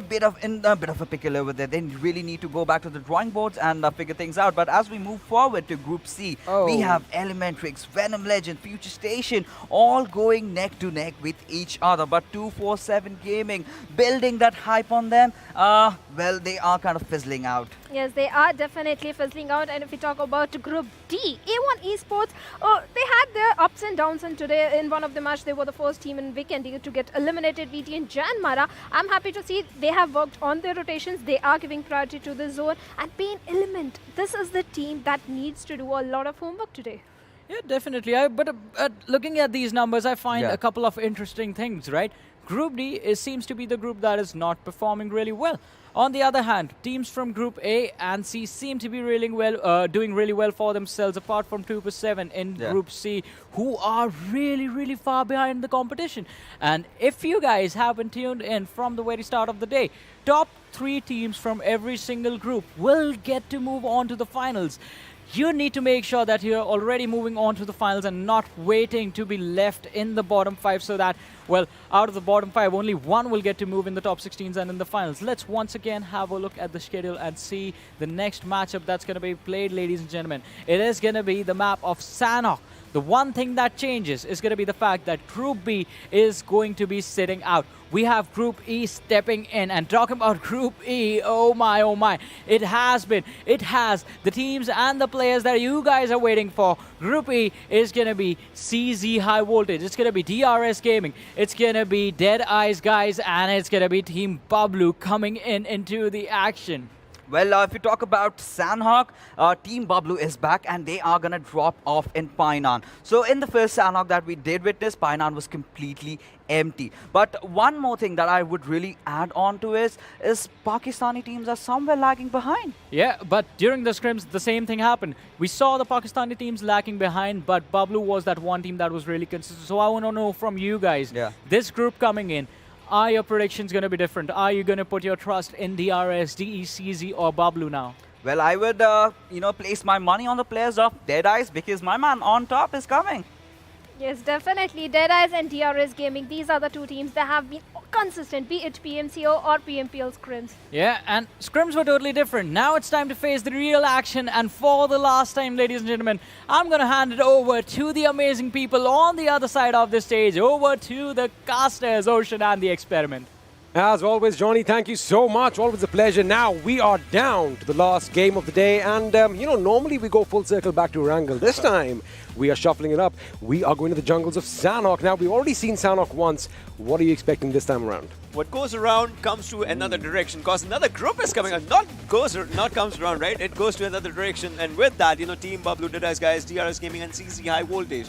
Those names, I would say, those guys said it at the start of the day. Group E is the group of death now. Now that is it. The group of excellence also, if you can see. Deadeyes guy. I like that one. I like that one. Huh? Thank you. You can use it. Team Bablu is someone that I've, they're the team that I've heard of a lot. I know that these guys have the skills. I want to see what they do. And all of you at home, I'm pretty sure you want us to stop talking. You want to see all the action. So get ready because we are going to be underway really soon. Let's have a look at all our players one last time. I mean, a bit brighter over here. One black spot over there. Ooh, that's going to be a mysterious guy. Well, but we'll see his name in the kill feed for sure. As right now you have to be on the left side of the kill feed because you have to stay alive. Last person standing, last team standing will be the one for the last game for today because this is day one and this is where it all comes down. So Group E, they have studied everything for now. Obviously, they were watching everything, so now they know what teams are going for. And the map of Sanhok, they'll be ready for it. I don't know about you, but it doesn't feel like it's game 5 for me. I am still fresh. I'm full of energy right now. And the fact that all the players are a bit more aggressive, it's a lot more entertaining for us. And at the end of the day, that is what all the viewers want to watch. You don't want to watch people hiding in houses. You want to see them smack each other around, and well, this is going to happen once again. The plane is going to be in the sky for one last time on day one as we are going to fly over the tropical, beautiful island of Sanhok. Ladies and gentlemen, boys and girls, match number 5 is on our way as a flight path will be right next to you. You can see the plane C-130 just moving forward from the southern direction. Obviously, is going to go to the northern direction. You can see from the areas right now, boot camp is just out there and docks is where it starts off, cow is where it ends off. Paradise, your favorite area, is right on there. I mean, the grass is green and the girls are definitely pretty. Let's see if anything is going to be happening over there. I want to see a couple of teams dropping down. But again, this is Sanhok. All the drop spots are going to be in jumping distance. I mean, it's a small map at the end of the day. And by the look of things, let me ask you. Actually, you know what? I'm not going to ask you because I already know the answer. We're going to see action right from the beginning again, right? Exactly. And with the addition of that new group, it comes down to one thing, that the new group is much more fresh as compared to other teams, but other groups are in that zone of the game. Now, you talked about the new group. Let me talk about Team Bablu. Now, when I say the two words Team Bablu, it's not really threatening, but boy, oh boy, these guys pack quite a punch, don't they? There's one thing that's with this team is like, I've seen them. There has been times when they have rushed to one house and they have knocked down one player. The other team, they just ran away. That's the kind of terror this team brings with the game. The other teams just run away. These guys, if it was a Miramar, they go on a ridge, they go on a cliff, they take 4 different directions, and they take individual 1v4s, 1v4s, 1v4s, 1v4s. That's what Team Bablu is capable of. I mean, I'm pretty much at a loss for words right now because that is amazing. I mean, that's the confidence you need to have on each one's prowess. And wait a second, we have action breaking out for you right at the beginning. And it's going to be Deadeyes Guy. Now, Deadeyes Guy, again, they have a lot of experience under their belt and they are really good players. We've got Rated Sir, Shifu Sir on top and Sarga. Now, on top, of course, Fixes mentioned earlier, one of his buddies, an amazing player. Well, this guy started from TDP, went to ElementriX, and now is DE. DE's players are all amazing. Over the place. Plus, these guys won the scrims, so they are, champions for a reason. They have that mentality going forward, and there's Stalwart on the other side. We'll have to see what happens in these fights, as Hathen is where DE loves to go. They are out here. They don't want to change anything. And Utsarga, if you talk about this player as well, he has been an incredible player in this team as we speak. Shifu Sir, Waru Sir, those players, Rated Sir as well, those players, they just showcase the best of the best gameplays.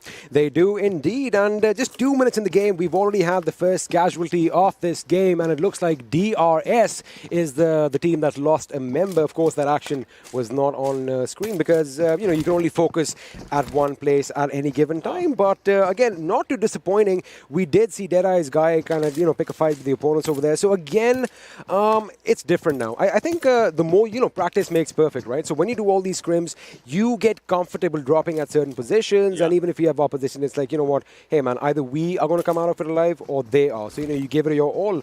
I really haven't seen teams kind of go up against each other and then backing out. I haven't seen that this time. So scrims kind of, help you understand what's going on through the minds of the other players. Plus, yeah, exactly, you said it right. Marfin Ninja was the first casualty from DRS Gaming, and this team, we'll have to see what this team, does with the gameplays and how they plan up with everything. But look at this, 247's Vegeta, he was really close to ElementriX. He had to go back because he knows that he cannot take a part of that fight right now. Not solo, obviously, with that vector in his hands as of now, so he is moving backwards. Khan as well, going to take up a different, safer road. They are moving inside the circle as well. You can see the distance getting closer and closer as they are getting inside the zones. You know, best thing about these hilltops, especially in Sanhok, is A, you've got all this shrubbery around you, right? You have a lot of vegetation. Then you have these rocks. So even if you have, say, about 50 to 100 meters between you and your teammate, I think it's actually it's going to work in your favor because you cover more ground. But again, that's where communication comes in. You have to be on those comms like ASAP. As soon as you even hear a little rustle in the distance, you're like, guys, I heard something in that direction. Yeah. And you know, somebody's supposed to look over there, and just like this, wait a second, Vegeta has spotted somebody running in the open, and he's got 3 targets. He can't choose which one to shoot. I mean, he did a lot of damage to Naya out in that area, but Sony was on to the other side. Mr. Yosu is pretty close to him, but now he has to go back, move back, but he gets shot. He gets shot a lot. One more bullet will be his ending. As you can see, Vegeta is just moving backwards, but that a bit of a ridge kind of saves him. But Mr. Yosu is getting shot from the left-hand side. That's where another team is, as you can see. So he has to stay away from all the team. It's going to be CZxHIGHVOLTAGE as the team is trying to spot the players, take him out, but blah, blah, blah. He is unfazed by that team. He has his attention against 247.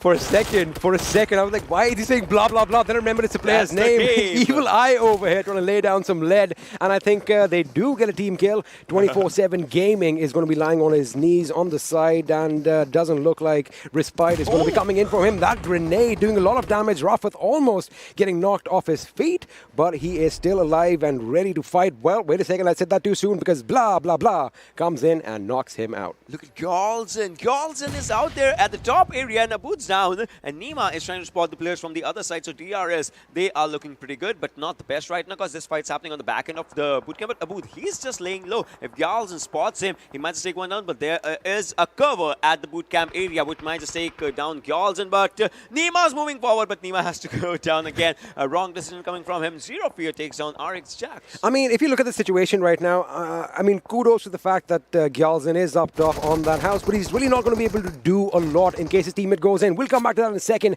as Khan took a lot of damage, but it looks like X's Nang has gone down. Oh, I think it was Venom who is in the line of fire right now. Shuvo is going to be in trouble. He is knocked out, but it looks like that ticket is going to cover him from his opponent's vision. Mr. Hyozu on the other side is going to make sure he gets a knock and a finish on Evil Eye. Meanwhile, 24/7 are going to be making sure they get their kill. A palindrome in the alive counter, and the team alive status, you can see 61 and 16 and just going out there, but Sonim takes on one, makes it 60. As you can see, but 247 is in quite a bit of trouble as well for themselves, as Vegeta is another one falling down by ElementriX. Sonim, Mr. Yozu is trying to spot the players as well. Nightwing might be the next one going down, but no, has a good cover for himself. Saves the day for himself, but Rafat going for the second knock on his own self. Now, this hill is going to be hotly contested because as of right now, we already have two teams vying for control up there. Now, ElementriX are coming in as well, but have a look at the distance. Actually, you know what? It's going to be a Mexican standoff between these three teams.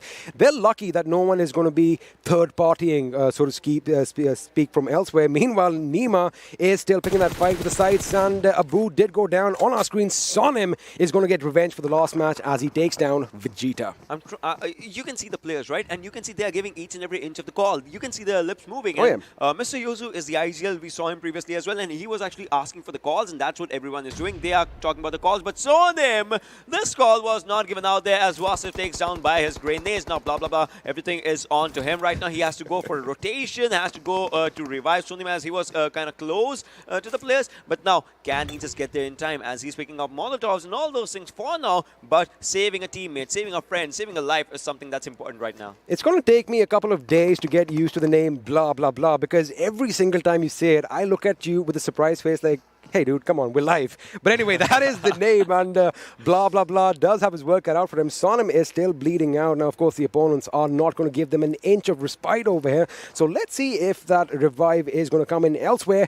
T2K's G.I. Jane is opening up on Assiduous Esports. The question is, Assiduous Esports, 2 chicken dinners back-to-back. Can they make it a treble? I mean, third time's a charm if they go for it. We'll have to see if that happens, but Frank is moving forward. ASE is in a bit of trouble. I don't think so they can make it out in this one, but well, if they go for it, it will be a really good miracle. And there against C2K, the team that was, going with kills and kills and kills. But Hanel, will you go down? No, the grenade was a bit overshooting, but not the other one, as it is again G.I. Jane getting that one for himself. I mean, G.I. Jane is on fire, and a Bush might be coming through. He is trying to line up his sights. He is on that rock. Ooh, that grenade coming in as well. Now, the thing is, because if his teammates start moving in, Frankie needs to rotate a bit to his right to cover that angle over there because the flank should be coming in. Hanuel has been picked up. Now, this is my question. Now, look, they have an idea what the opponents are. Yeah. T2K, they have that little bit of an advantage. They could have kind of engulfed their opponents right now. I think that's a missed opportunity. Let's see if it comes to bite them later on. Meanwhile, Venom from their team does get taken down. So again, a lot of indecision leads to this knock. The question is, are they going to be... Well, are they going to survive this little skirmish or not? And this skirmish is something, you know, that will create a storyline for them to reach the final circle if they survive. If they don't survive, you know, obviously they'll be waiting for Ifs tomorrow. and buts. Yeah, ifs and buts. And they'll be waiting for tomorrow because the team that gets eliminated early in this one, they'll have to wait tomorrow till tomorrow. They'll be going to the stream and, you know, watching everything, what's happening, what's not happening, how they died, what are the decisions. So going to the drawing board is something that's really happening. But Chain goes down and instantly finished by Kurkure as the fights are happening. SK49 might be the next one going down, but no. Kurkure is not to the left-hand side, but now Frankie will be the one going down, and here it is. Frankie goes down, T2K goes down, ASE is actually in their element today. For Kurkure, the ground was literally lava back there. I mean, he almost stepped on it, almost burnt himself out. But with that, we have the first team to be eliminated. And again, it's the Giants that are toppling. Yeah. Once again, T2K find themselves out in the first position. Not the first position they want to be in, but the first position nonetheless. But that's one thing, you know, 0 points for you being exiting on that position. But right now you can see PAINxELMT Stanley out here. Envy, sorry, it has to move forward. But how far can they just go for it? Wang as well. But Wang, you are in this area. You are away from that gunfires and all those things, but onto the fights for what's going to happen. The circle's moving out. Their paradise is the central area. I love it. I love it. It is going to be trouble in paradise soon. And wait a second. Venom Legends are going to go down after T2K. I'm telling you, the Giants have been toppled over. It's like David and Goliath right now, and the Davids are definitely winning. But now, two of the big dogs are already out. I think it's going to definitely boost the confidence a lot. It is going to boost the confidence a lot for the players, for the teams, for other teams as they are reading the kill feeds. But no, Dark goes down as Crazy takes up one for himself, but the confirmation is still not there. I mean, just to save one teammate, you might just need a lot of smokes, you might just need to go to those areas, but I don't think so. Saving Dark is a tricky affair. Also, have a look at that terrain. They are on that rocky mountain up top. So if they drop down, the question is, do you want to utilize your utilities for this? Or, you know, if it's a lost cause? By the look of things, it does look like a lost cause, because even if the member jumps down, that tree is way too thin to provide adequate cover. Elsewhere, let's have a look at this. Luffy, or Luffy, depending on how you want to pronounce it, has what Mr. Ocean likes calling a poetry of 100 bullets. Minus 1,000. I mean, just go for it. I almost said that. Just like Let's see. The ratatata is the AKM, my friend. Let's see if he can actually make this gun sing right now. Well, that's important. Obviously, you know, kills should be coming out from that thing only, but Dark might not be surviving. He went there, but the crate's going to be just out there. As you can see, Kurkure gets one for himself. Crazy is looking crazy out here as he wants to go for it. Bablu, Pikachu on your screens, but no, Pikachu goes down as Luffy is using, well, not the Thunder Shocks right now. They are using guns, and that's something that's important. I mean, I get it that they are out to kill each other, but you can't be going around knocking Pikachus out, man. I mean, it's not human. It's not humane. But that is exactly what we're going to see. Pikachu is definitely going to have a target on his back.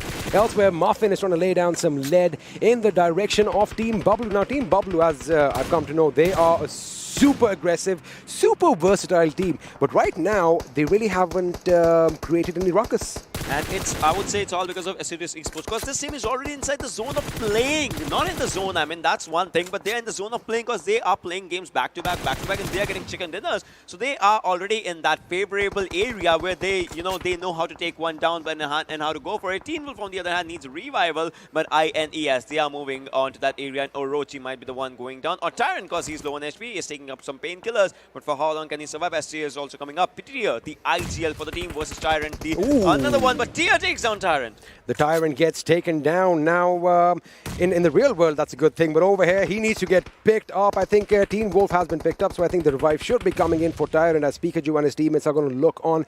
Teen Wolf is deploying some smoke grenades, but INES, if they're going to push in, they can basically spell destruction for this team. Tyrant, I think his game is done. Ooh, and he is going to go out courtesy of Tear, and Tear is still not done as he moves in for the kill. The question is, can he get the squad squad wipe for his team. Teen Wolf's out there. Tier on your left. He has to spot someone, but Teen Wolf, the solo person, can he take all those players? I mean, he has his backup ready. But what's going to happen? As Teen Wolf, he's getting charged upon. Tier puts up a first aid, but right now, this rock is making every inch of difference right now. Against Teen Wolf, needs to reload. Go for a reload, man. Go for a reload. No, no, no, no, no. He gets taken down in this situation. But Bablu landing a good grenade might just take down. Oh my goodness!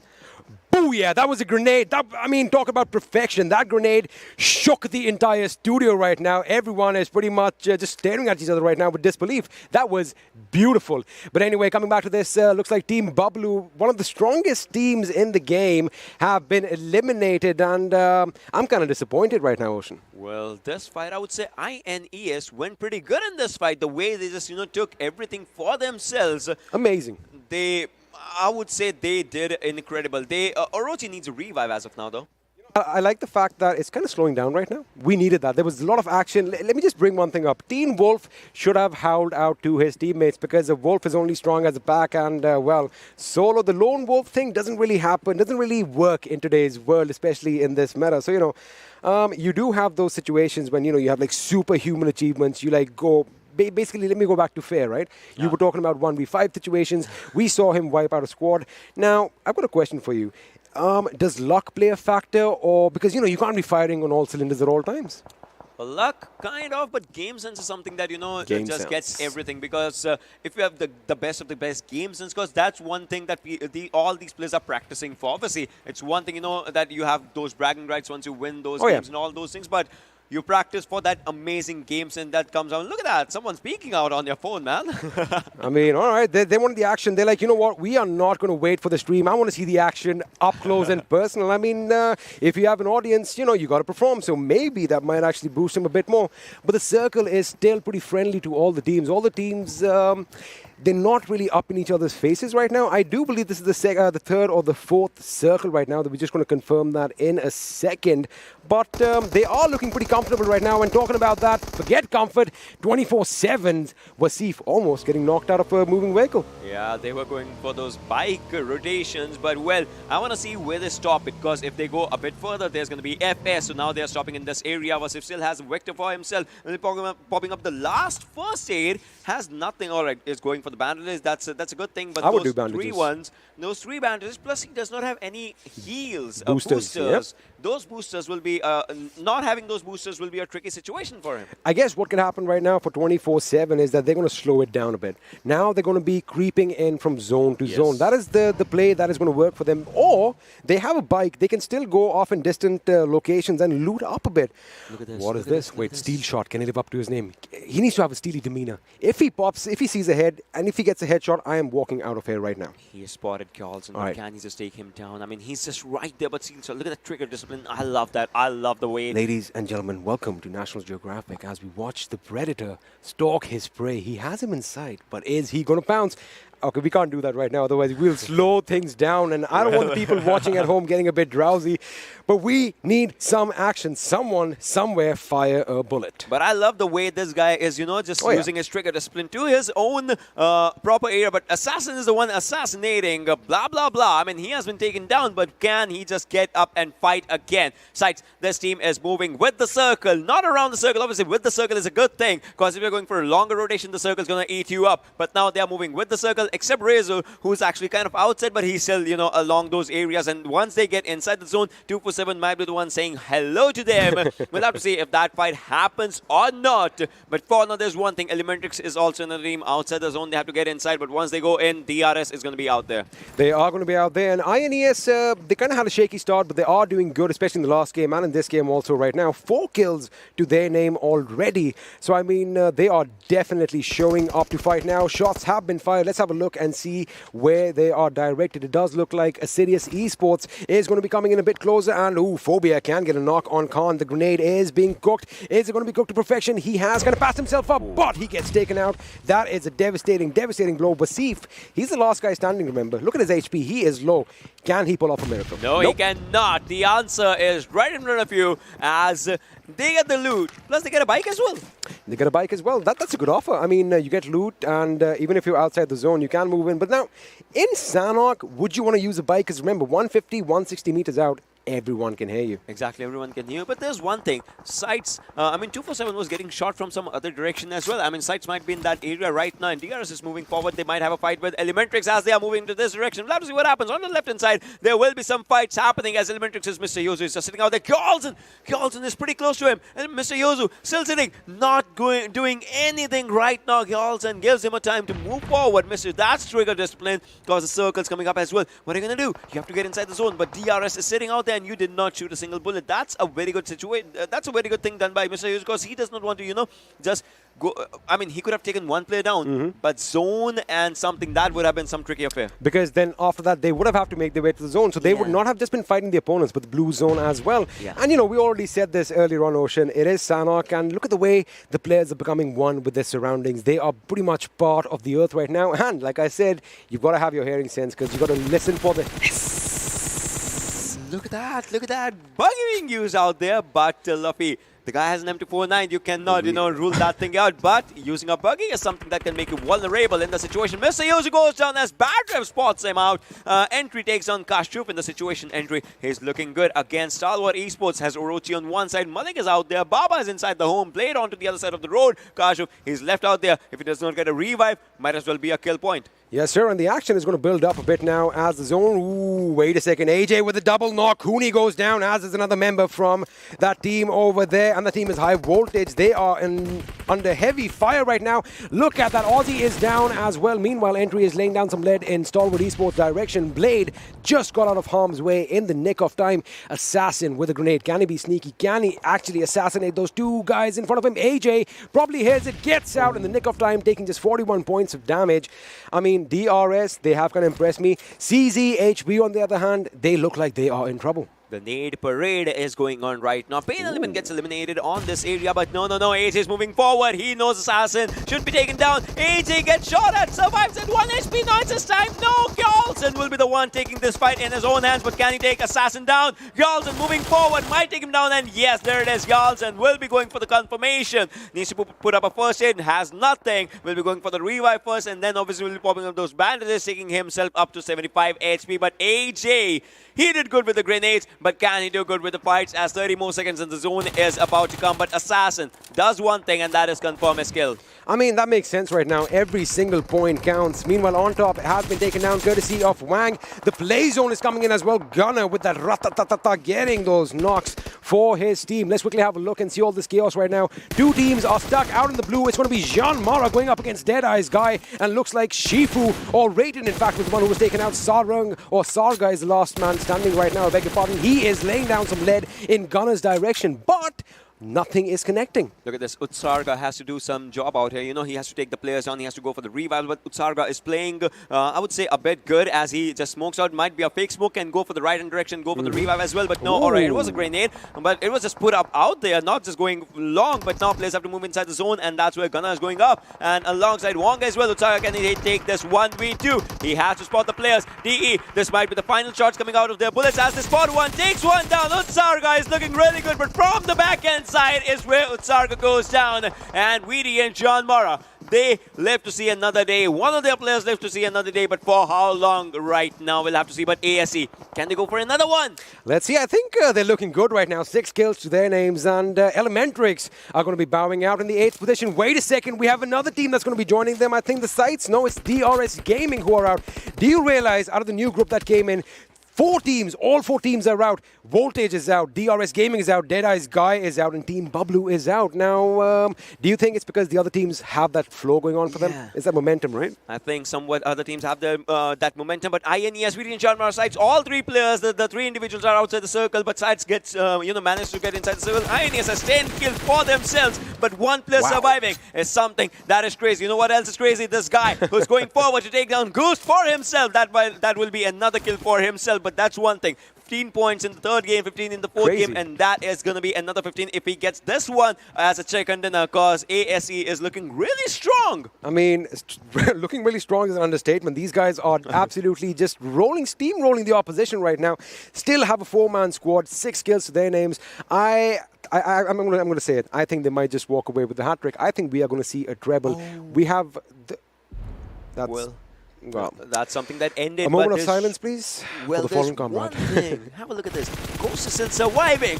A1 Esports is 6-9 is out there, but Crazy just sitting out there. 4 teams surviving. Final game for this day. Ladies and gentlemen, boys and girls, can ASE go for that hat-trick? Muffin goes down, but Ghost bites the dust as Crazy is doing crazy stuff again. Hanil has to spot the players. Can he go for it? 7 kills to the team. Tamim goes down in the situation. 3 teams as we speak. Steel Shot is the last man from FutureStation, but no! A1 Esports 6-9 goes down. Sinister and RX Jax. It's one thing they have to get inside the circle. Again, ASE has a very good spot. Very, very good spot for themselves. Kurkure is moving forward, but these guys are engaged with each other. Now, they're going to make the best of the situation. I see that Steel Shot is going for that revive, and I think Tamim is going to get picked up.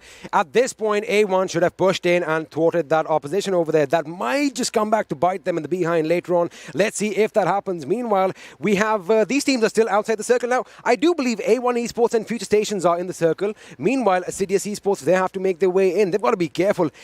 I don't think they know that the other 2 teams already engaged with one another, because they can easily make their way in right now. They are engaged, but Dante is away from the team. Dante can actually be that one person who can take those players down from Assiduous Esports. We'll have to see what happens, because they are going really close with each other. But right now, Tamim, he has to spot the players, and he is actually focusing his attention, focusing his fire on Assiduous Esports. As we can see out there, Muffin has made it to the circle, but the other players are still struggling. They are still away from the players, but Kurkure goes down, and Hanil as well. And he's turning the tides, but Muffin is the one taking down A1 Esports is Dante. This is a tricky situation for the players. I mean, Assiduous Esports, they need revival stat. You know, Dante is the kind of guy, I mean, he brings me full of hope that he's going to do something. I'm going to come back to that in a second, because right now the fight is still breaking out and the teams are moving in. Steel Shot gets taken down courtesy of Crazy. Kurkure goes down courtesy of the zone. Now Sinister and Jax are going to be laying down the lead in Tamim's direction. I do believe he's the last man standing for his team, as Steel Shot has been put out of his misery, and now he is going to be in trouble as Tamim gets taken out. With that, FutureStation are out. We are down to the last 2 teams. The last 2v2 situation, and I have no idea what just happened. What just happened? Is it A1 Esports who actually took the win? It is A1 Esports. Assiduous almost getting that treble. Muffin was the last man surviving. He tried everything, was trying to get inside the cover, but no. Miramar, Vikendi, Sanhok was just in that area. Not his game, but well. I mean, so close. It was like the chicken dinner, the treble, the hat-trick was basically in grab reach, but just a moment before they were taken out. But what a game we had. We kind of slowed down a bit in Sanhok, which is not Sanhok fashion, but I'm sure all of you watching at home were definitely not disappointed. What a game. It was an incredible game. ASE was on the Knicks again for that dinner, but man, A1 Esports, they grab it up. They were like, it was our chicken dinner. I would say. You got to remember that they are A1, not just A-level, A1. A1, and Dante was the person who actually changed everything because he was on the other side. Yes, sir. Well, that was the end of Game 5, and I'm sure, like us, you want to know what the analysts are going to be talking about, so let's do that. But before that, let's take a little bit of a breather. See you after this.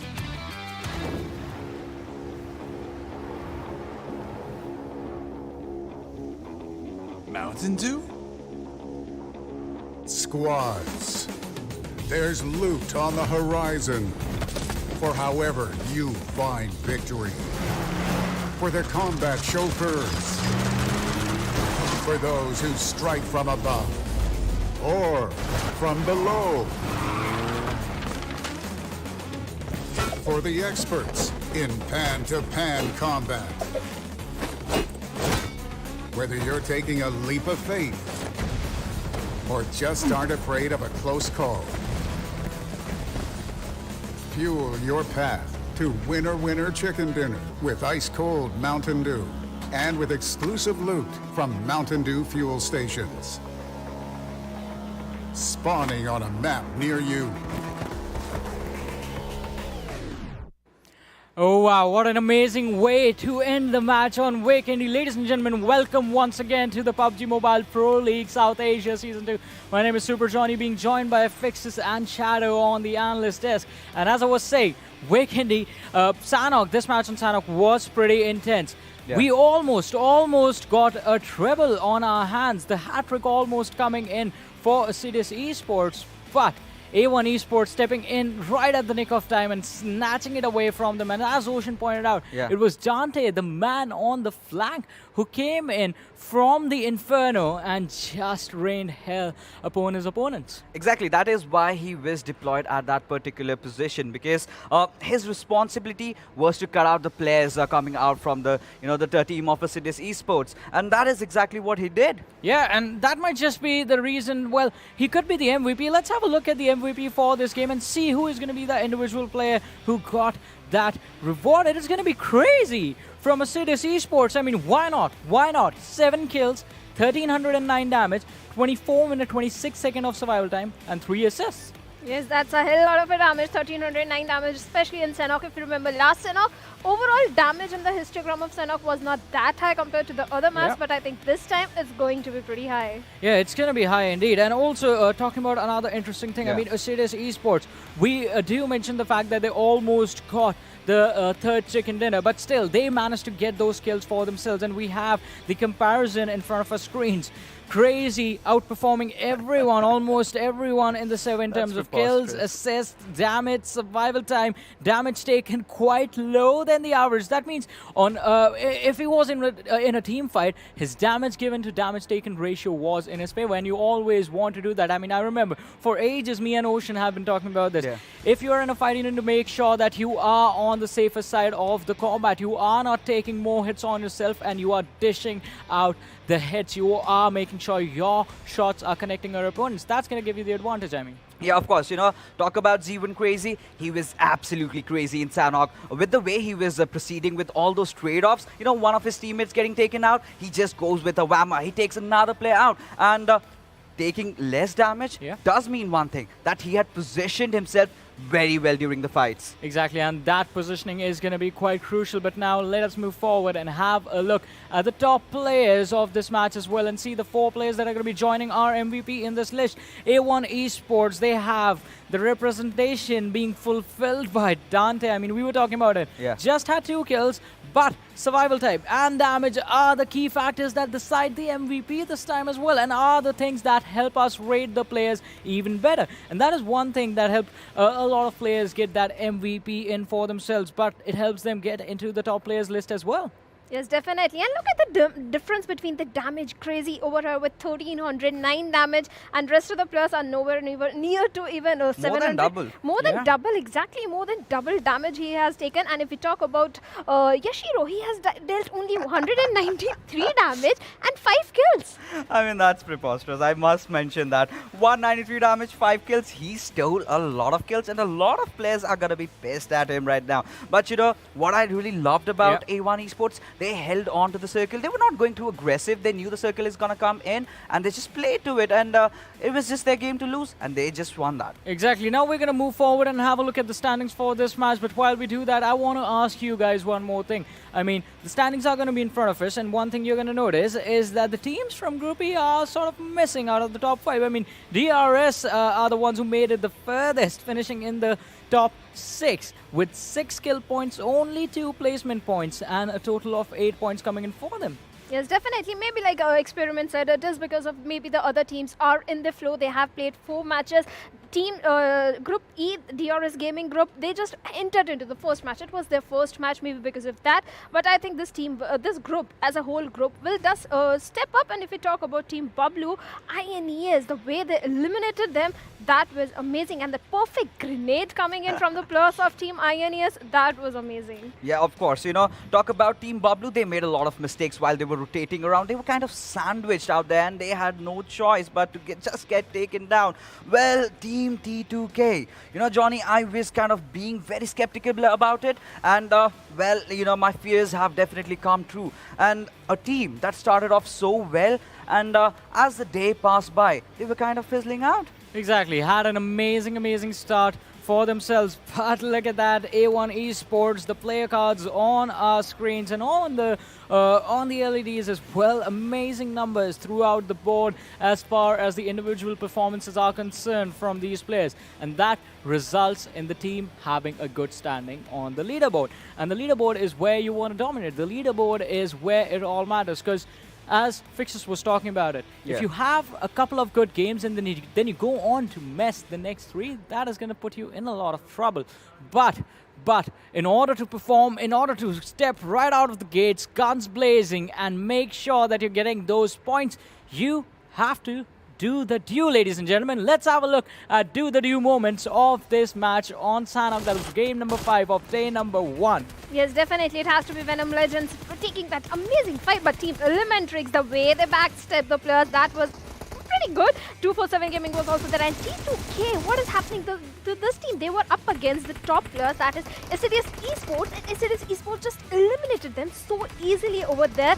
I think that was a mistake. They were sticking around besides a store. They could have been a little spread out, make use of those angles. And if we talk about Team Bablu, again, not able to perform that expectations we had and the fans had from them, getting eliminated by the players of Team I. If I can say, backstabbed by the players of Team INES. It's alright, you know, it's in Sanhok, and we do see those moments coming out. You cannot really engage in a fight for more than a minute because someone will definitely be just coming out to third party you. But Team DRS, they were off to a very good start, but you know, they even got a lot of kills, but it was a circle. They need to make sure that they are inside it. Well, they did take a lot of fight, but you know, not being able to make it in the right nick of time was the thing that really punished them. Exactly, you gotta make sure your timing is perfect, and as we move forward towards the closing moments of the game, Assiduous Esports, Muffin the last man surviving, fighting inside that hut. It was an impressive try from him and an impressive try from Fixus as well, somehow managing to get his hands on 2 more cans of Mountain Dew. Yeah, you gotta quench that thirst, my friend. Yeah. And I am the lucky one out there. Yeah, you are the lucky one. I mean, getting all the dew for himself. I'm definitely jealous of you now. Yeah, he's looking cute in that cap. Yeah. I always look cute. You guys tell us, what do you think of Fixus in the hat? Yeah. Well, while you guys do that, we're going to have a look at the damage histogram, ladies and gentlemen, and see the performance of the teams in the team fights that they were part of. And Assiduous Esports definitely outshining everyone else with the 2400 damage and the 11 kills. But there is always an outlier in every single match. And I have to say, in this match specifically, the outliers were INES.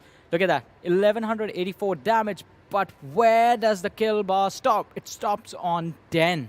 You know, with the way the first day has started, INES, Assiduous Esports, these were the 2 teams that were kind of lagging behind in the scrims. And talk about rectifying your mistakes, working on it, going back to the drawing board, starting off right from scratch. They have done everything right. Talk about INES. This squad had a lot of rosters changes, and well, they have built up the synergy so well amongst the players. Yeah, exactly. And INES, I mean, Shadow, you have to agree with me. They had a slow start to the day. Even in the scrims, we were seeing them faltering up a lot. But seems like as the day is going forward, they are regaining control. Yes, they are definitely regaining control. They are making their mark, and especially Assiduous Esports and INES, both the teams. Like Fixer said, they were not performing so well in the scrims, but the way they have come up is commendable. So exactly, it's like a total reverse, right? The teams that were doing really well in the scrims seems to be failing now. And the teams that were struggling during the scrims are stepping up in an amazing manner. Assiduous Esports, INES, both the teams just popping off really hard on day number 1.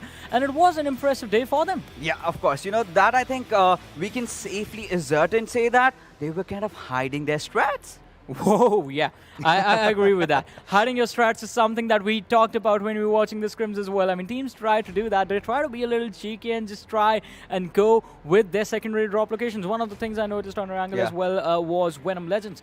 Usually in the scrims we saw this as well. They like to drop towards that Milta power, but today they sort of switched it up, went a little bit north. Yeah, of course. You know, that really comes into the thing when the real game starts, when the real league starts, and that is what they were here for, right? They came well prepared. They knew that these rotations might not work out for us. So let's try something new. And Venom Legends, they've been doing good. But what really has surprised me is Assiduous Esports. Yes, definitely. And one good thing happened. They didn't get the triple chicken dinner. They watched the PMPL script. They didn't get the triple chicken dinner. That is a good thing. They are going to be happy. I mean, if things are going to change away from the scrims, we can hope for a team with 3 chicken dinners to get a 4th one as well. Yeah, we can certainly hope but that. Not 3. Why not 3? Not 3. You got to get to 3 to move to 4. That needs to happen in the order.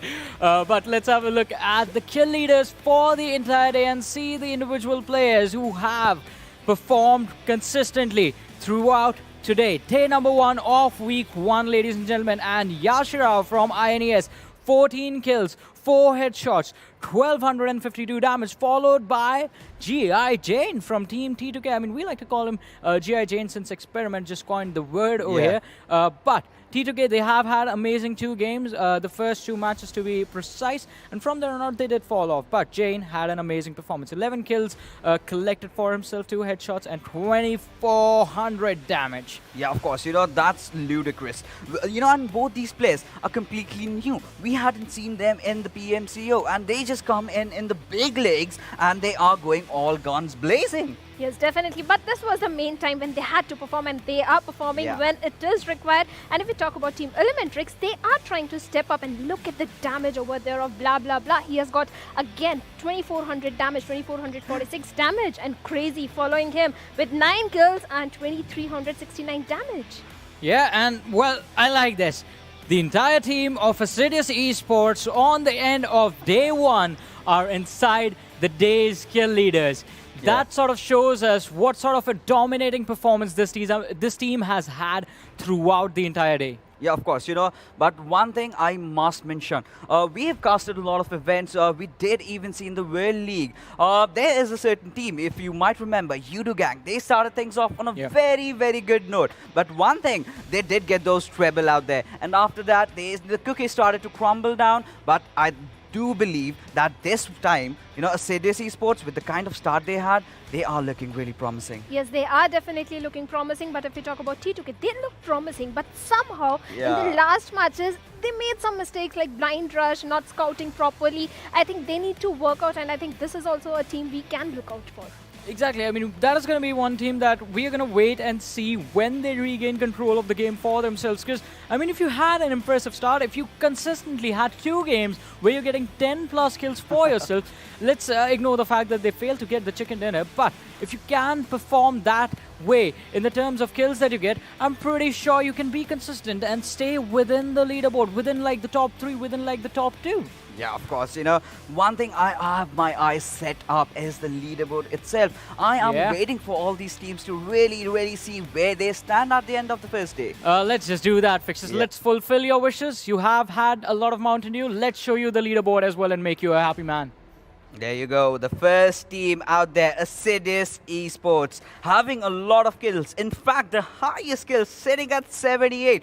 That's a very, very good advantage. Yes, that's an advantage. And look at the point difference over there between FutureStation and Assiduous Esports. That's a 20-point difference over there. That's a hell lot of difference considering the kill. Even look at the kills. They have got almost double kills over there. T2K is sitting at the 3rd position. I was expecting them to be at 2nd position, but FutureStation, I think they were consistent. That's why they are at the 2nd position. And if we talk about Team SCYTES, the Pakistan champions, they are having trouble. They are sitting at the 10th position. I have to agree with Chad over here. I mean, FutureStation, I definitely did not expect that. 40 placement points coming in, did not even hit the 20 kill mark and still sitting on the 2nd position. I mean, if Assiduous Esports messed up even one game and had an early exit, I'm pretty sure FutureStation, the gap would be a lot closer. T2K, 2 wonderful games coming in. They had 1 chicken dinner. So, I mean, I messed up over there a little bit. I'm going to admit it. But T2K, 1 chicken dinner performance, getting a lot of kills again and again, and sitting on the 3rd position. They are going to give a fight to Assiduous Esports, but it's going to be a tough fight. But let's move a little bit low in the standings where we have the bottom 4 teams, DRS, DEADEYES, CZxHIGHVOLTAGE, and Bablu. They just played 1 game, right? So we got to give them a little bit of a slack. R3D Esports have 4 matches, but still sitting on the 16th position. 2-4-7, 5 games played, 16 points coming in for them. Not acceptable at all, considering the kind of players that they have. But one thing for sure, FutureStation still are they're kind of living in the past. It's the old point standings they're kind of trying to go out for. They've got good position points, but hey, to win this league, you need to get yourself enough kills. Yes, definitely. Kills are going to be matter because the format is like you have to be kill hungry. And even when we saw that interview of the players of Team ElementriX, the leader also pointed out that you need to be in the new format, you need to give priority to the kills. Definitely. Kills are going to be something that you need to grab for yourselves as much as you can. And now looking at the stats of Assiduous Esports right in front of us, ladies and gentlemen, almost every single player hitting the 2,000 damage mark. That was an impressive performance. I mean, we are saying this again and again. Assiduous Esports, pretty proud of you, what you have accomplished today. This was a good day. And if you can replicate this again and again, I'm pretty sure this team is going to be unbeatable going into the finals. Yeah, but it's still, you know, the early stages. Of course, they've had the good days. But right now, they just cannot slack off. They have to put forward this performance and have to go on, get more chicken dinners, get more points, and be a dominating, be a brutal force out there. You know, be a force that you need to be reckoned with. Yeah, you need to be a force to be reckoned with, and a lot of teams have showcased what they are made of. Today was just day 1 of week 1 of the PMPL South Asia Season 2, ladies and gentlemen. Assiduous Esports having an outstanding performance, T2K and Venom Legends having a good start, then falling off a little bit. And the teams that we did expect to perform sort of failed to show up. But, as I said, today was just day 1. Tune in again tomorrow to see how things are going to turn out. We're going to take a leave for now. Until then, you guys stay safe and stay sanitized. We'll see you tomorrow at 5:30.